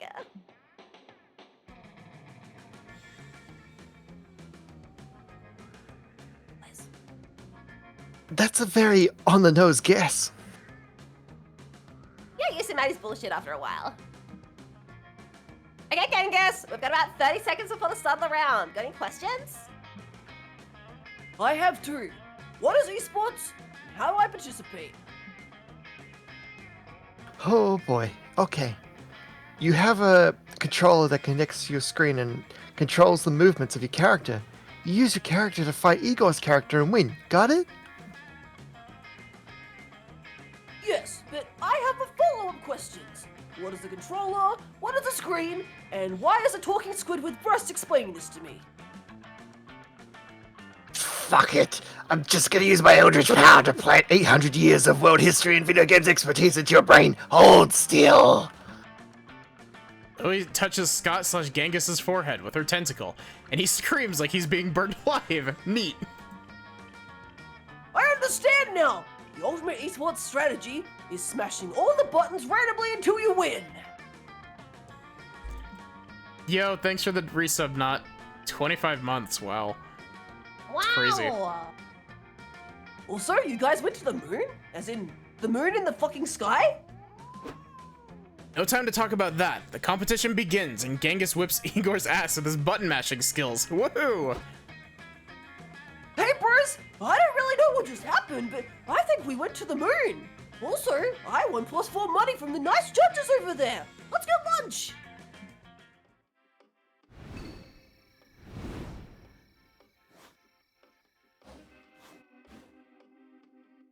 Time for literally everyone to hang out over at the car.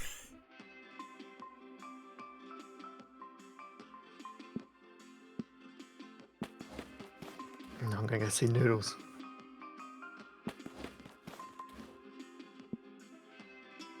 Oh, I can go see what we need there.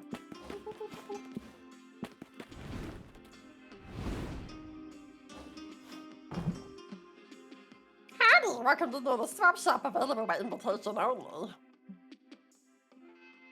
Oh, but I didn't receive an invitation. Who cares, really? I don't know, choose something around. What is the thing in the top left on Noodles' side? Oh. Oh. Neither of these, because that's stamina. Hype. Soul.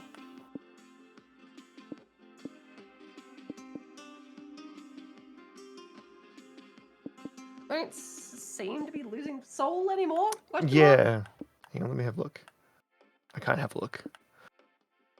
Alright, we'll do that. Inflatable boyfriend. Oh. Oh. Would that be hype? Stonks. I don't know. Cult membership. Primordial soup. Like you could grab some stonks. Hmm. Sid is just over here begging for us to be done. Well, was that 4 Sorry, for 4? I think so. We're heading that way, right? Yeah. Good choice. Oh no, not this again. Oh no. Oh, whoops. Ha ha ha ha.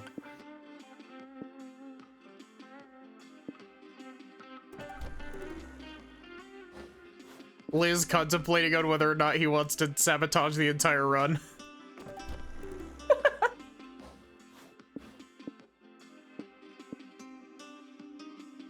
Oh, Simon.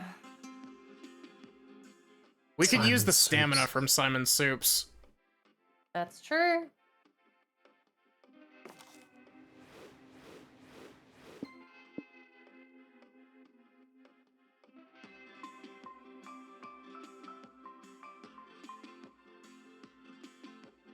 That's me.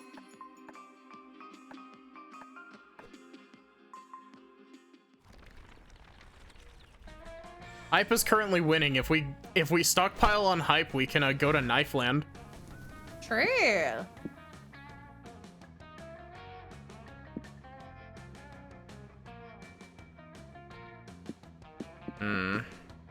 What a choice.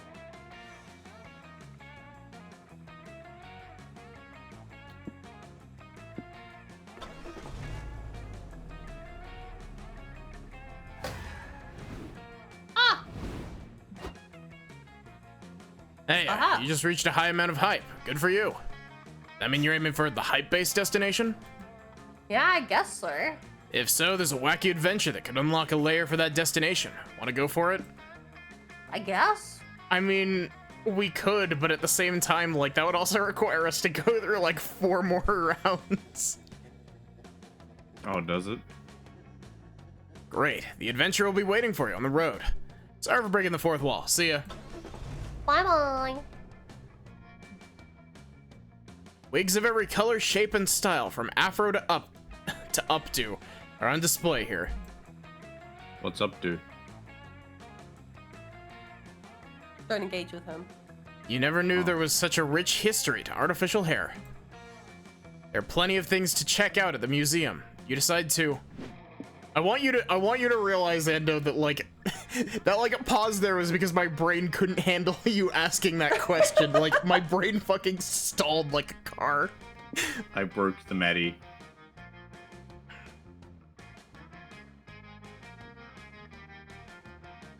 I think we should go to the gift shop. Because we're going for hype. And this is guaranteed to lose a soul because this is the plant drugs on the child bit. Oh, yeah. Stop by the gift shop because nothing says perfect road trip souvenir like a discounted wig. Oh my god. Oh. Welcome to the wonderful wig shop of fantastic follicles, where all your dreams can come true. Oh, cool! Last night, I dreamt I had this sub sandwich that never ended. I ate, and the sandwich kept happening forever. Can you make that dream come true, please? No, it was, a figure of speech. It's a bit superlative to my taste. Superlative. But I'm required by contract to say it to every customer. It's a super what?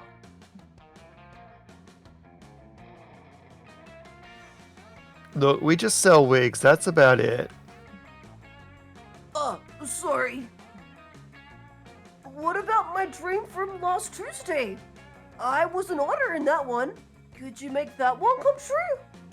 Scott, I don't think you can be an otter. You're already a bear. Ugh. Maddie, he's a wolf. Hmm? He's a wolf. Yeah, but like, I meant like bear as in like big burly dude.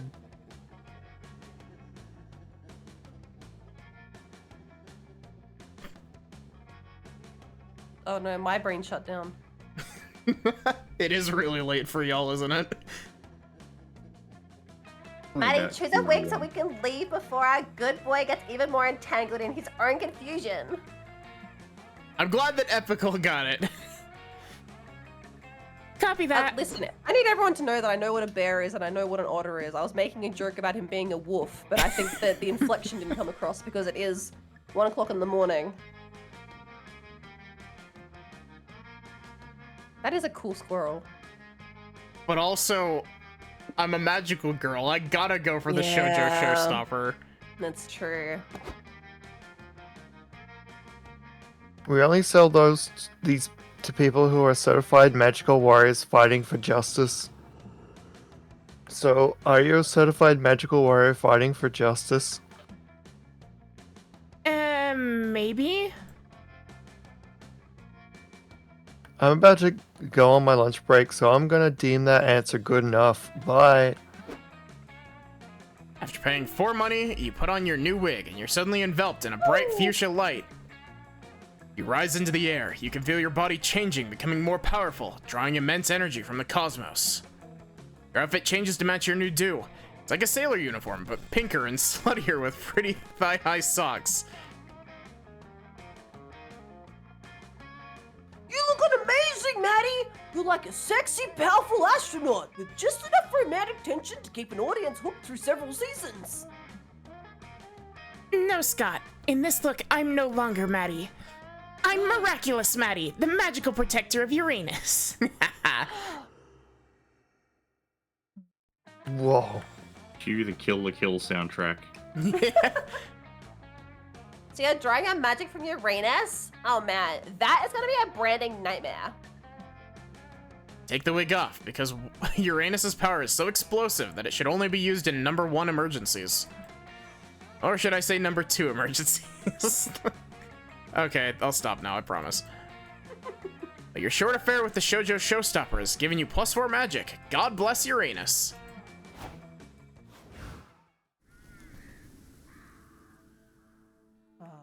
It's soup time. It's soup time. Soup. The quest for soup. Nani?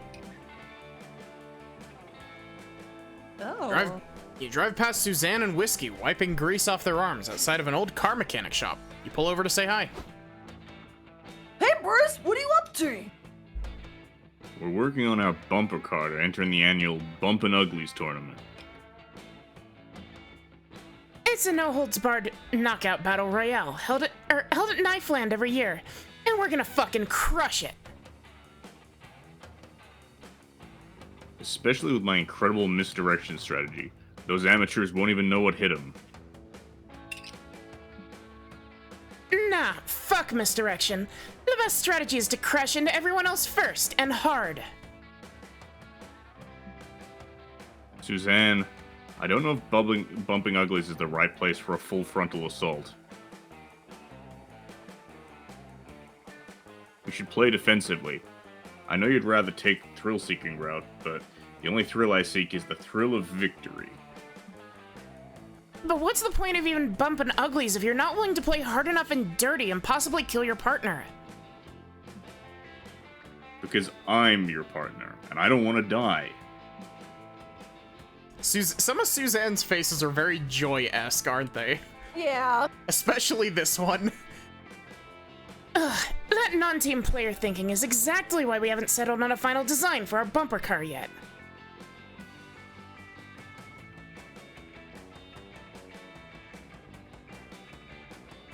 You know, since you have lots of experience butting in on other people's problems, I bet he could help you pick a final design. Sure, why not? Which design do you like best, Sin? Oh my god, how can I choose?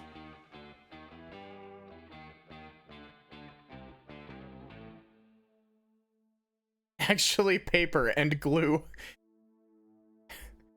Filled with weapons. Perfect for causing pain. God. Very whiskey. So I believe that this is a a stat check. I thought the baby was a clever design, but then I saw eels, and I'm not gonna lie, I'm kind of on board with eels. Look at the little driver. I think eels is a good option. Alright. I believe in the power of eels. Yes, I knew you would appreciate my genius, Sin. So the strategy is just eels? No, even better. The strategy is lots of eels. I just don't see how that'll work against a bumper car with actual weapons. Dude, you're thinking too hard about it. Who needs weapons when we've got fucking eels?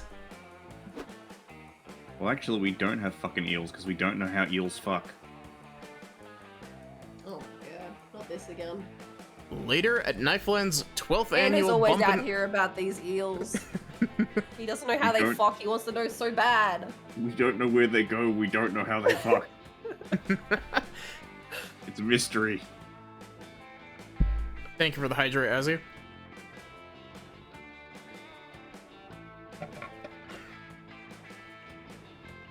We're running out of water. Holy shit. Later at Knifeland's 12th annual Bumpin' Uglies tournament, a team of Banshees are competing in the bumper car battle royale. Someone's coming up on our right, says the one manning the harpoon. What's their weapon? Can't tell from here, says the one driving. Looks like they're throwing something. Is it fireballs? It's usually fireballs. Nobody has any imagination anymore. No, it's not. It looks kind of like slimy ropes. Or wait, is it?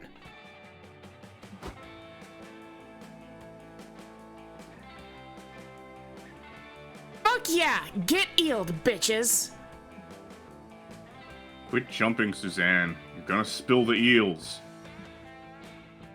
Suzanne chucks some eels at the Banshees. They get electrocuted and fall out of their bumper car, allowing Whiskey to run them over. Nice. You gain 4 hype for picking such an incredible strategy. Using a bunch of eels to massacre people in a battle royale isn't very eel-friendly, so you lose 4 soul. Ooh. Owie. Simon. This rundown soup restaurant seems to be years past its prime. Still, you're hungry and a bowl of soup would really hit the spot right now. What's the worst that could happen? Some kind of murderous robot pops out of the shadows to kill you? Nah, that's way too unlikely, and weirdly specific to happen. So, what do you want to do at Simon Soup's? Oh man. Soup time! It's soup time. Woohoo! Soup time! You and your friends enter the restaurant, only to be welcomed by a thing of nightmares.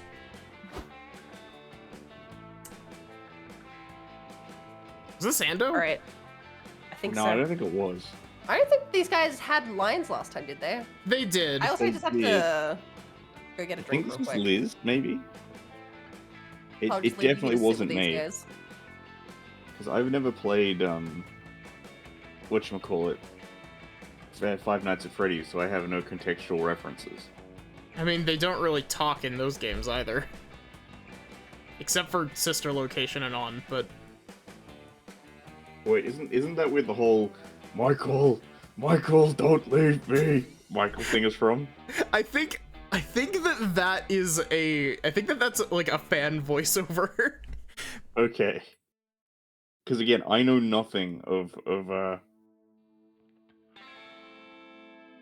Welcome to my super diner, children. I am your best veggie pal, Simon Soups. And now we have to wait for Sid to get back to advance the text boxes.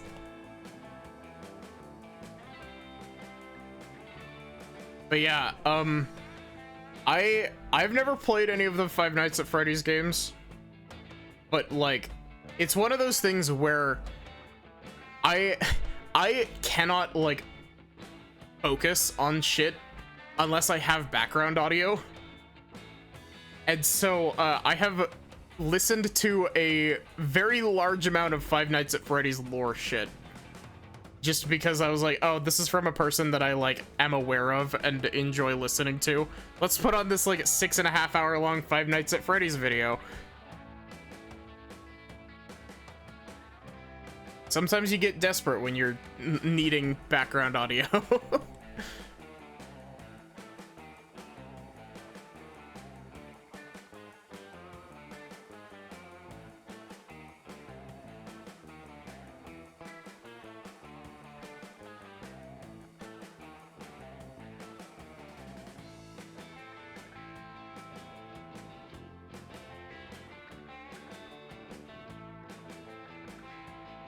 I don't know how this looks. Not quite right.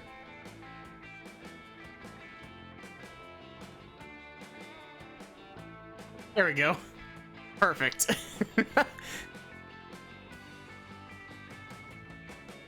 Sin has now become one with the soup. No, she can't get chomped.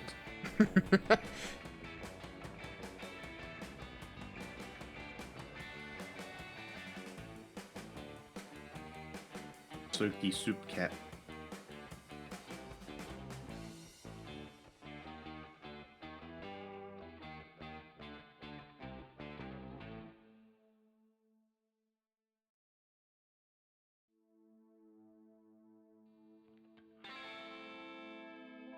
Perfect.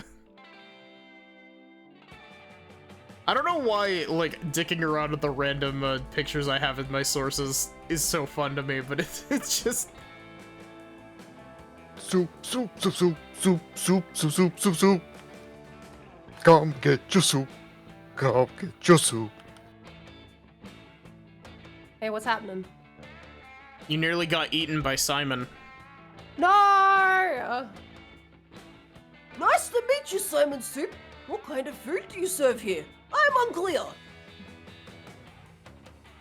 Excellent question. Come on, gang. Let's soak our new friends in the delicious broth of music to teach them the true meaning of Simon Soup's brand. Oh, no. Initiating whimsical theme song with no threatening undertones, number 87. Animatronic's ancient rusted speakers let out a metallic screech that you suppose must have sounded like banjo music 40 years ago. I'm Simon Soups. Welcome to my show. There ain't a soup alive that I don't know. How is Elise getting all of the singing bits? Right? Gumbo miso, children's blood, cream of wheat. Soup's a yummy food that we can't beat. Wait, what was that middle one? I'm Mr. Leek, and I'll be your best friend until the inevitable bloody end. Soup is my second favorite thing to slap to a children's bone marrow as he screams at hats. I am Onion, and I hunger for the youthful flesh. Oops, sorry, I must have inserted the wrong cassette. Let me fix that real quick. I am Onion, and I do not hunger for the youthful flesh and chorus. Much better. Oh, it just ends. The song's over? Yep, thank God. Is it just me, or were those animatronics giving off a weird vibe? Yeah, they can be a bit off-putting, but corporate made it against the rules for them to kill customers during store hours, so they won't mess with you too much. I wouldn't recommend looking Mr. Leek in the eye, though, just in case. Anyway, what would you like to order?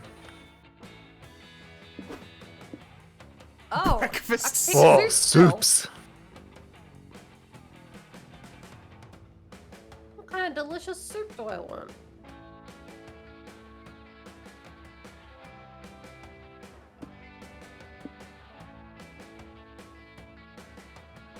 I'm gonna have the special customer soup, a soup made only of our most special customers.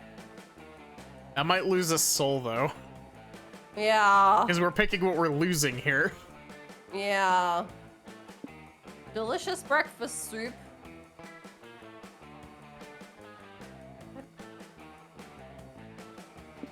Well, of course, the deluxe premium soup combo. It comes with soup fries, a soup soda, and a cool action figure of soup. I think... This will be money. Yeah, I was about to say, I'm pretty sure that one's money. Right, that seems like our safest bet. I'm scared of whatever delicious breakfast soup is. Wow, is everything in this combo made of soup? Yes, it all goes back to our motto. Existence is pain, everything is soup! Wow, fries made of frozen soup. How do they come? Do they come with a special dipping sauce? You can dip them in your soup, and you can what is soup if not for a more delicious complex sauce? That's true. Even the soda is soup. Oh, get your soda soup, cold carbonated soup. That's kind of nasty, to be honest. I will bury you in your sleep. Good fucking luck, I'm already dead. Soups. Wow, this meal even comes with a collectible figurine. Awesome, bro. Which toy do you want, General Gazpacho, Comrade Borch, Lieutenant Viciosi, or Ramen Ronin? Ramen Ronin. General Gazpacho, please. All right, there's no accounting for taste, Scott. Scott's just not a weeb. Yeah.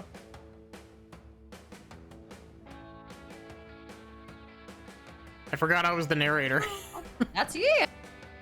The waitress brings out your meal. General Gazpacho has a pull cord that spouts various phrases, such as... Ole mi arma. God. Ilo que te comas la supa. Ipa Gazpacho el mio. I'm definitely butchering all of those words. That's really good. Soon enough, Scott is deep enough into the soup verse. It's worth spending the 4 money in the deluxe combo, if only to make Scott this happy. Still get 4 stamina from eating so much soup in so many different shapes.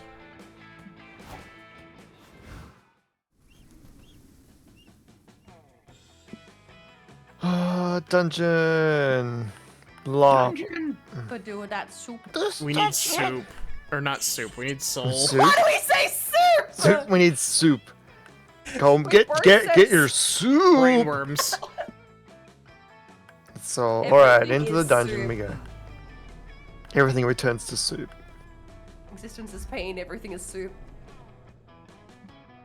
I think we're hitting that part of the night where we're all just fucking delirious. Where our brains return to soup. Yeah, exactly. Normally, a dungeon would be a dark, scary place for people to be locked up and punished. But in the world of video game logic, everyone knows dungeons are just challenging labyrinths waiting to be explored. There are plenty of ways to plunder a dungeon. What's your preferred method? Grind experience.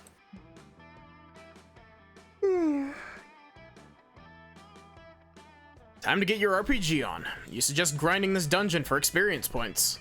Like I'm gonna be doing tomorrow in Bravely Default.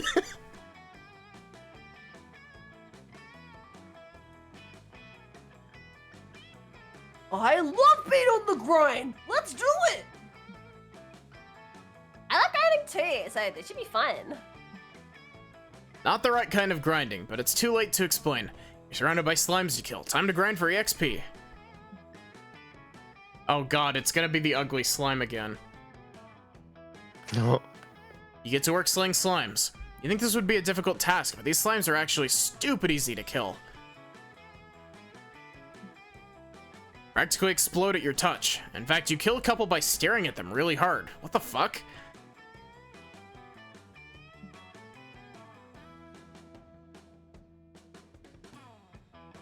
This feels so mean. I don't don't like killing slimes. Why are we even doing this to them? I think we're supposed to get experience from this, which is important for something. If this is for experience, it's not a good experience. The slimes don't deserve to die. Just look at the little guys. They're beautiful. Oh. Sure. Ugh, you're right, Scott. This is cruel. These slimes were just chilling in this dark, homey dungeon before we started slaughtering them. As you stand around contemplating your heinous actions, the slime in front of you throws itself onto your sword. No! Stay with me, little slime bro! Let me heal you with the power of my hugs! Scott hugs the slime so hard it explodes. Oof. The price of never skipping arm day. I don't get it. Why don't they even try to protect themselves? I think these slimes have gotten so used to adventurers killing them for XP that they've evolved to think that their only purpose is to be killed for XP. That's terrible! Could we try to teach the slimes a new way of life so they won't exist to be slaughtered anymore? That sounds more fun than tediously spilling slime blood all afternoon. How do you improve the slime's lives? See, we taught teach them them karate karate. last time.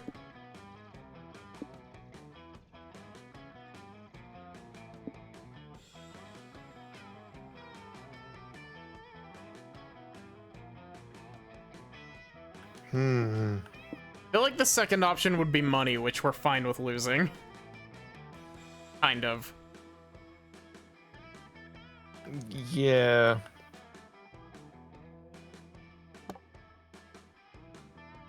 Great idea! I've seen enough TV shows about high-end experimental restaurants to run one myself. Easy peasy.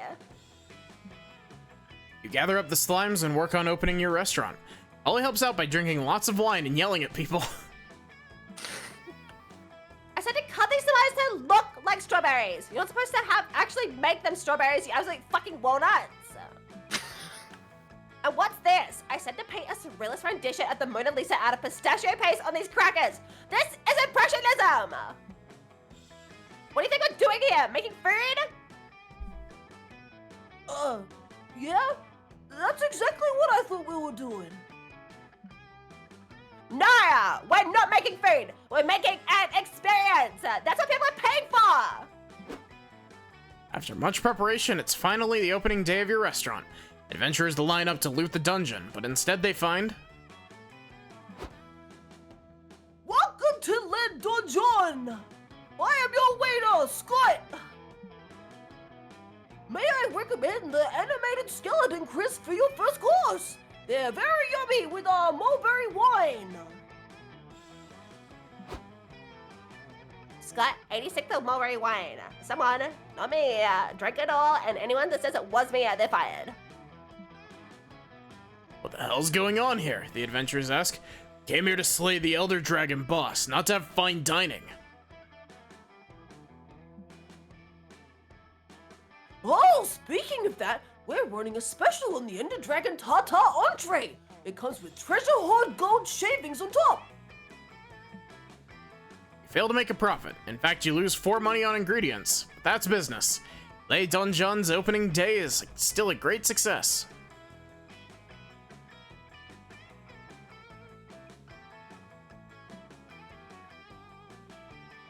We made RP Guide's top 10 dungeon restaurants of the year. I'm so proud of you, little slimes. Now it's time for us to go, but we'll leave you in good hands. There's one slime who has proven themselves worthy of wearing my head chef hat. It's, well, to be honest, you slimes all kind of look the same. So, I don't know. I'll promote this guy. Good luck. This has truly been an experience worth gaining. You earn 4 soul. Look at all that soul.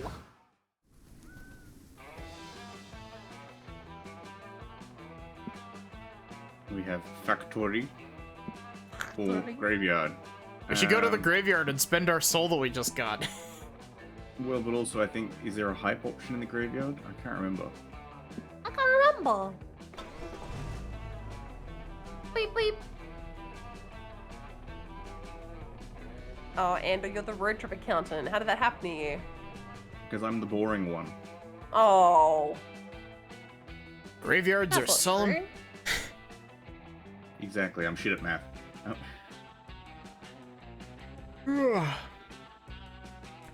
Graveyards are solemn, quiet places made for reflection and paying respect to the dead. If you're a snooze fest, you're with Polly and Scott, which means a graveyard is the perfect place to play a prank. The only question is, what's the best prank to pull?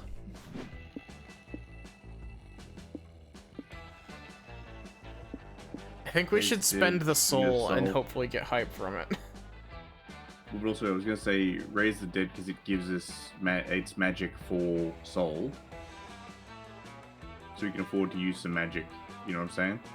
Yeah, I could see that.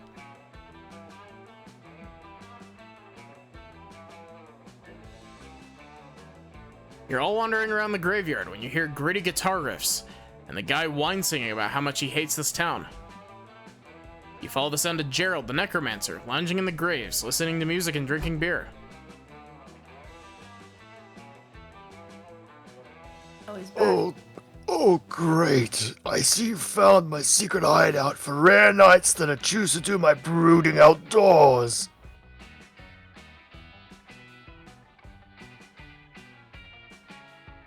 That's cool. Graveyard drinking is a hobby of mine too. I usually pop EDM there. Really livens up the place, if you know what I mean. There's a part of me that's just like, we've already seen this event, we should skip it. Do we want to?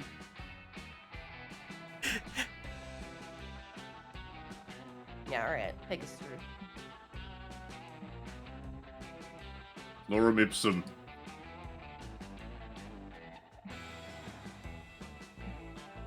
Alright, cool. Basically, we summon zombies. This is The a other duplicate one- event, and we're hitting the point where we're all just really fucking tired. Taxi license or actually, I think that's money. Taxi license is money.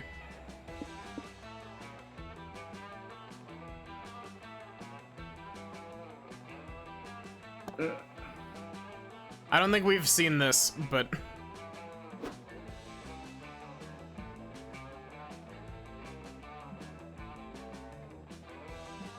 Cowabunga.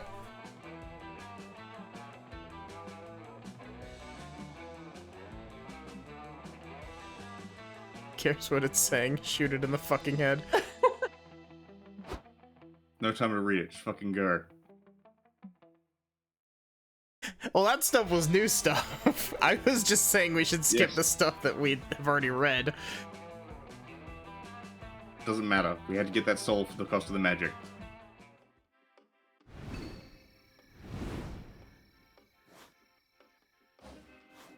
Alright, where are we going? Okay, how much? We need 5 hype.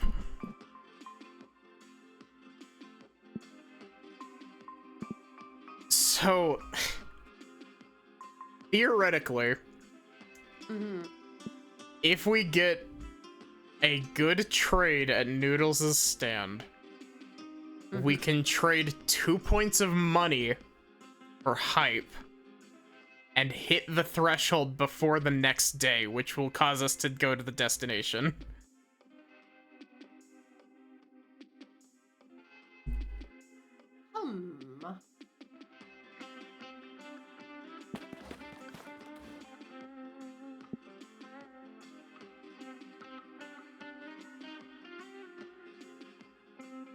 So...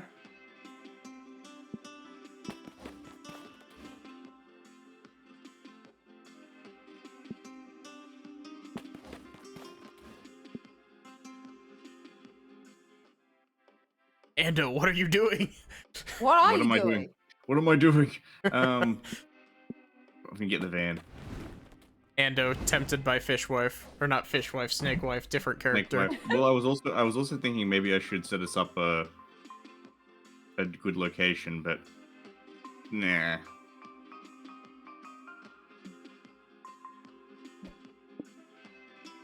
Okay, so we do not have the money to trade for this. We do have the soul to trade for the postcard. I'm pretty sure the postcard was soul, right? Yeah, and what's the book again? I don't remember what the How to Road Trip book was. I think we thought it was stamina. It might have been Mind. Alright, we'll go with soul. Soul's the safe bet. And I think the And Blade it's Blade cool. is gonna be hype. Yes, it's hype.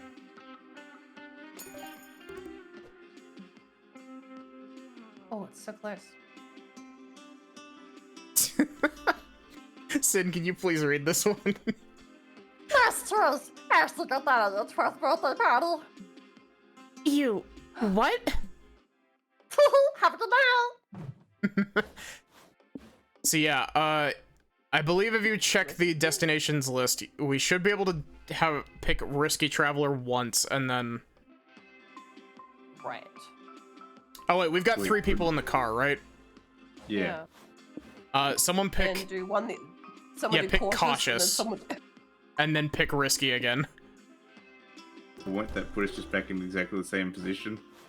Yeah, that's the point. Yeah, but we weren't. Yeah, Risky, who okay. hit 25? Oh yeah. Wait, there's something else. No need. Oh, knife land. Ding dong. Oh, that's okay. Yeah, nice. That's just we didn't finish the other That's thing. the other levels. Okay. Okay. We did it. Oh my We god! finally I actually made did it to Knife Knife Land. Oh my Land! god. We did it! Knife Land! After I teased it all the way back in the first stream, and every stream ever since. Yeah, we've just been edging it for 4 weeks. Knife Land! A land of fun and knives! The Dick Smasher! Mickey's Dick Smasher. I was gonna say I'm hoping that's Vera by the end of this. My god. Who's got the ability to scroll it's text? someone's Oh, I turn. think that's me. You ride all the rides, twice.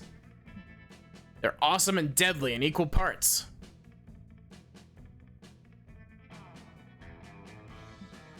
There's not one, but 2 free falls.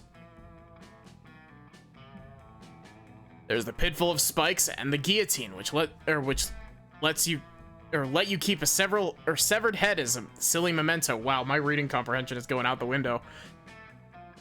There's also the blender, the pendulum, and a volcano. You're just too hyped to read the words. Still unsure if the volcano was supposed to be a ride or if it was just a random volcano that happens to be there. And there's the murder mansion with actual murder. Cam. So much fun. And you even managed to survive, which is a big plus. Knife Land forever.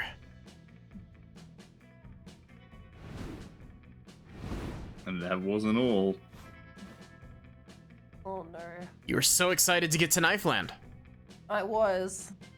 But the thing is, a couple of stops ago, your friends made a silly mistake and took a stranger with them that they're convinced is you. Oh no. What a wacky error. No! Takes you some days to hitchhike to Knife Land. Oh. When you finally arrive, everyone's done and ready to go back home. This is so. Look at my little guy. Help! Also, notice the sign. Yeah. That wasn't enough. You must admit the new Sin is way more charming and fun than you. Yeah, that's not surprising. Sad trombone noise. Oh. Wah, wah, wah. Wait, is See, so there much if you road had your tripping- stream trombone, you could do that. That's true. See? Thank you. After so much road tripping, here you are, Knife Land. I forgot I was advancing my own text. For a hot second, you thought you would never arrive.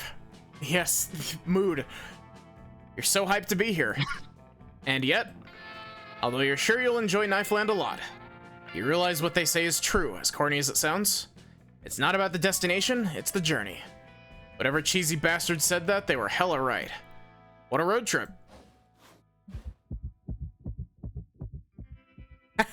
Knife Land.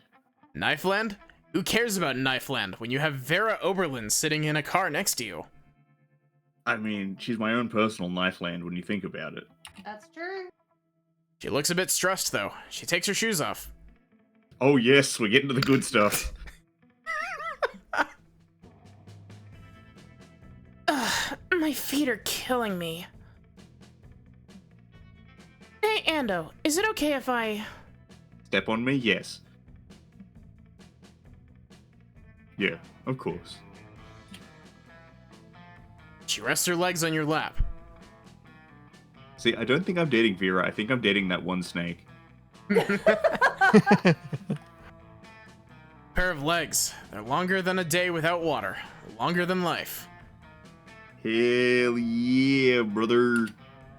Vera looks a bit more relaxed. It's nice to see she feels comfortable around you. You two have really built some trust lately. Fuck, thanks. I am dying. It's this damn stress, you know? I go on a road trip and still the stress haunts me everywhere. My muscles are knots over knots over knots. Look. He grabs your hand and puts it slightly below her collarbone. Do you feel it? It's hard as a rock. I can't catch a break. Ain't the only thing hard as a rock.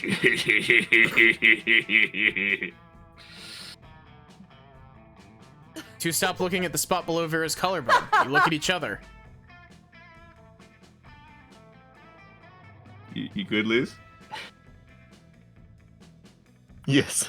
That was just the appropriate reaction. Yes.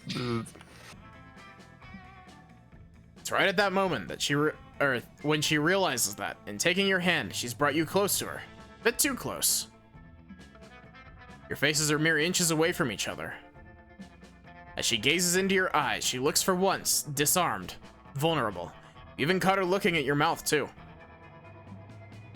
Moment of silence that stretches forever. Vera? Then the vulnerability is gone, and you can see Vera's trademark confidence running through her whole body again. She's still grabbing your hand, but now she moves it ever so slowly. Knife land, yay! She moves it ever so slowly to knife land. Knife land, yay! You have the best fucking time in this land of fun and knives. But just having fun isn't enough for you, no. You must conquer Knife Land. Yes. And how do you conquer a theme park? Easy, by taking the coolest picture on a ride. You choose the ride, the Slash and Splash. Oh wait, is this the picture I've seen? No, it's not. It's sad. You somehow That's sneak a full phenomenal dinner work. table into the ride. That's beautiful, Liz. Cook the most delicious meal ever and uncork the fanciest bottle of wine you have.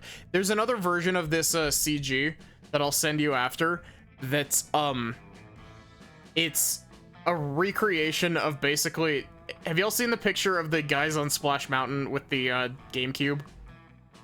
Yeah. No. It's basically that, but with a Oh. chessboard instead. Good. You cook the most delicious meal ever and uncork the fanciest bottle of wine you have. You tape it all together in such a way that it can hold as you ride full speed through a waterfall made of knives. All of that just to take it the awesomest pick ever. Worth. You don't even need to bring a knife to eat your dinner since the ride is full of them. Chef's kiss.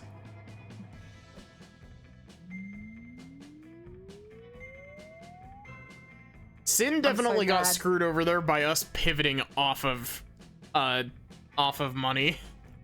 I was farming soul and money so hard so that I would get the good ending at the end. And then, like, the last 4 rounds we were like, we should just do hype. And I'm like, I'm fucked, dude. It's over. It's so over. It's bleak. That's so sad. That's okay. We thank you for your sacrifice, Sin. It's only been, what, 12 weeks and Ando finally landed the snake He wife. did it. He I got can- his I can- snake wife. I can die happy now. I'm gonna skip the credits and the music and all that. I can die happy, and then Vera will drag me out of the grave and be like, Ando, you idiot, what are you doing dying without my permission? Get back here. There's money to be made. We gotta do the gamba. Oh wait, I didn't mean to insert single coin. I meant to insert 10.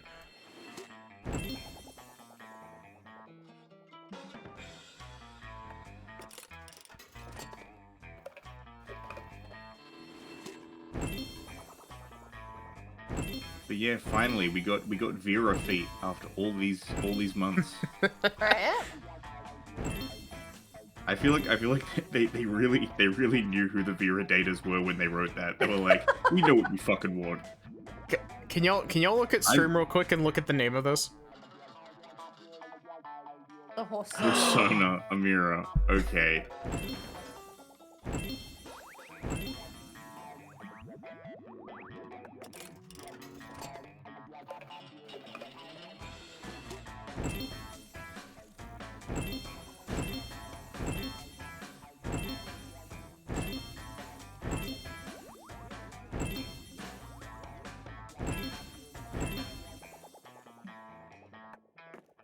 So yeah, here, wait. Art gallery.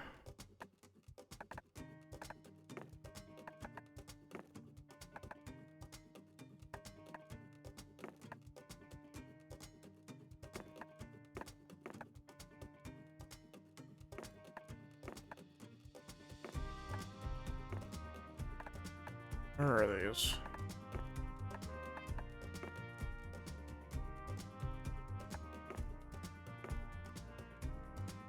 Yeah, here it is. Hmm? Oh, that's good. That's so There's also cool. Oz summoning a demon.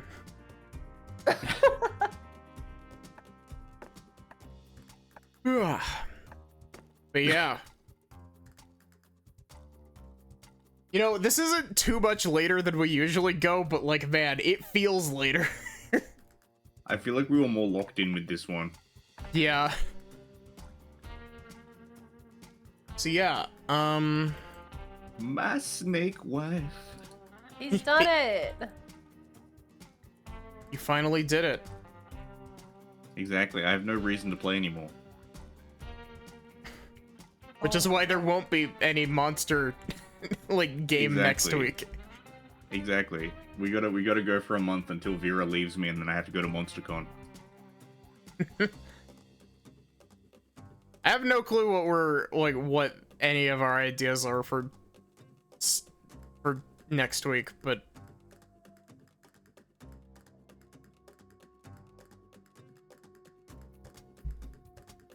I don't know if we have I don't ideas for know. next week, but No, I don't think so.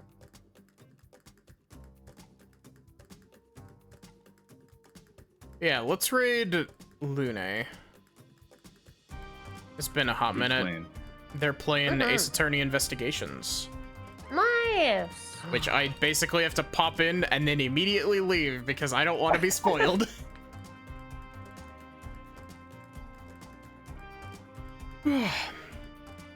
But yeah, thank you all so much for watching. I hope that you enjoyed. Yeah. And thank you all for hanging out and playing playing so much Monster from Road Trip Oh, Camp with Oh, us. of course. Thanks for hanging out, gamers. It's always fun. Yeah. And thank you for enabling my terrible object of affection.